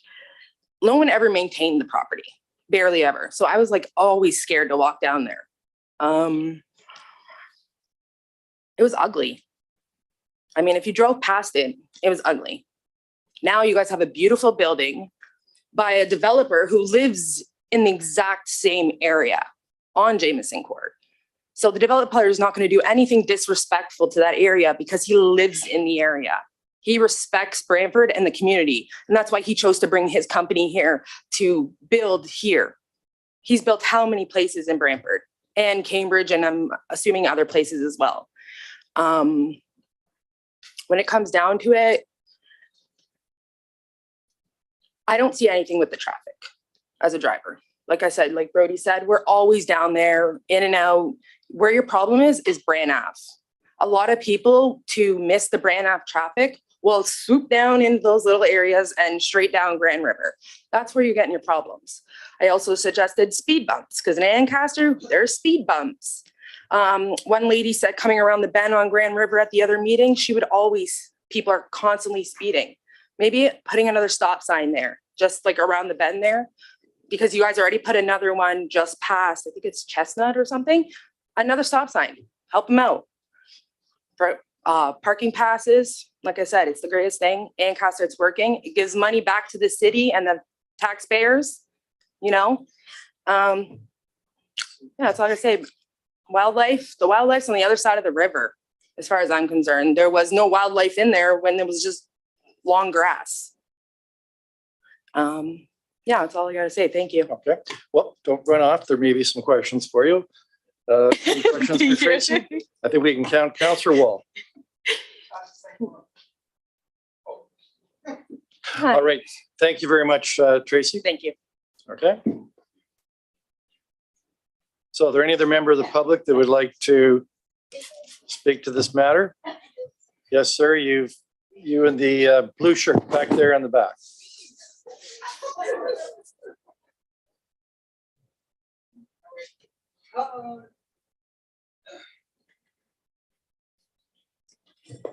So if you'd state your full name, please, and your address. Wade Ryan, and I reside at 47 Brunswick Street. Okay. So is Wade Ryan. Wade Ryan. Okay, thanks, Wade. So I'm a school bus driver for First Student. I drive down that road every day. There has never been problems where vehicles being in the way. The street is wide enough. There is no problem with overcrowded parking.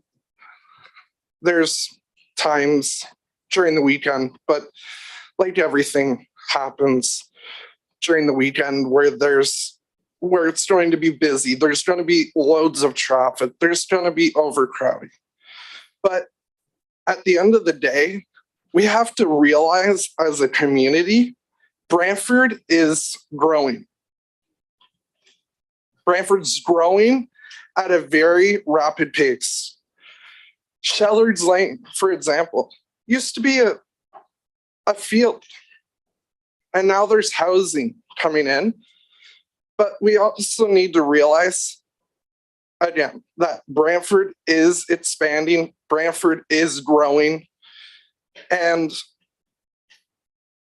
I would be in favor of the project before you tonight because it gives people that comfortability knowing that for things that are going on in Ukraine, that there is a home in Brantford for them coming from international. So basically what I can say to you, as somebody who works for the city and as somebody who drives school bus and transit, I can say without a doubt that I would be in favor of it. And I think you guys should really look at it and see what it can bring to the city.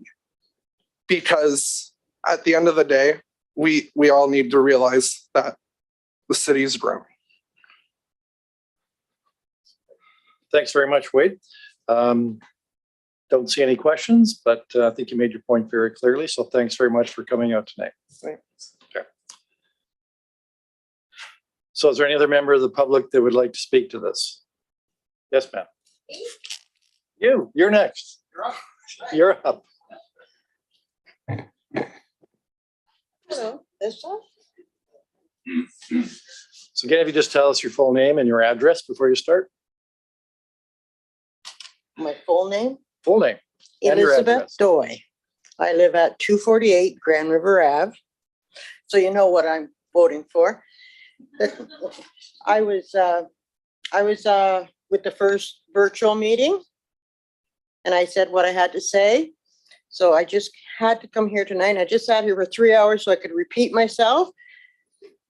Off topic for a minute. I don't know how you sit here for 3 hours, you people. and still have hair, like it'd be gone. Anyways.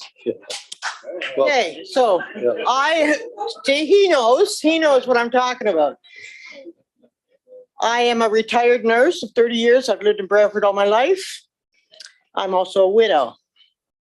When I had to relocate, I was terrified because, as we know, the prices are up here now, and our wages and pensions are still hoovering here. We have a crisis in this town. My children were terrified for me.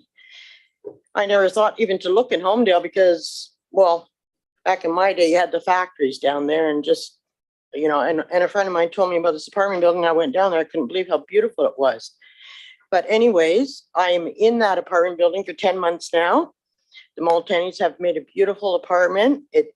We have kind of like condo rules. There's rules to follow in there. We can't even have air conditioners. It's not going to be that apartment building where you see all those window shakers hanging out because we all have central air. He didn't want that look. He wanted a nice look, right? I haven't noticed any, the only traffic things I see are big transport trucks that go down, you know, and I mean, I've heard horror stories about people now are evicting their long-term tenants so that they can have an empty place that they can jack that rent up double to get a new tenant in. That is not right. There is are you the mayor? Oh, you are the mayor. Hello. Yep, see it. Says the mayor right there. You said it. You said it with the last people. There is a housing crisis. And Period. thanks for asking me that because I get to stand up 4 hours straight. There's a housing crisis. These young people, they can't afford to buy homes now. Like back in our day, you know, with my husband, we bought our house for $100,000, and that was expensive then, right? These kids can't do this. We need some affordable housing for these people. And you know, right now I think, okay, that apartment building looks beautiful. Over on this side and this side, all you're seeing is lumps of dirt and rocks and all that crap. It looks terrible. Build something beautiful. I've talked to a lot of the neighbors, you know, they're worried about us looking at them in their backyard. Well, we're not going to look in their backyard. Like, I mean, you know, we mind our own business. I sit there in the balcony, I look at the river where, you know, you're going to get that all over the place. So really, right? I could say they're going to get binoculars and look at me. You know, their neighbor could be up in the bedroom with binoculars looking at them in the next house. That's just a little crazy. But I think personally that we need to do something about this housing crisis. And if we can, and they're willing to make these affordable housing, how can you possibly say no to that? I don't understand that. To me, it's a no-brainer. Right. You know, as long as the parking seems to be a whatever, you know. Right. So Elizabeth, I think we do have at least one question for you, Councillor Wall. Mr. Wall. I just wanted to compliment your hair. Oh, thank you. Looks great. No, you're in support of the development? Of course. Is there anything you'd suggest that they do different or change? No, I think it's beautiful. Yeah, I mean, like I said, I was terrified where I would have to go. I mean, I'm a retired nurse, so I have a decent pension. But my choice, you know what's out there, would be to get a place and have cereal every single day of my life, or to have something affordable and be able to do something, you know?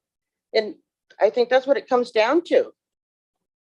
Excellent. Thank you very much for coming. I Speaking was to going to council. say something, but now I forget what it was. I'll give you time. I've got 5 minutes. I don't know. It was something you said. I Well, don't we know. do have Councillor Celeste has got a couple questions for you. Oh, and it's a secured entrance. That's safe for me. I'm a retired. Like, you know, I'm getting. You look too young to be retired. Pardon? You look too young to be retired. Thank you. You're welcome. How old do you think I am? 27, 28? Come on. All right. With all due respect- 25. Oh, come on now. I'll be 64. Elizabeth, we do have some other questions for you from Councillor Celeste. Thank you, Mr. Mayor, and thank you for coming this evening. My Well, question, hello. hi. My question to you is, were you aware that the two buildings that are being asked to be approved this evening are not affordable homes? Are you aware of that? You kept saying they're affordable, and that's good. These Ours are is not, affordable. The one I live into is affordable housing. the one you live in is. The two that they're asking a change to be able to build are market rent. Were you aware of that? Just tonight, listening. Yes. Okay. Yeah. Okay. Well, you kept referring to them as affordable, and I just wanted to make Yeah. sure you understood they're not. But the building I'm in is affordable housing. And That's what I'm correct, but saying is that's how I can live there. That's right. But Right. that your building is nice and it's affordable.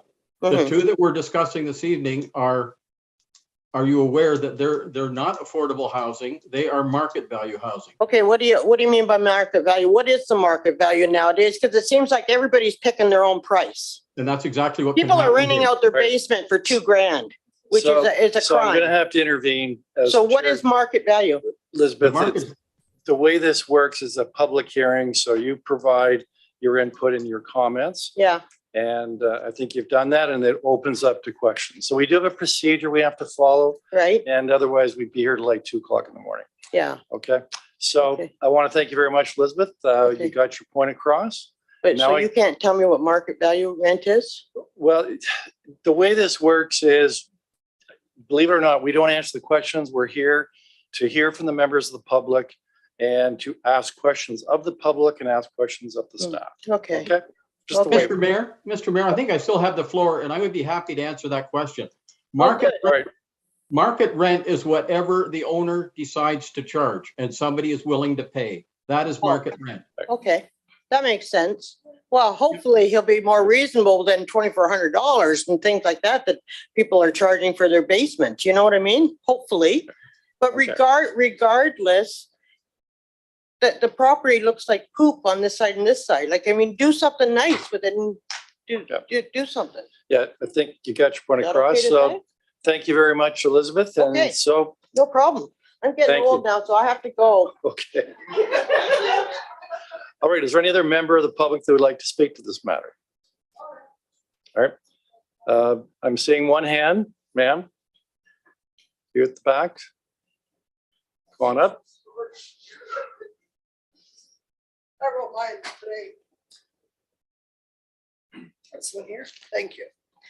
I'm also a bus driver in Brantford. Oh, sorry, you have to tell us Sorry. your full name and your address. Okay, my name is Nancy LaCour. I live also at 248 Grand River Ave.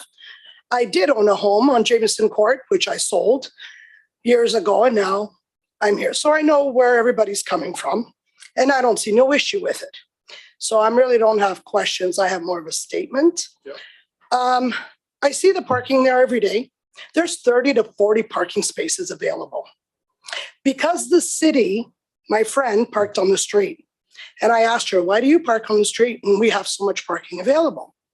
She told me because the city tells me that I can park there and I don't have to park there and pay.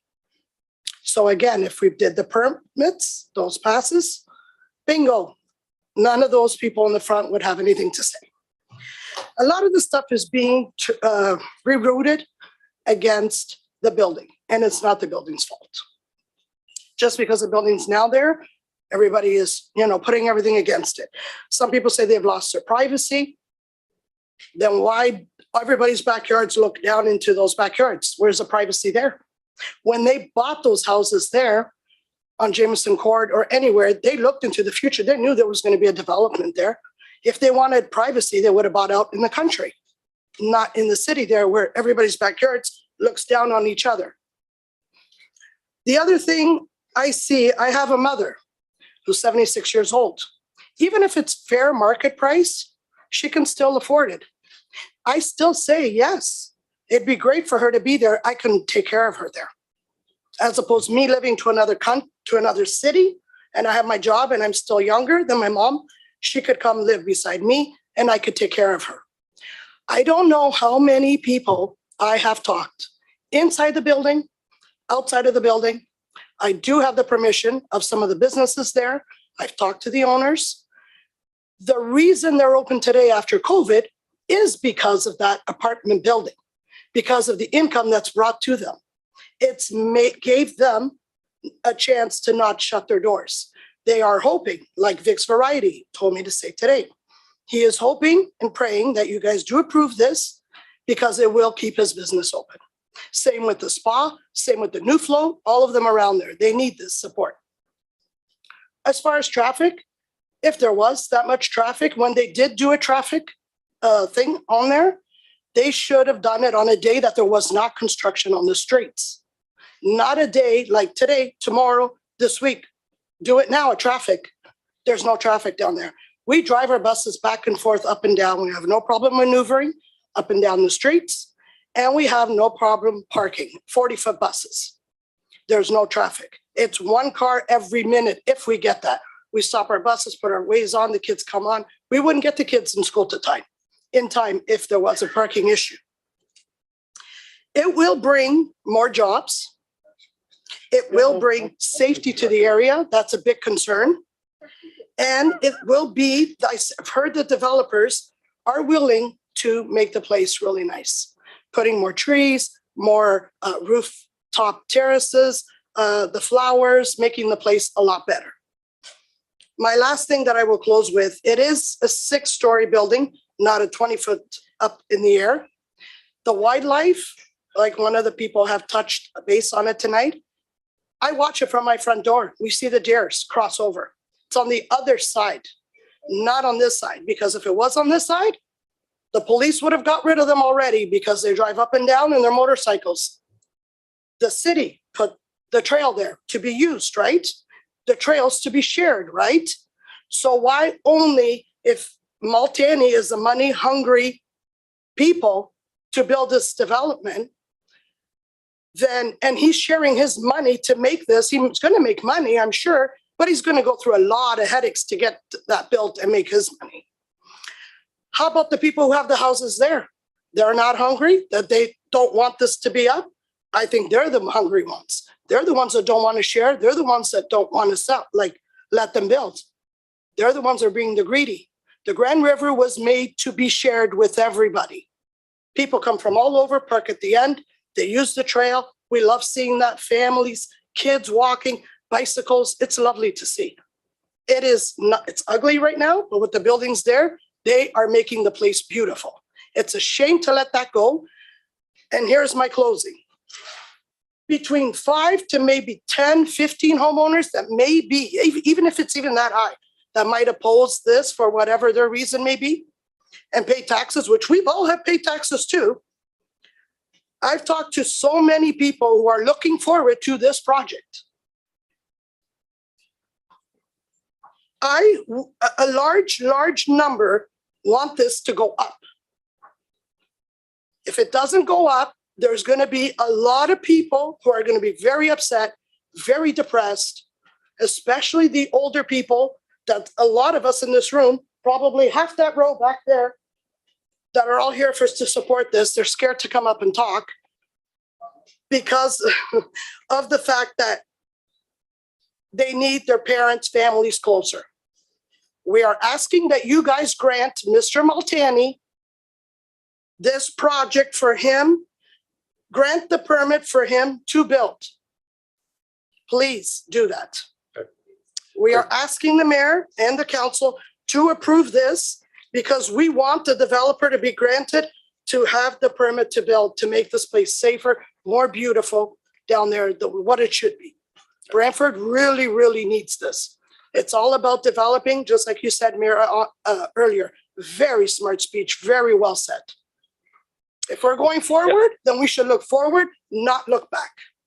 That's all I got to say. Yep. Well, thank you very much, Nancy. Any questions for Nancy? Not seeing any? Well, if you'd raise your hand so I could see it. All right, good. Councillor Wall. Hi, thanks for coming. Thank you. Same question, really. Obviously, you're in support of the development, so you're willing to say that. I am 100% with a lot of other people behind me. Yes, we are. Anything you'd like to see them do differently or better?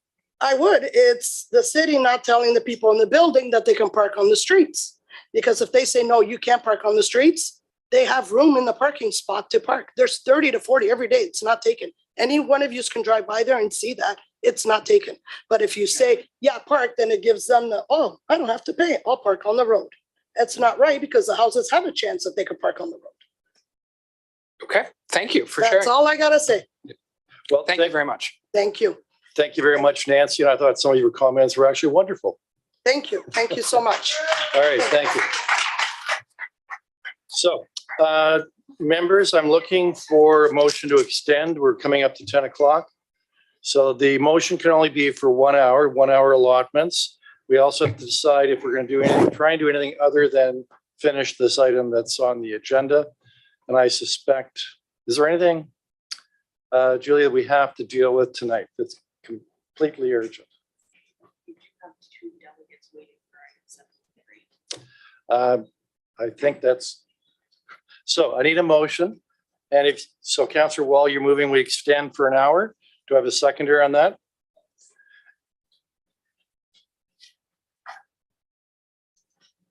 We need a seconder to get on the floor. Otherwise, we're going to come to a screeching halt in 5 minutes. Councillor Sless, okay. So can I confirm that your motion to extend for an hour is that we only complete the item that's currently before us? Yes. Councillor Wall? Councillor Sless is shaking his head. Yeah, I mean, I'm moving that we extend the hour so we can conduct city business. Finish this item. Sure. If that is Okay. the will of this council. All right. Any discussion about the motion to extend? Councillor Utley. Thank you, Mr. Mayor. I'm certainly in support of finishing this item only. All right. Okay. Thank you. Not seeing any other, Councillor Vanderstel.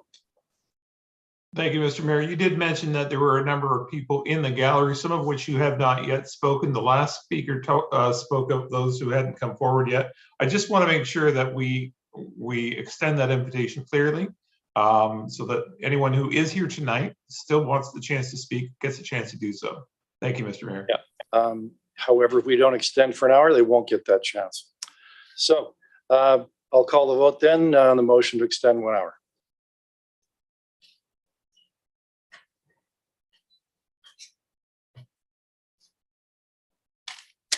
Yes.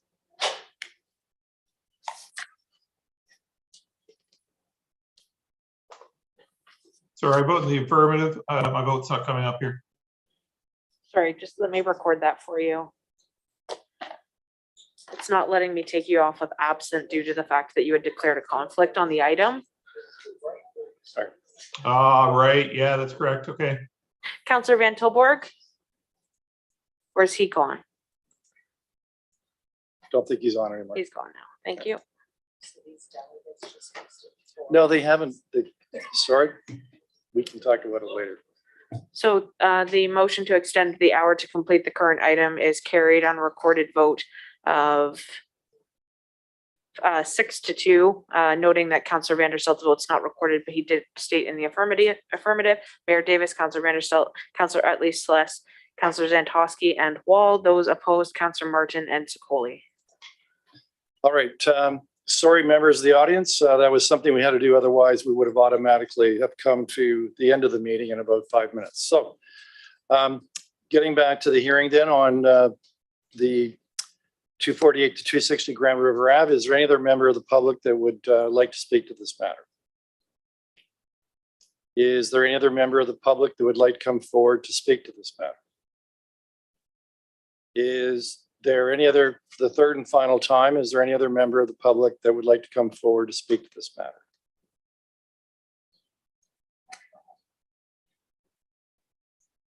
All right, so with that, I'm going to call upon the applicant to come forward.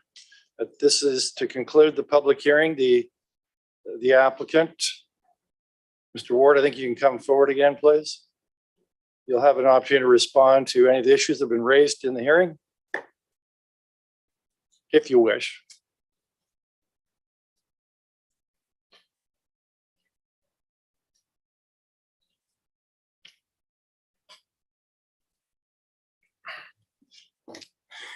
Good evening, Mayor Davis. I don't want to prolong this too long, but if it would help the council, I have brought up AJ representative of the Maltani Home, which answers some of the questions that have been raised concerning the market rate rentals.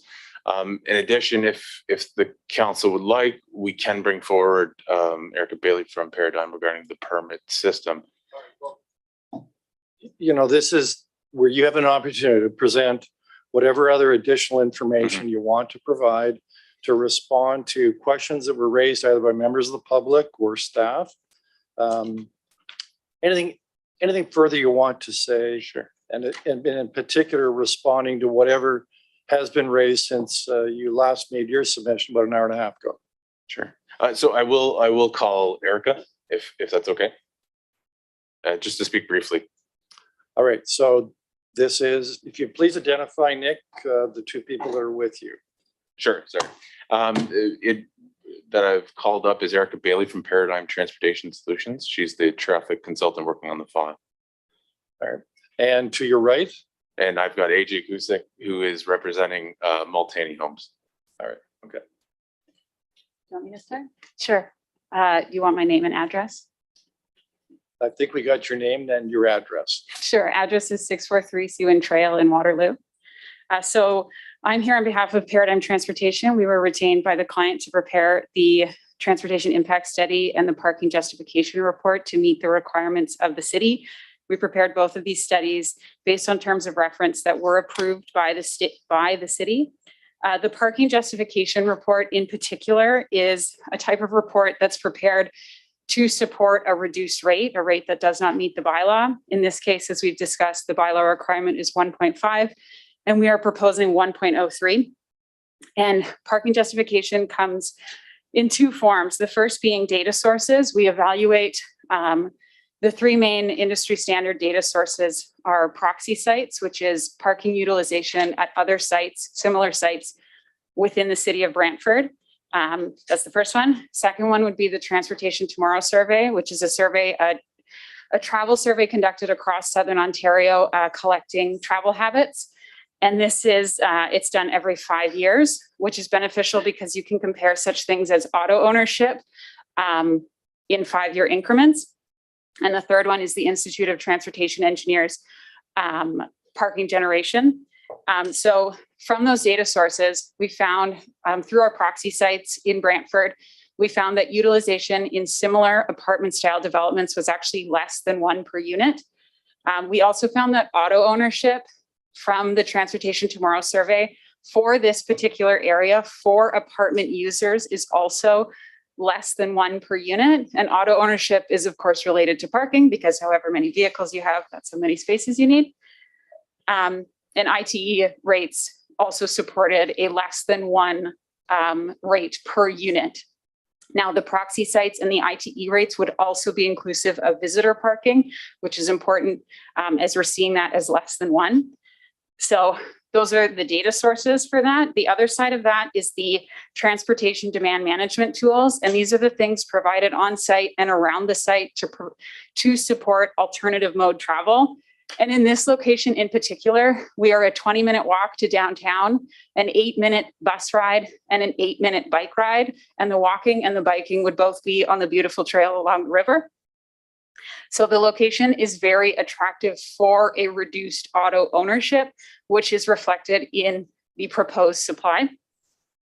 The parking on site will be managed by the property manager. And when people either come to buy or rent the property, the available parking will be known at the time.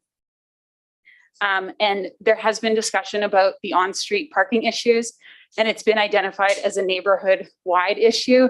And as Gary Peaver said earlier, that this is something to be addressed throughout the neighborhood rather than through this development in particular. So through the work that we did, the reduced rate is supported by industry standards across the board for a rate that's less than 1 per unit. All right. Anything further? What's that, sir? Anything further in responding? No, I think we're okay. All right. Any questions? Councillor Martin. Thank you. We've heard from some of the presenters that part of the reason for the parking problem is because the tenants have to pay to park on site. Would you consider taking that requirement off so that they can park in the lot for free so that they're not clogging up the streets around the building? Through you, Mr. Mayor, we would. That would be something we would be entertaining for the new Okay, buildings. because that would help alleviate a lot of the concerns from the neighbors. Okay, thank you. Councillor Sless. Thank you, Mr. Mayor. Tell me, what percentage of the studies on parking and traffic that you do that identify oops, this is not a good idea? We typically do pre-development work. Post-development work would be reflected in our proxy sites. We don't choose the proxy sites that work for us. That would not be good engineering work. So we are seeing the shift towards reduced rates as the city of Brantford is going through a zoning bylaw review, and other Southern Ontario communities are similarly going through that process. And most of those include reduced rates and parking maximums. Yeah, but my question was, how many studies have you done where it identified that doing the project, whatever it was, would cause a problem and shouldn't be done? Pardon me, sir. Do you mean parking in particular? Well, I asked you the two. I asked you parking and traffic. I don't know that I have an answer to that. Well, you either have or haven't. It's just a yes, no. Pardon me, I have not. You have not. Okay, thank you. So I don't see any other questions. Thank you very much for providing the response to what we heard from staff and also from the public. So this now completes the public hearing in this matter. And therefore, we're going to move on to making a decision. And so I need a member of the committee to put a resolution on the floor. We have one provided to us by staff. Is there a, yes, Councillor Ruff. Are you prepared to move the resolution? Thank you, Mr. Mayor. I'll be very happy to. Okay, first of all, let's confirm if you have a seconder. Is there a seconder? I'm seeking a seconder. All right. Seconded by Councillor Sikoli. Go ahead and read the resolution, please. Great. Thank you, Mr. Mayor. A zoning bylaw amendment, PZ 1021 248 280 to 260 Grand River Ave. That zoning bylaw amendment application PZ 1021 submitted by J.H. Cahoon Engineering Limited on behalf of Lanewood Development Corporation, affecting 3 properties located at 248 to 260 Grand River Ave to further amend the flood residential high density exception 3 zone F-RHD-3 to permit a maximum of 318 apartment units and apply this zoning to all 3 of the properties be approved in accordance with the applicable provisions outlined in section 9.3 of report 2022-76, and that B, that pursuant to section 3418.2 of the Planning Act, RSO 1990, CP13, the following statement shall be included in the notice of decision. Regard has been had for all written and oral submissions received from the public before the decision was made in relation to this planning matter, as discussed in section 8.2 and 9.4.1 of report 2022-76. If I may, Mr. Mayor, go ahead. It's one of those projects I'm always a little bit torn over any development and the problems between trying to support and build critical housing versus those that live in the neighborhood. Every meeting I've been to like this, and this one's different because it's much larger. Every development, the public, usually don't like change in any development that I've seen in Ward 2. And I think that that probably goes for other wards as well. I'm going to support this. I've waffled in my own mind whether to support it or not. But the thing that keeps coming back to me is that need for housing in our city. So I'll leave it at that. I want to thank Multani for the Multani Group and Lanewood for their support and interest and investment in our city. And it's nice that one of the principles is a neighborhood in this very area where this development is being built. Thank you, Mr. Mayor. Next, Councillor Sikoli. Thank you. So most people will know that I'm a huge advocate for affordable housing and responsible development. I'm really trying to be forward thinking with this one because I'm not 100% sold that the parking is going to be sufficient for us. I do love what they've done with the trails. I do think we have solutions with the permitted parking on the streets. I would encourage the developer to remove the paid parking on site and open that up so that we're getting as many cars off the road as possible and into that parking lot. And just to reiterate, I love what you're doing with the trails and opening that up and having it be a little more accessible and more usable for the entire neighborhood. So with that, I will be supporting this tonight and I'm happy to do so. Thank you. Councillor Martin. Thank you. I'd like to propose an amendment and that we include a clause C, that this approval be conditional on the price for parking being removed from the existing building. And I see Councillor Sikoli is willing to second that. And if I can, speaking to that amendment, one of the big concerns from the neighborhood is the on-street parking. And the reason for that is because there's a charge for parking.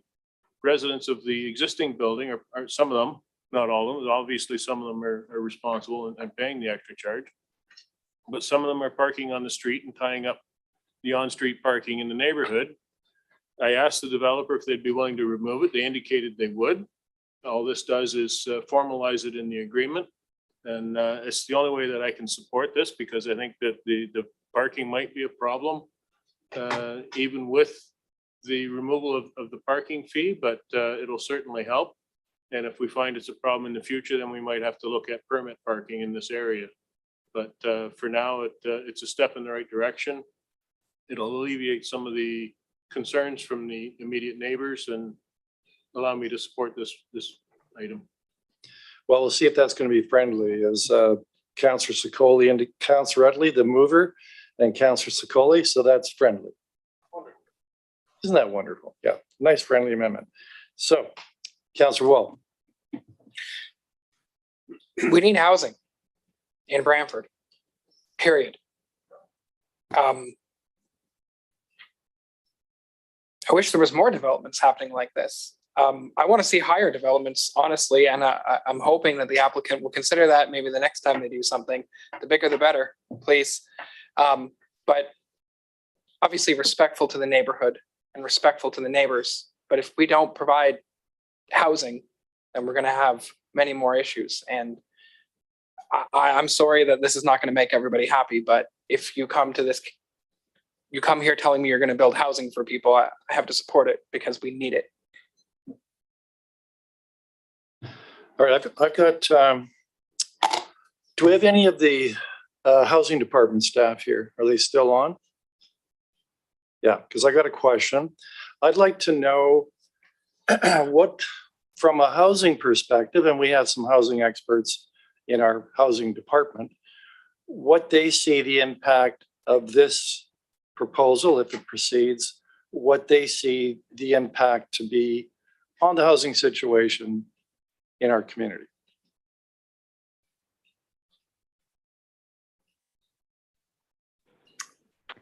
Good evening, everybody. I'm Tricia Givens, the Director of Housing and Homelessness, and just want to confirm that you can hear me okay? Yes, we can. Thank you. Mr. Mayor, to answer your question, the addition of any new forms of housing, higher density housing, are desperately needed within the city. as well as the County of Brant for that matter. So the addition of these units, whether they're purpose-built rental or home ownership opportunities, would be a positive addition to the city. Thank you. So when I approach this, you probably could tell from my comments previously, I accept that we have a housing crisis. To pretend we don't, it's just ignoring what is the reality, not only for our community, but a lot of communities across Ontario. And there are various ways to address that, but if you're not building more units, you're not dealing with the cause of the problem. You can do various things like increase interest rates, will somehow have some impact on demand. But the bottom line is, as we've heard time and time again, as a society and as a province, we're not producing enough units. And that's why the price keeps going up, whether it's for rents, whether it's for entry-level market housing to be owned, or whether it's condominiums. And what's driving it is the demand that's there, and there isn't the supply to match it. And that's just basic economics. So we have this proposal, which is 318 units. And I had asked previously about farmlands. We've got to be concerned as well, not only about providing housing, but that we're not doing it on the basis of paving over Ontario straight from Toronto through to Windsor. We have some of the best farmland, the most fertile, productive farmland in the world, right in our province. And that's why I asked that question. So if you build 318 units as single family residential housing, as opposed to what you're doing here, which is a medium density construction, the impact is saving 17 acres of land, which is the size of Glenhurst, from one proposal. That's not to say that everything should be medium density, of course not. But the important thing is to have choice in our community, and choice that fits people who have varying levels of ability to pay. And frankly, as homes become more expensive, and I don't see any end to that, maybe a moderating in prices, you're going to have people who previously might have looked to own a home. They're going to be looking for a rental unit. And we have a shortage of that in our community. I'll ask housing staff, what is the vacancy rate right now? For Tricia, where are you? Come on back. What's the vacancy rate? Thank you. So just right now, and I had provided that information and had to shut my emails down, we're under 3%. The number is around 2%, 1.92%. Yeah. Yeah. I think I sent you that earlier today. I knew I already set it up. So it's 1.9%. And then on average, you want it to be 3%. Is that right? Yeah. 3 is between 3 and 5 is what we're looking for. Yes. Yeah. In terms of the residents, I understand what they're saying, the established residents. I live in Echo Place, and within 4 or 5 blocks of my home, there are probably 4 or 5 buildings that are about 5 or 6 stories. And the impact is primarily the spin-off parking on streets. And I fully understand what the residents in Grand River Ave are talking about. I see it myself in my neighborhood. And so I'm asking staff, how do you tie this in, this approval? We've heard the friendly amendment, but also that we proceed to look at paid permit parking in this area of the city. Can we add that in as amendment, or do we leave it to the ward councillors maybe to pursue it with the assistance of the mayor?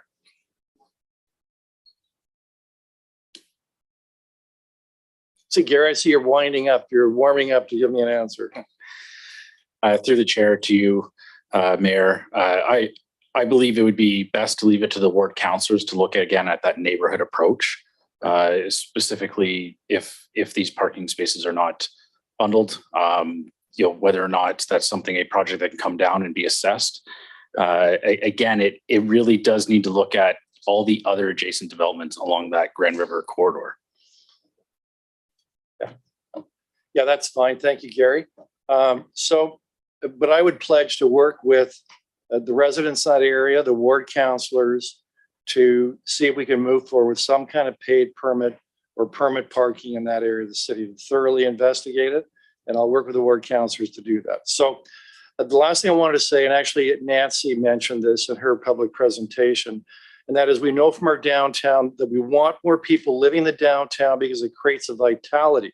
It creates demand for businesses, it creates more restaurants. And Nancy talked about the businesses on Grand River Ave, and I'm not surprised to hear they probably would like to see more people living in the area because it creates a vitality, it creates a community, it creates demand for local businesses, local variety stores, local restaurants, and it creates more eyes, more movement, which also has an impact on safety and security. So I appreciate the concerns of the residents. I pledge to work with the ward councilors to see what we can do to address that. And I can support this proposal and I've probably gone beyond 4 minutes. So I will go to the Zoom participants, Councilor Dusty. Thank you, Mayor. Just a couple of comments. One that's a little personally concerning to me and one that I'm actually happy to see is first is the one that I always find concerning, and it comes up just about at every development is the concern, and I know this is going to be counterintuitive, but the concern about people looking in their backyards. And I keep waiting for somebody to ask me, how would you like somebody looking in your backyard? In our neighborhood, half of the houses have a second level deck and half of them have ground level decks. It's how I met my neighbors. I come out on my deck and they wave and say, hi, Cheryl. And I say, hi, John, whatever the case may be. So, and our privacy comes out of being good neighbors and being respectful for one another so that we're not, hanging over the fence when they've got company or things like that. So, I mean, I guess I can understand the concern if there's been problems, but it's really a great community development piece. And it's a way to meet your neighbors rather than just going, from your house to your car and whatever you may be doing. But something that's become very apparent to me tonight, which I see as a change from what we've seen when we deal with a lot of these public hearings, is I think that our community is showing a recognition. First of all, we're seeing a change in demographics. Our residents are showing a recognition of the needs and their willingness to be part of the solution. We heard tonight saying, I'd really rather have a field, but I can live with a parking lot if it's going to be housing for people. Or, it's not perfect for me, but let me understand some of the pieces more and let's work together. So our residents are now also willing to be part of the solution. It's not their dream, but they're reasonable and they understand what the needs of our community is right across the city. So that is something that to me was very notable tonight in terms of a change in response to as Councillor Utley said, these are sometimes really difficult to deal with because you have to balance the needs of people looking for new homes and people that are established in the neighborhood. So I found that refreshing, and I found it much easier for everybody to talk through the concerns. And I really want to thank everybody that came out tonight to speak and to be willing to be part of the solution. Thank you. Councillor Sluss. Thank you, Mr. Mayor. Well, it looks like I'm on the island all by myself this evening. Probably the number of delegations we had this evening would probably match the number of emails and calls I've been getting daily from the folks that are not in favor of this. It's been overwhelming. I've been pounded with them. They're all over social media. It's not, it was interesting listening to the addresses this evening because I think all the lights must be out at 248 Grand River Ave because they're all in the council chambers. So that wasn't lost on me.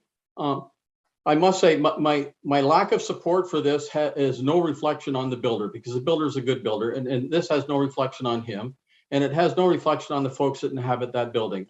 They're there, they're happy, and that's great. The established neighborhood has major concerns.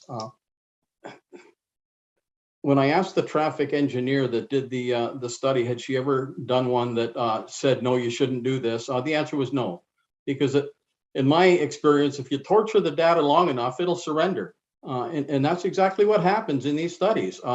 You can find somebody that'll answer however you need an answer, and they can justify it.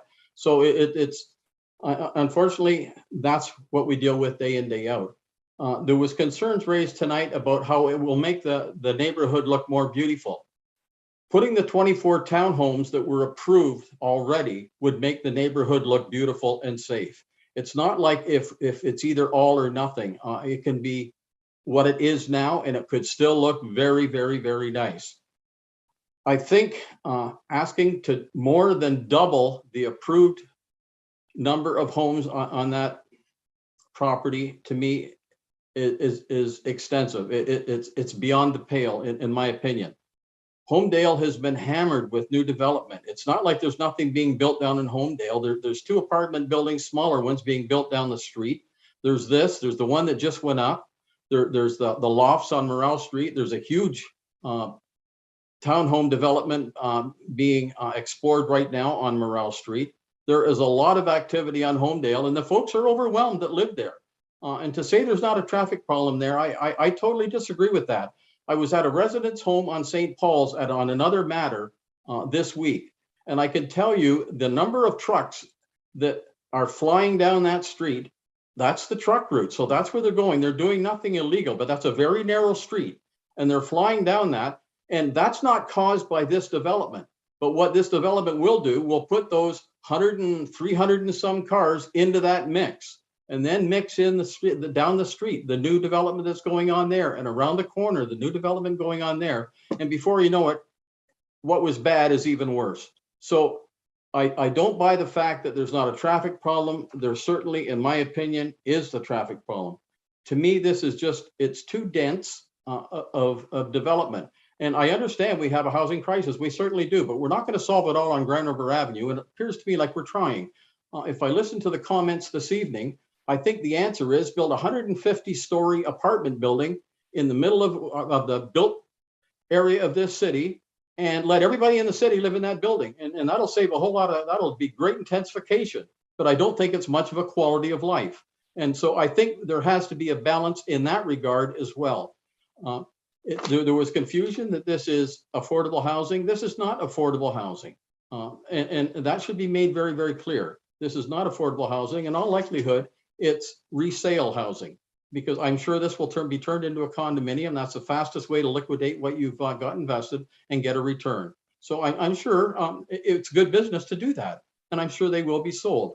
So let's get over the fact that we think this is affordable. It's market rent, whatever market rent is, that's what it will be. So the other concern that I've had raised to me is the waterfront. And you know, why are we building along the waterfront? We've got to protect it. It's only one waterfront, and when it's gone, it's gone. Yes, we have the trail, but we're starting to inch in, and before you know it, you've elbowed your way right up to the water's edge. There are animals living there. There's no question of it. And the more people that move in, the fewer the animals will move in. They'll move out because they just won't feel comfortable being around that many people. So having said all that, I won't go on and on, because I had a long list of the things that have been identified to me from the neighborhood, the Homedale neighborhood, and they have serious concerns. So, Mr. Mayor, I won't be supporting this. I'm quite happy and very supportive of what is already approved, but I can't approve this amendment to allow 2 more buildings. Thank you, Mr. Mayor. Thank you, Councillor Sloss. So I think that's it. Julie, let's call the vote.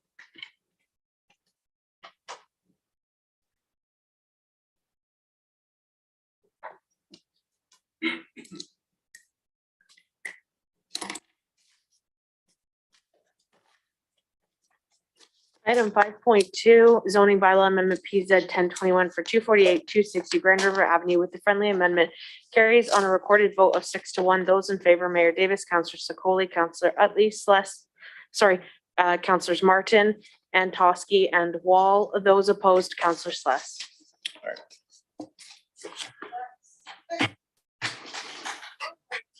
All right, so that brings to an end. We did not complete our agenda. The agenda will be completed at our council meeting in 2 weeks' time. And I apologize to the delegates that were here that were going to be speaking, but we just simply ran out of time. But we'll move them up for the council meeting. So with that, everybody, good night, and we'll see you again in 2 weeks. Good night, everyone. Good night, everyone.